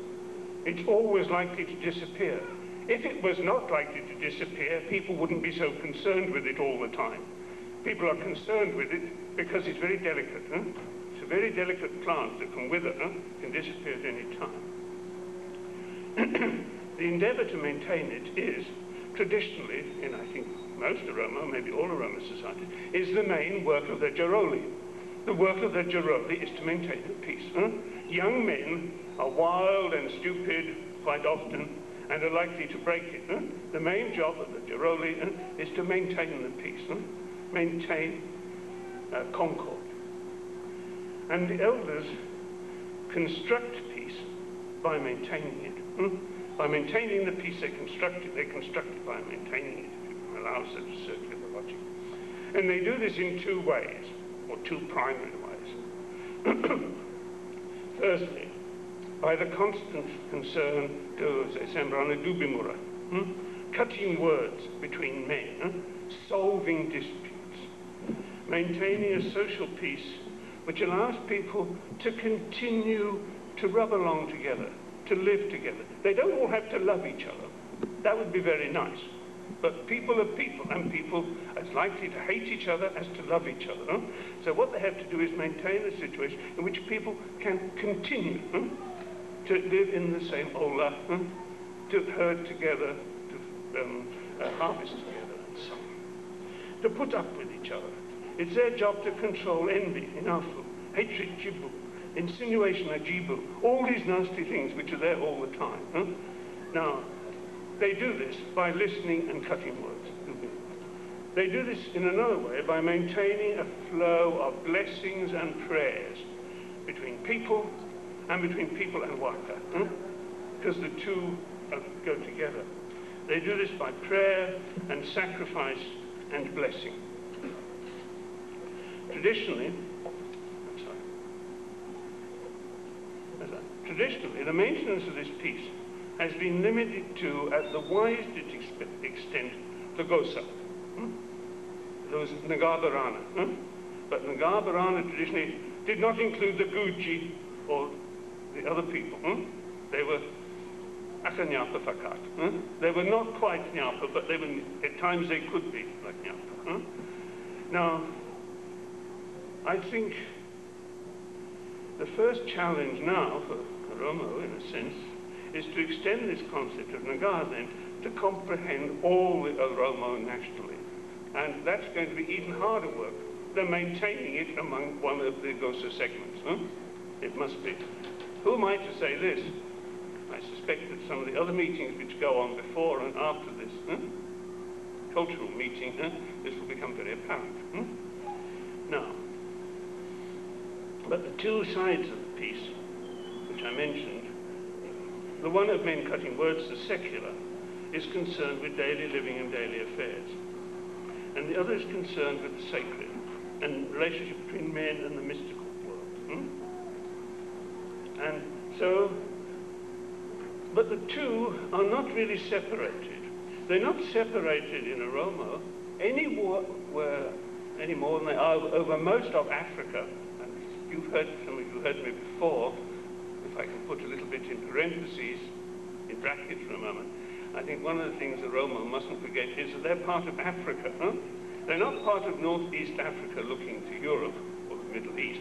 They're actually part of Africa and looking to Africa. Lots and lots of things. But this concept of Oromo is really this concept of blessing, of sacrifice in daily, every day, is very much part of the African cultural heritage of Oromo. It's part of an African cultural heritage, and then it's very strong. But as you can see, if you look around Africa, it's not necessarily easy to maintain. Now, there is, it's very meeting, there's evidence of it, and all the events of the last year and before, there is already a fully fledged and resurgent national movement. And Oromo nationality is now an important political fact. It wasn't an important political fact in the world arena a little while ago, but now it is an important political fact, which has to be taken into account in all considerations of the present and the future of the Horn of Africa. Now, one of the reasons that this is so, and one of the things which comes out in some of the papers we've read today, is that Oromo nationality is in part, not in all, in a part, is a consequence of Abyssinian imperialism, as most nationalisms are. If you look at the Soviet Union, if you look at the Balkans, if you look at the rest of Africa, most nationalisms are a product of some sort of colonial oppression, in part a product of colonial oppression. And what is odd, perhaps more distinctive about the Oromo, is the degree of oppression, which, as Braukamper has put it, surpassed European imperialism.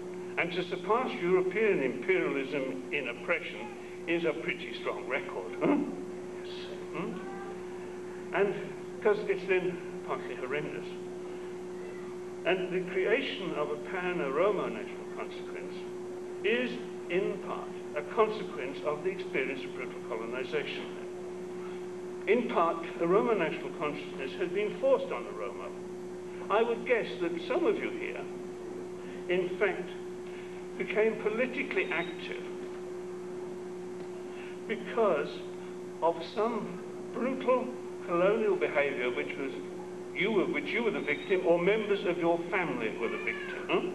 What first brought it forward to you was some act of oppression. It wasn't something you read about or something abstract. It was something that happened to you. No. It happened to you simply because you were a Oromo.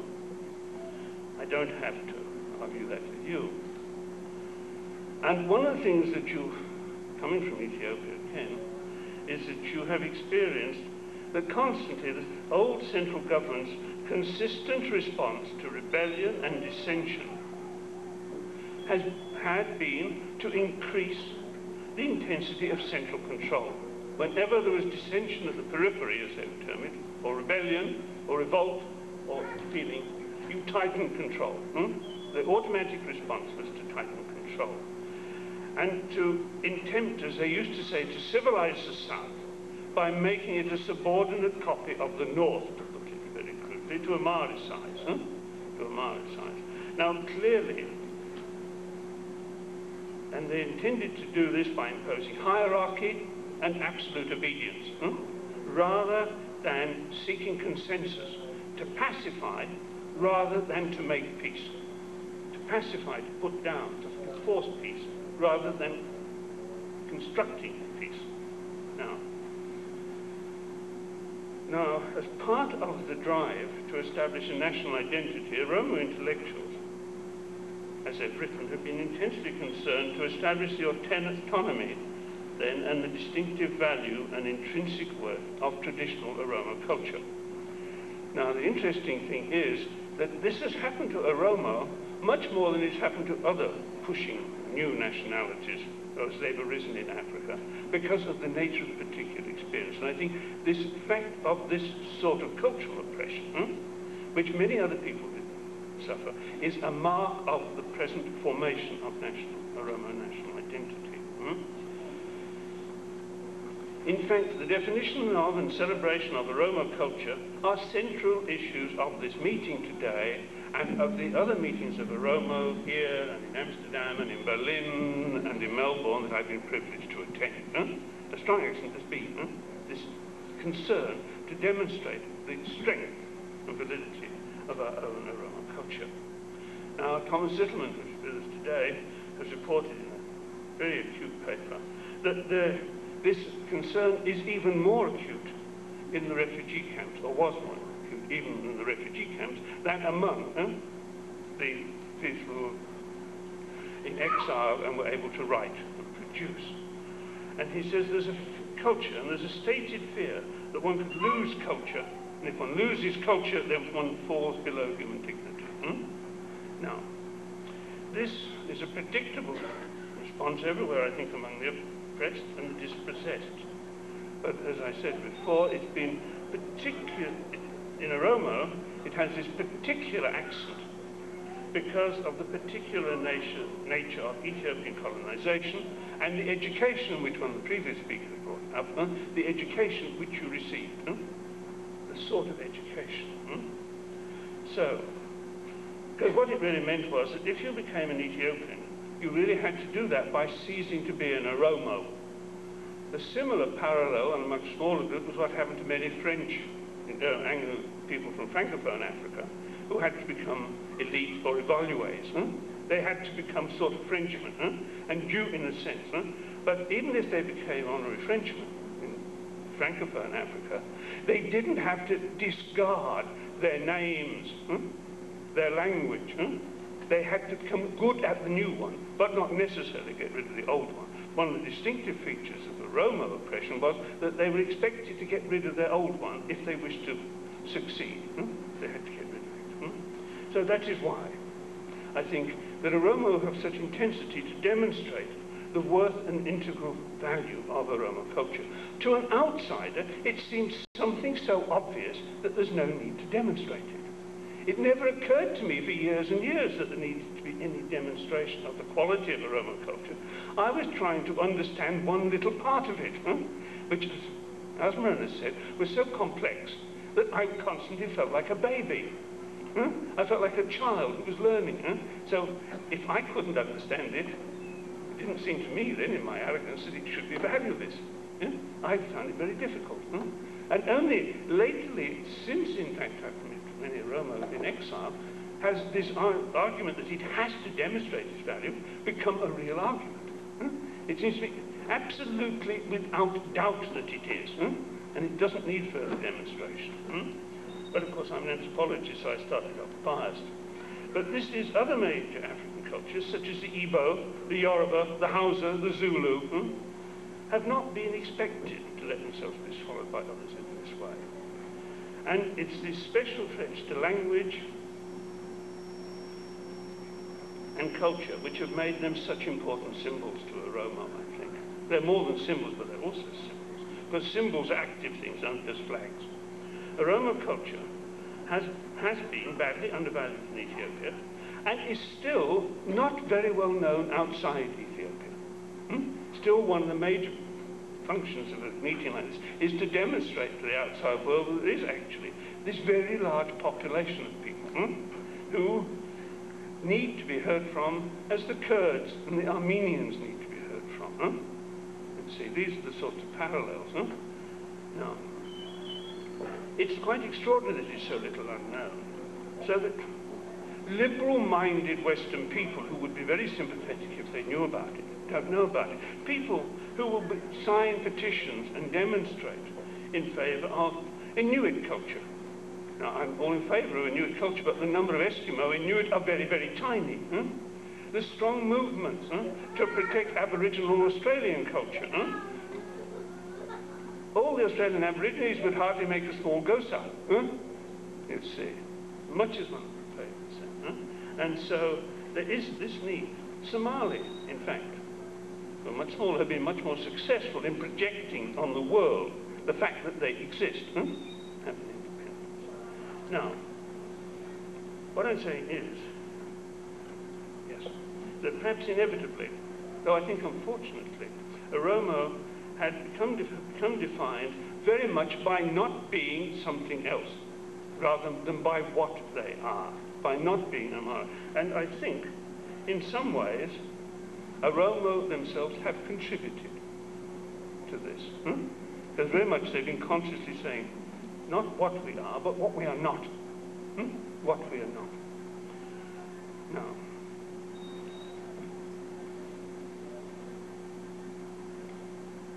there are then, it seems to me, 4 aspects of Oromo history and culture which are immediately relevant to the nationality and culture debate, which is what is going on here. These are common language, shared symbols and concepts, a fact which is not much mentioned, but a readiness to incorporate others, and movable Gosa identities, and the ability then to absorb. Now let us look at these firstly. Firstly, the fact that all Oromo can understand each other, despite their dialect differences, is a remarkable asset. But, and it's a base, but if you look at current events or recent events in Somalia, you'll see that in itself it is not sufficient. In itself it is not sufficient. It's a starting point. Though I would think that one of the important things to do is, in fact, to generate quickly things written in Oromo for Oromo to read.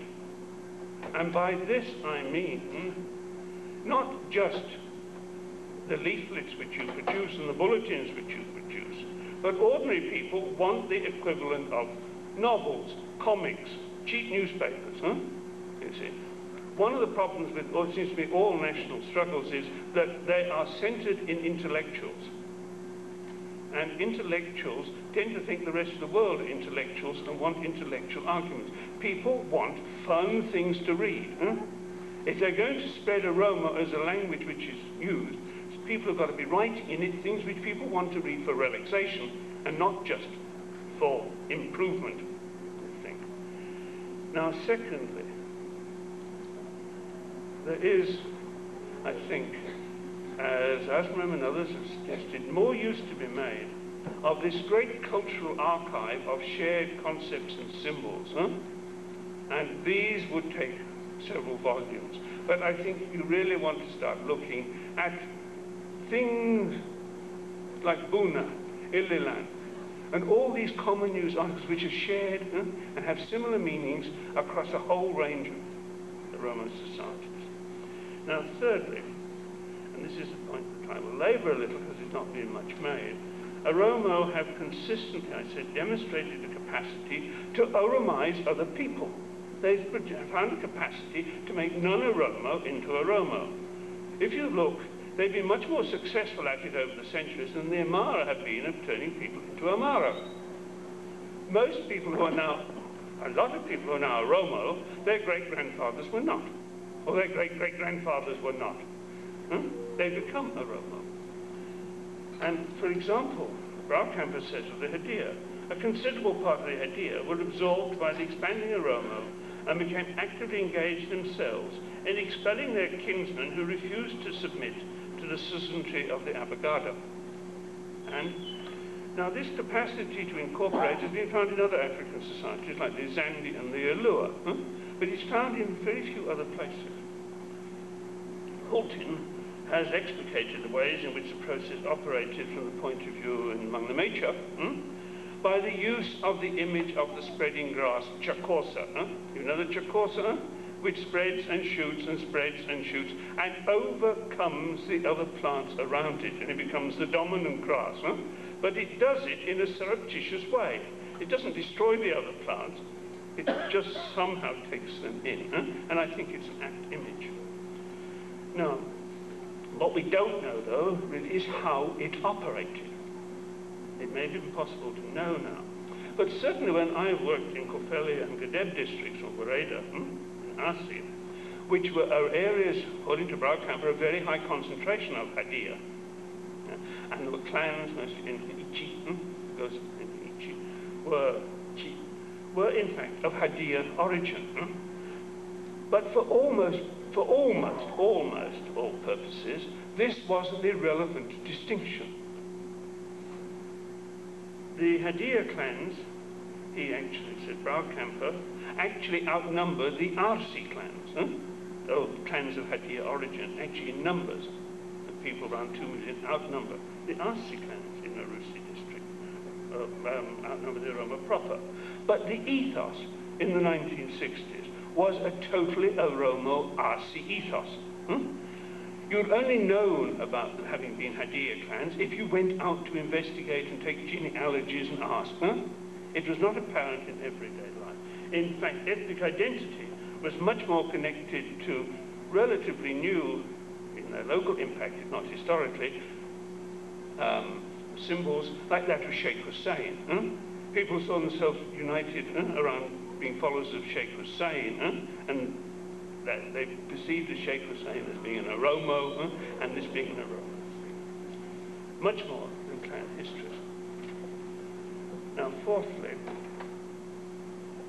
they have a great advantage that identities at all levels, from the lowest level of lineage to the congeries of people sharing a common name, such as Mecha to Lama, have always been, to some extent, ambiguous and movable. As Mohammed Hassan puts it, there was no such thing as a pure Oromo tribe derived from a single founding father. The history of the Oromo people is a story of fusion and interaction. Now, changes of identity could and were often by adoption. Adoption, communities say in a large group, or adoption by individuals, was a very old Oromo custom and institution which seems to be widespread throughout all the Oromo people. You could shift your allegiance in a perfectly proper manner. The equivalent, if we like, of taking out nationality papers. You nationalized and became something rather different. And this has not been well demonstrated, but Gunther Schley has demonstrated this in very compelling detail for the Oromo and other peoples of the northern Kenya, in extraordinary detail. And so what we get is a number of low groups who have the same name, but at quite different levels. I now, because I think I must have about 1.5 minutes left, to take one simple example, the word Arsi. Arsi is the name taken by the several million strong Oromo group whose territories extend from the Rift Valley to the boundaries of the Somali in Bali. The Arsi. Among Baran, Arsi are one of the 12 clans of the Gona exogamous moiety. And among the neighboring Gabra, there are a small lineage, small Babala, of the Algana Gosa, who are a small moiety, a factory actually, of the Gabra. Or Karayu, and among the Guji, there are Babala, and who else otherwise. Karayu is the name of the largest clan in Barana. Probably, I reckon, quarter of the Barana are members of Karayu. It's also the name of a camel herding dosa around the Awash, and so on. It's this use of names and the spreading and absorption and mixing is, of course, not unique to Oromo. It is also found very commonly among all the Interlacustra and Bantu people, the Bantu-speaking peoples who spread between the lakes of Africa. It's an African-style institution. but very, very valuable way of incorporating. Now, so I think it is these are the areas in which Oromo should go. And I think certainly the next thing is to stop considering Oromo culture just as a reflex reaction to Amhara culture. To just do that will not get anybody anywhere. Sorry, am I moving away? I'm sorry. I have itchy legs. No. So, and to stress those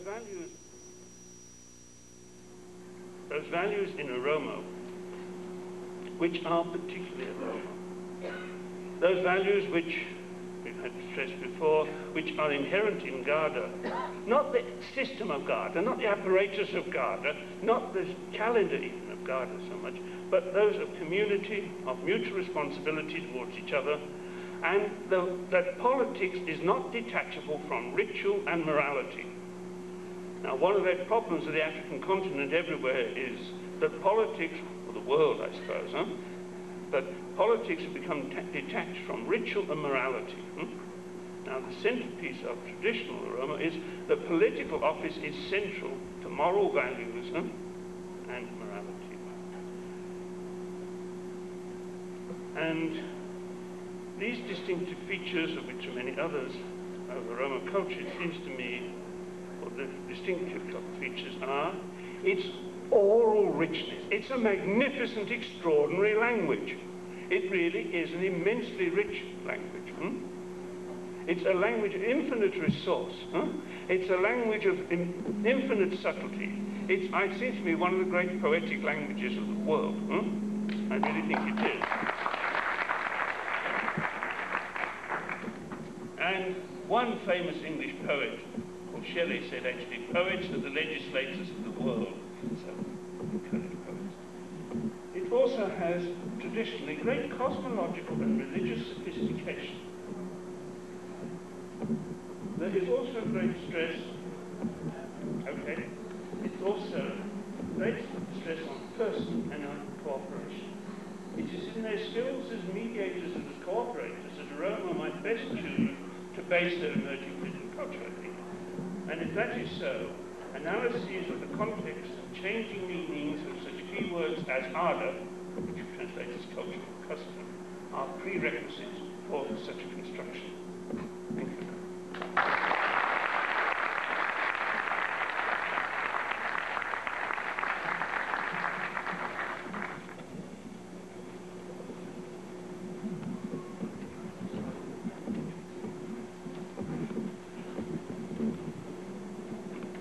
I apologize for rushing you like that, but due to time pressure, we have to proceed on with our next panelist, Mr. Gose Gudeta. His topic is political freedom as reflected from within human.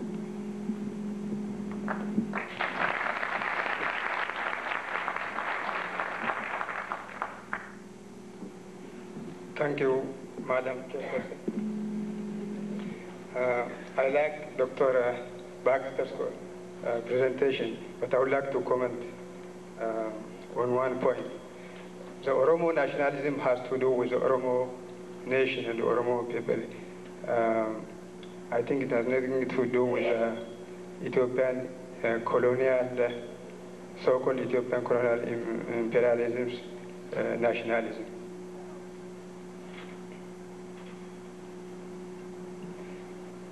To begin with, I will attempt to discuss political freedom according to the dictate of nature. Then focusing on Oromo and the other nationalities, specific problems in the entire state of Ethiopia with our very topic. At the same time, I would like to say that I'm not going to touch the notion of absolute freedom in my presentation. It would be an illusion to imagine that political freedom has been created or invented by some top politicians dictators or organizations and given to some people as a reward while disregarding others. The fact is that political freedom has its roots in each and all individuals, regardless of color, ethnicity, and you name it. It dwells in you, me, and others by law of nature in such a way that it cannot be seized out from all of us and consequently from the communities of humankind. In a simple term, the basic qualification for holding freedom is simply to belong to human race. Of course, sometimes we may not recognize it. The point is, however, whether we like it or not, it is smoothly tied to the law of nature and to our natural right to exist in this world of ours.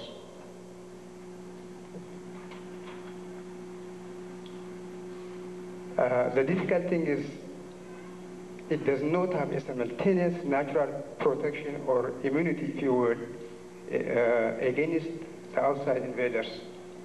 This remains to be the major obstacle, perhaps since the beginning of recorded history. Let me give you an example, starting from babyhood. When a newborn baby wants food and he does not get it on time, he cries for it. Who told him to do that?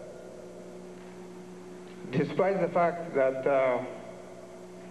he does not develop his natural ability to present his case clearly to meet his demand, undoubtedly it is his inner natural freedom which urged him that his body needs food. Therefore, he has to cry for it.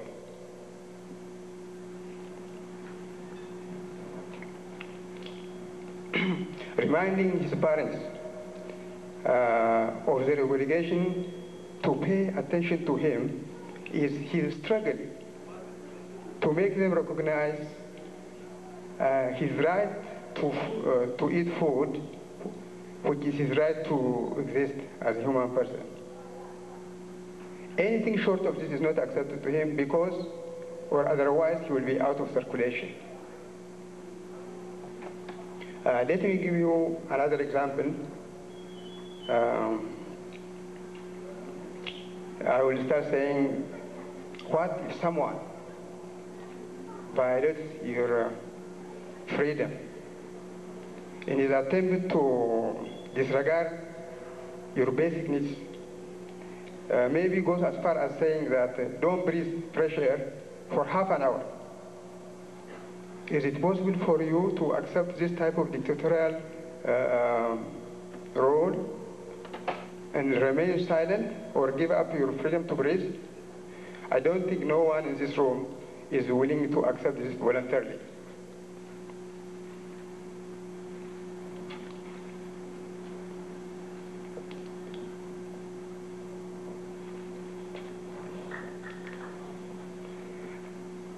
Since it is difficult and practically impossible to live without freedom, I think you would agree with me when I say you cannot afford to ignore freedom or compromise with it. Inasmuch as individuals have natural freedom to life, so also communities and nations have the same similar rights. It is with this same reason, in a national level, the Oromo people strive to protect their political freedom, having in mind that their inborn freedom overrides the man-made law inconsistent with the natural laws of as given to human beings. The successive dictatorial regimes in Ethiopian empire have tried to separate the Oromo people from their natural freedom by emphasizing doctrines such as the divine right of kings, the military dictatorship, and encourage them to accept it. And encourage them to accept the misery and be faithful to the rulers at the expense of their own living. In addition to this, a whole jargon of literature has been prepared in Ethiopian Empire and elsewhere around the globe by ill-informed and biased intellectuals. Of course, this has been directed to many oppressed nationalities in the Ethiopian Empire with special attention to lower the history of the Oromo people and the Gada system. However, all this put together cannot change the reality, because the Oromos and the other nationalities refuse to accept the colonial regimes as supernatural beings and the literature as holy scriptures. That's why they are trying to work on their freedom nowadays. The colonial rulers were not empowered by someone from above to supervise, to act over Oromos, to tell them that they are not freedom, they don't have freedom. Strictly speaking, they are also humans like us. Because of this, I don't think they have a profound capacity to create, to give to, or take away the political freedom from the Oromo people. All they had done in the past, maybe still trying to do, is to separate freedom until such a time they may not have more strength to do it. In this way, they are similar, for example, to European powers who at one time colonized the entire world elsewhere, and then went back to their respective countries when the indigenous people refused to accept their political philosophy. The Oromo people who once lived under the Gada democracy, as their system shows, have been freedom-loving ones.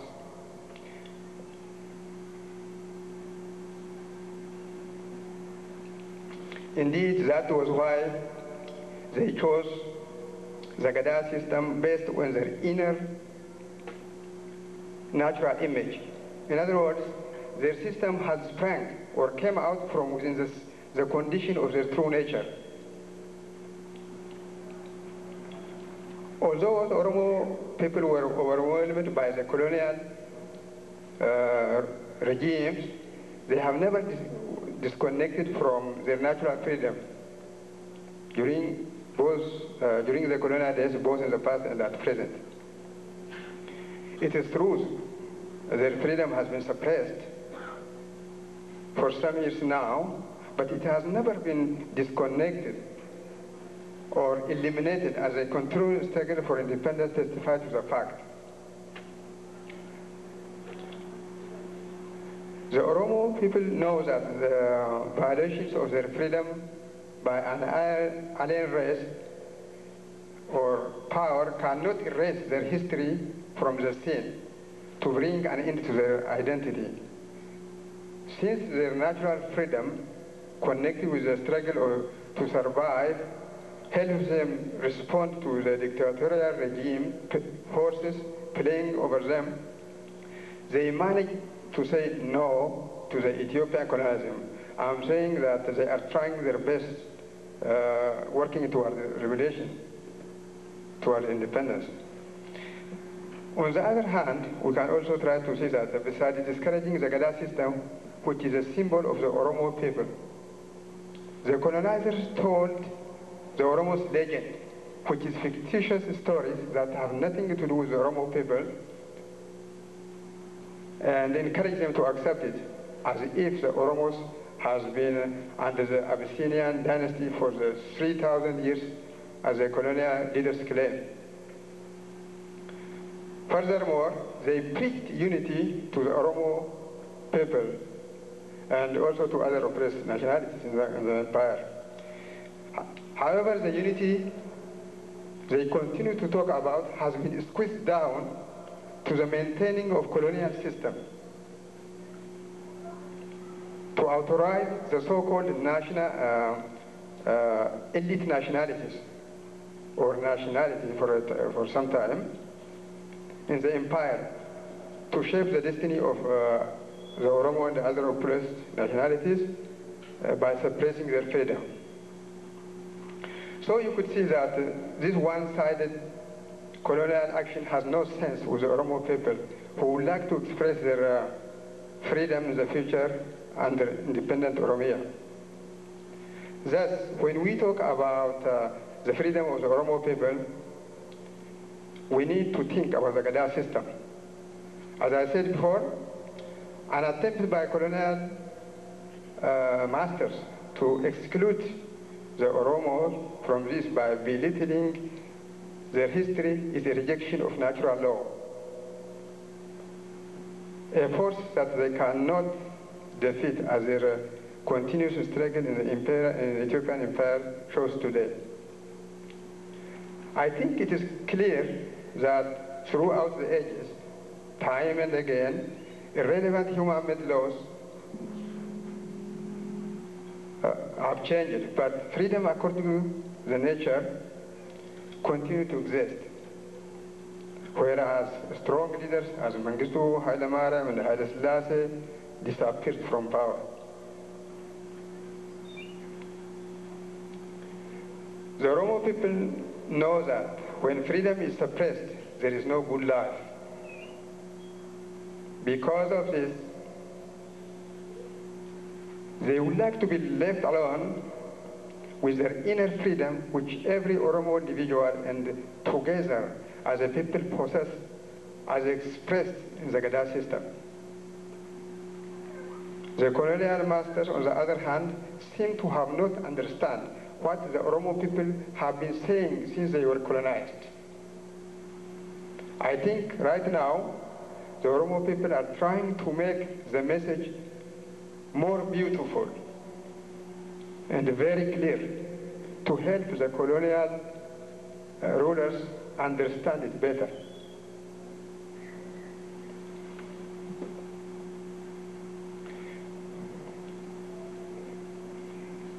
From overall national movement, it will appear that the Oromo people are not shy with respect to the question of their freedom. At this point in time, they are not interested in being transferred from the former colonial masters to the new ones. Therefore, the Oromo people will not rest before they reach self-determination. Thank you very much.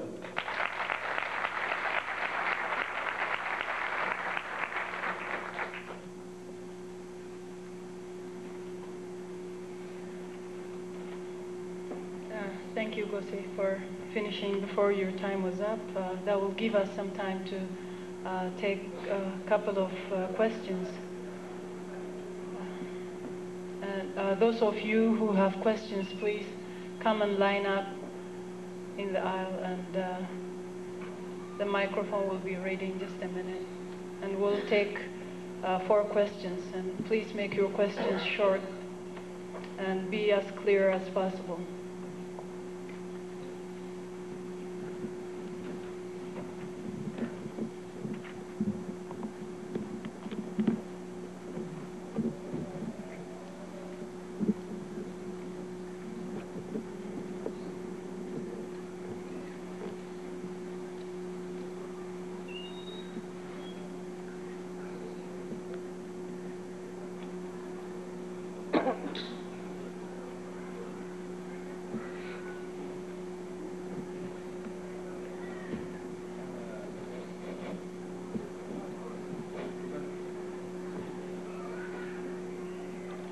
I want to thank you, Mr. Baxter, about appreciating my language. I'm an Oromo, and I'm proud that we kept our language for so long while the European colonization by the Abyssinians, by the European colonization suppressed us for so long, and you know it. But I want to also at the same time disagree with you about the history that the British wrote about Oromos, which is totally distorted. And you just went to Ray Charles's book, and then you listed down how Oromos are different. Yes, we are a large society. So many clans came together in forming a society. Through the long oppression, there are a lot of things that can develop. As my friends this morning mentioned, the losing of language and a different culture.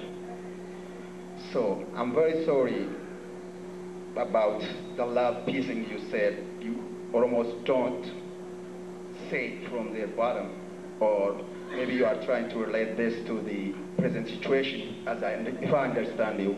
If not, correct me about the piece I didn't understand. Maybe most of the time you don't understand British.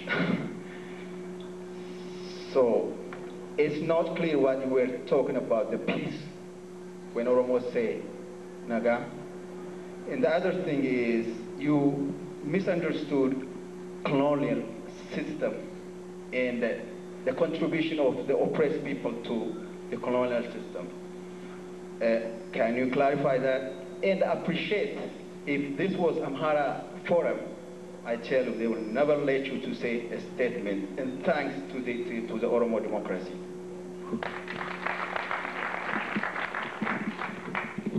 Well, I think we may have a bit of a dilemma, because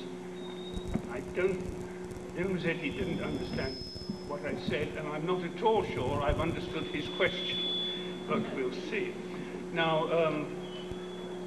the bit that puzzled me was first of all about the colonial history. That bit I don't quite understand what he was saying, I'm afraid. But now what I meant by peace, I think, was not peace in the sense that it is used by colonial people, colonial oppressors, that the place is at peace, there is no strife. The way I was using peace, which is the nearest translation in English we can give of Naga, and all its many derivatives, which seems to be very much related to the other uses in Arabic and salam, and in Hebrew of shalom. These are very positive things. Peace is something that is constructed and is a different meaning of the word. One of the general problems, it seems to me, is whenever we're discussing these terms, we get into discussing the terms rather than the content. Words of such generality, like the very word democracy, which we have as an overhead word here, has innumerable meanings and differences. I don't want to get into the discussion at this point of shades of meaning, but I just didn't understand quite. Did you understand, Madam Chairman, what the question was about the history?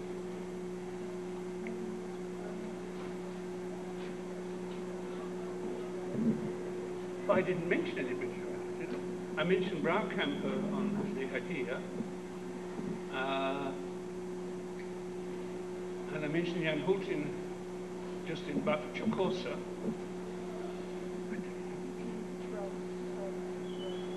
Aha. No, well, I just cited Braukamper's on the Hadia, that's all. I've been trained to cite my sources, you see. That is the problem of being an academic. If I just said it, it probably wouldn't have mattered, but I always cite my sources. I'm sorry, that's not a very good answer, but I can't think of it.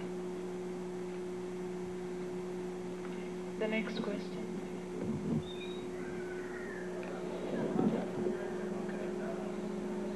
Thanks, Sam. My name is Gomacho Mokonan, currently from Washington, D.C., originally from Oromia. My question, I have a question for Carl Oster, so I have a little comment for you. And that is, when you talk about the systems, about the Amhara system or the Abyssinian system or the Oromo system, you say the Oromo system Oromize some non-Oromos or non-Oromo nationalities in their land. And my comment on this is Oromos are basically under Gada constitutional law. Gada has a universal sense of democracy. And Oromos, according to Gada, Oromos don't believe in interference to the other nationalities, culturally, linguistically, and also religion. In this case, I think it can be a type of graphical error for you, maybe. And also, that is what the current propaganda, especially the enemy side, use to attack the Oromos by trying to rise the island nationalities on Oromos. And also in the past, before Menelik, and also in the future, independent Oromia, we don't believe in domination and we don't believe in the interference. We believe in mutual existence and respect. In fact, I can say there is no historical conflict, like on resources, water, or grass, or some kind of things. And let us leave that for historians anyway. My question to you is, as you are an anthropologist and you have a great interest in Oromo people and Oromians, there is a political change in that entire state of Ethiopia. Transformation which is taking place, but that I mean the power transfer from Amhara Abyssinia to Tigray Abyssinia, or from one delinquent son of Abyssinia to another son. What change or what difference can it make for Oromo people, or what do you think that this transformation can bring to Oromos as in your historical mind? For me, I believe that this is like putting the old wine in the new bottle, and that's how I think and feel. Thank you.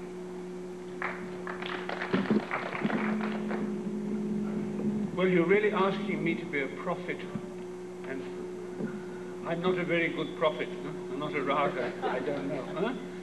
But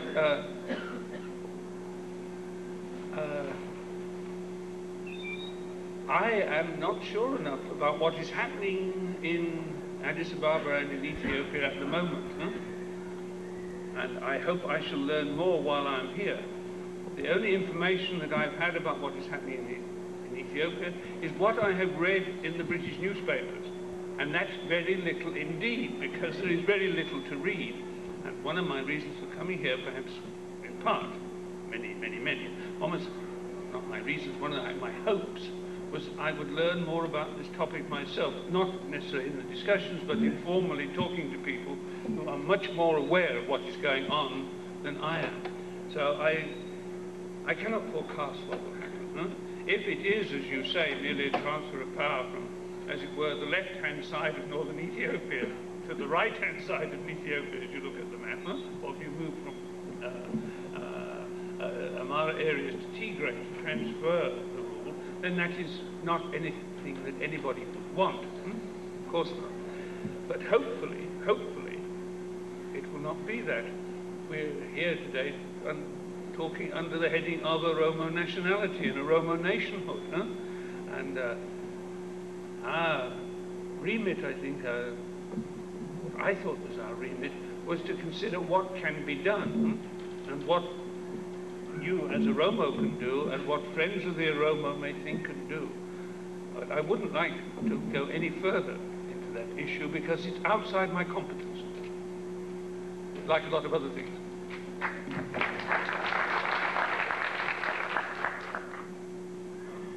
We're running out of time, so we're going to close this panel at this time. And I'd like to thank both Mr. Gose Gudeta and Dr. Baxter for the enlightening presentations they gave. And Ismail, would you like to?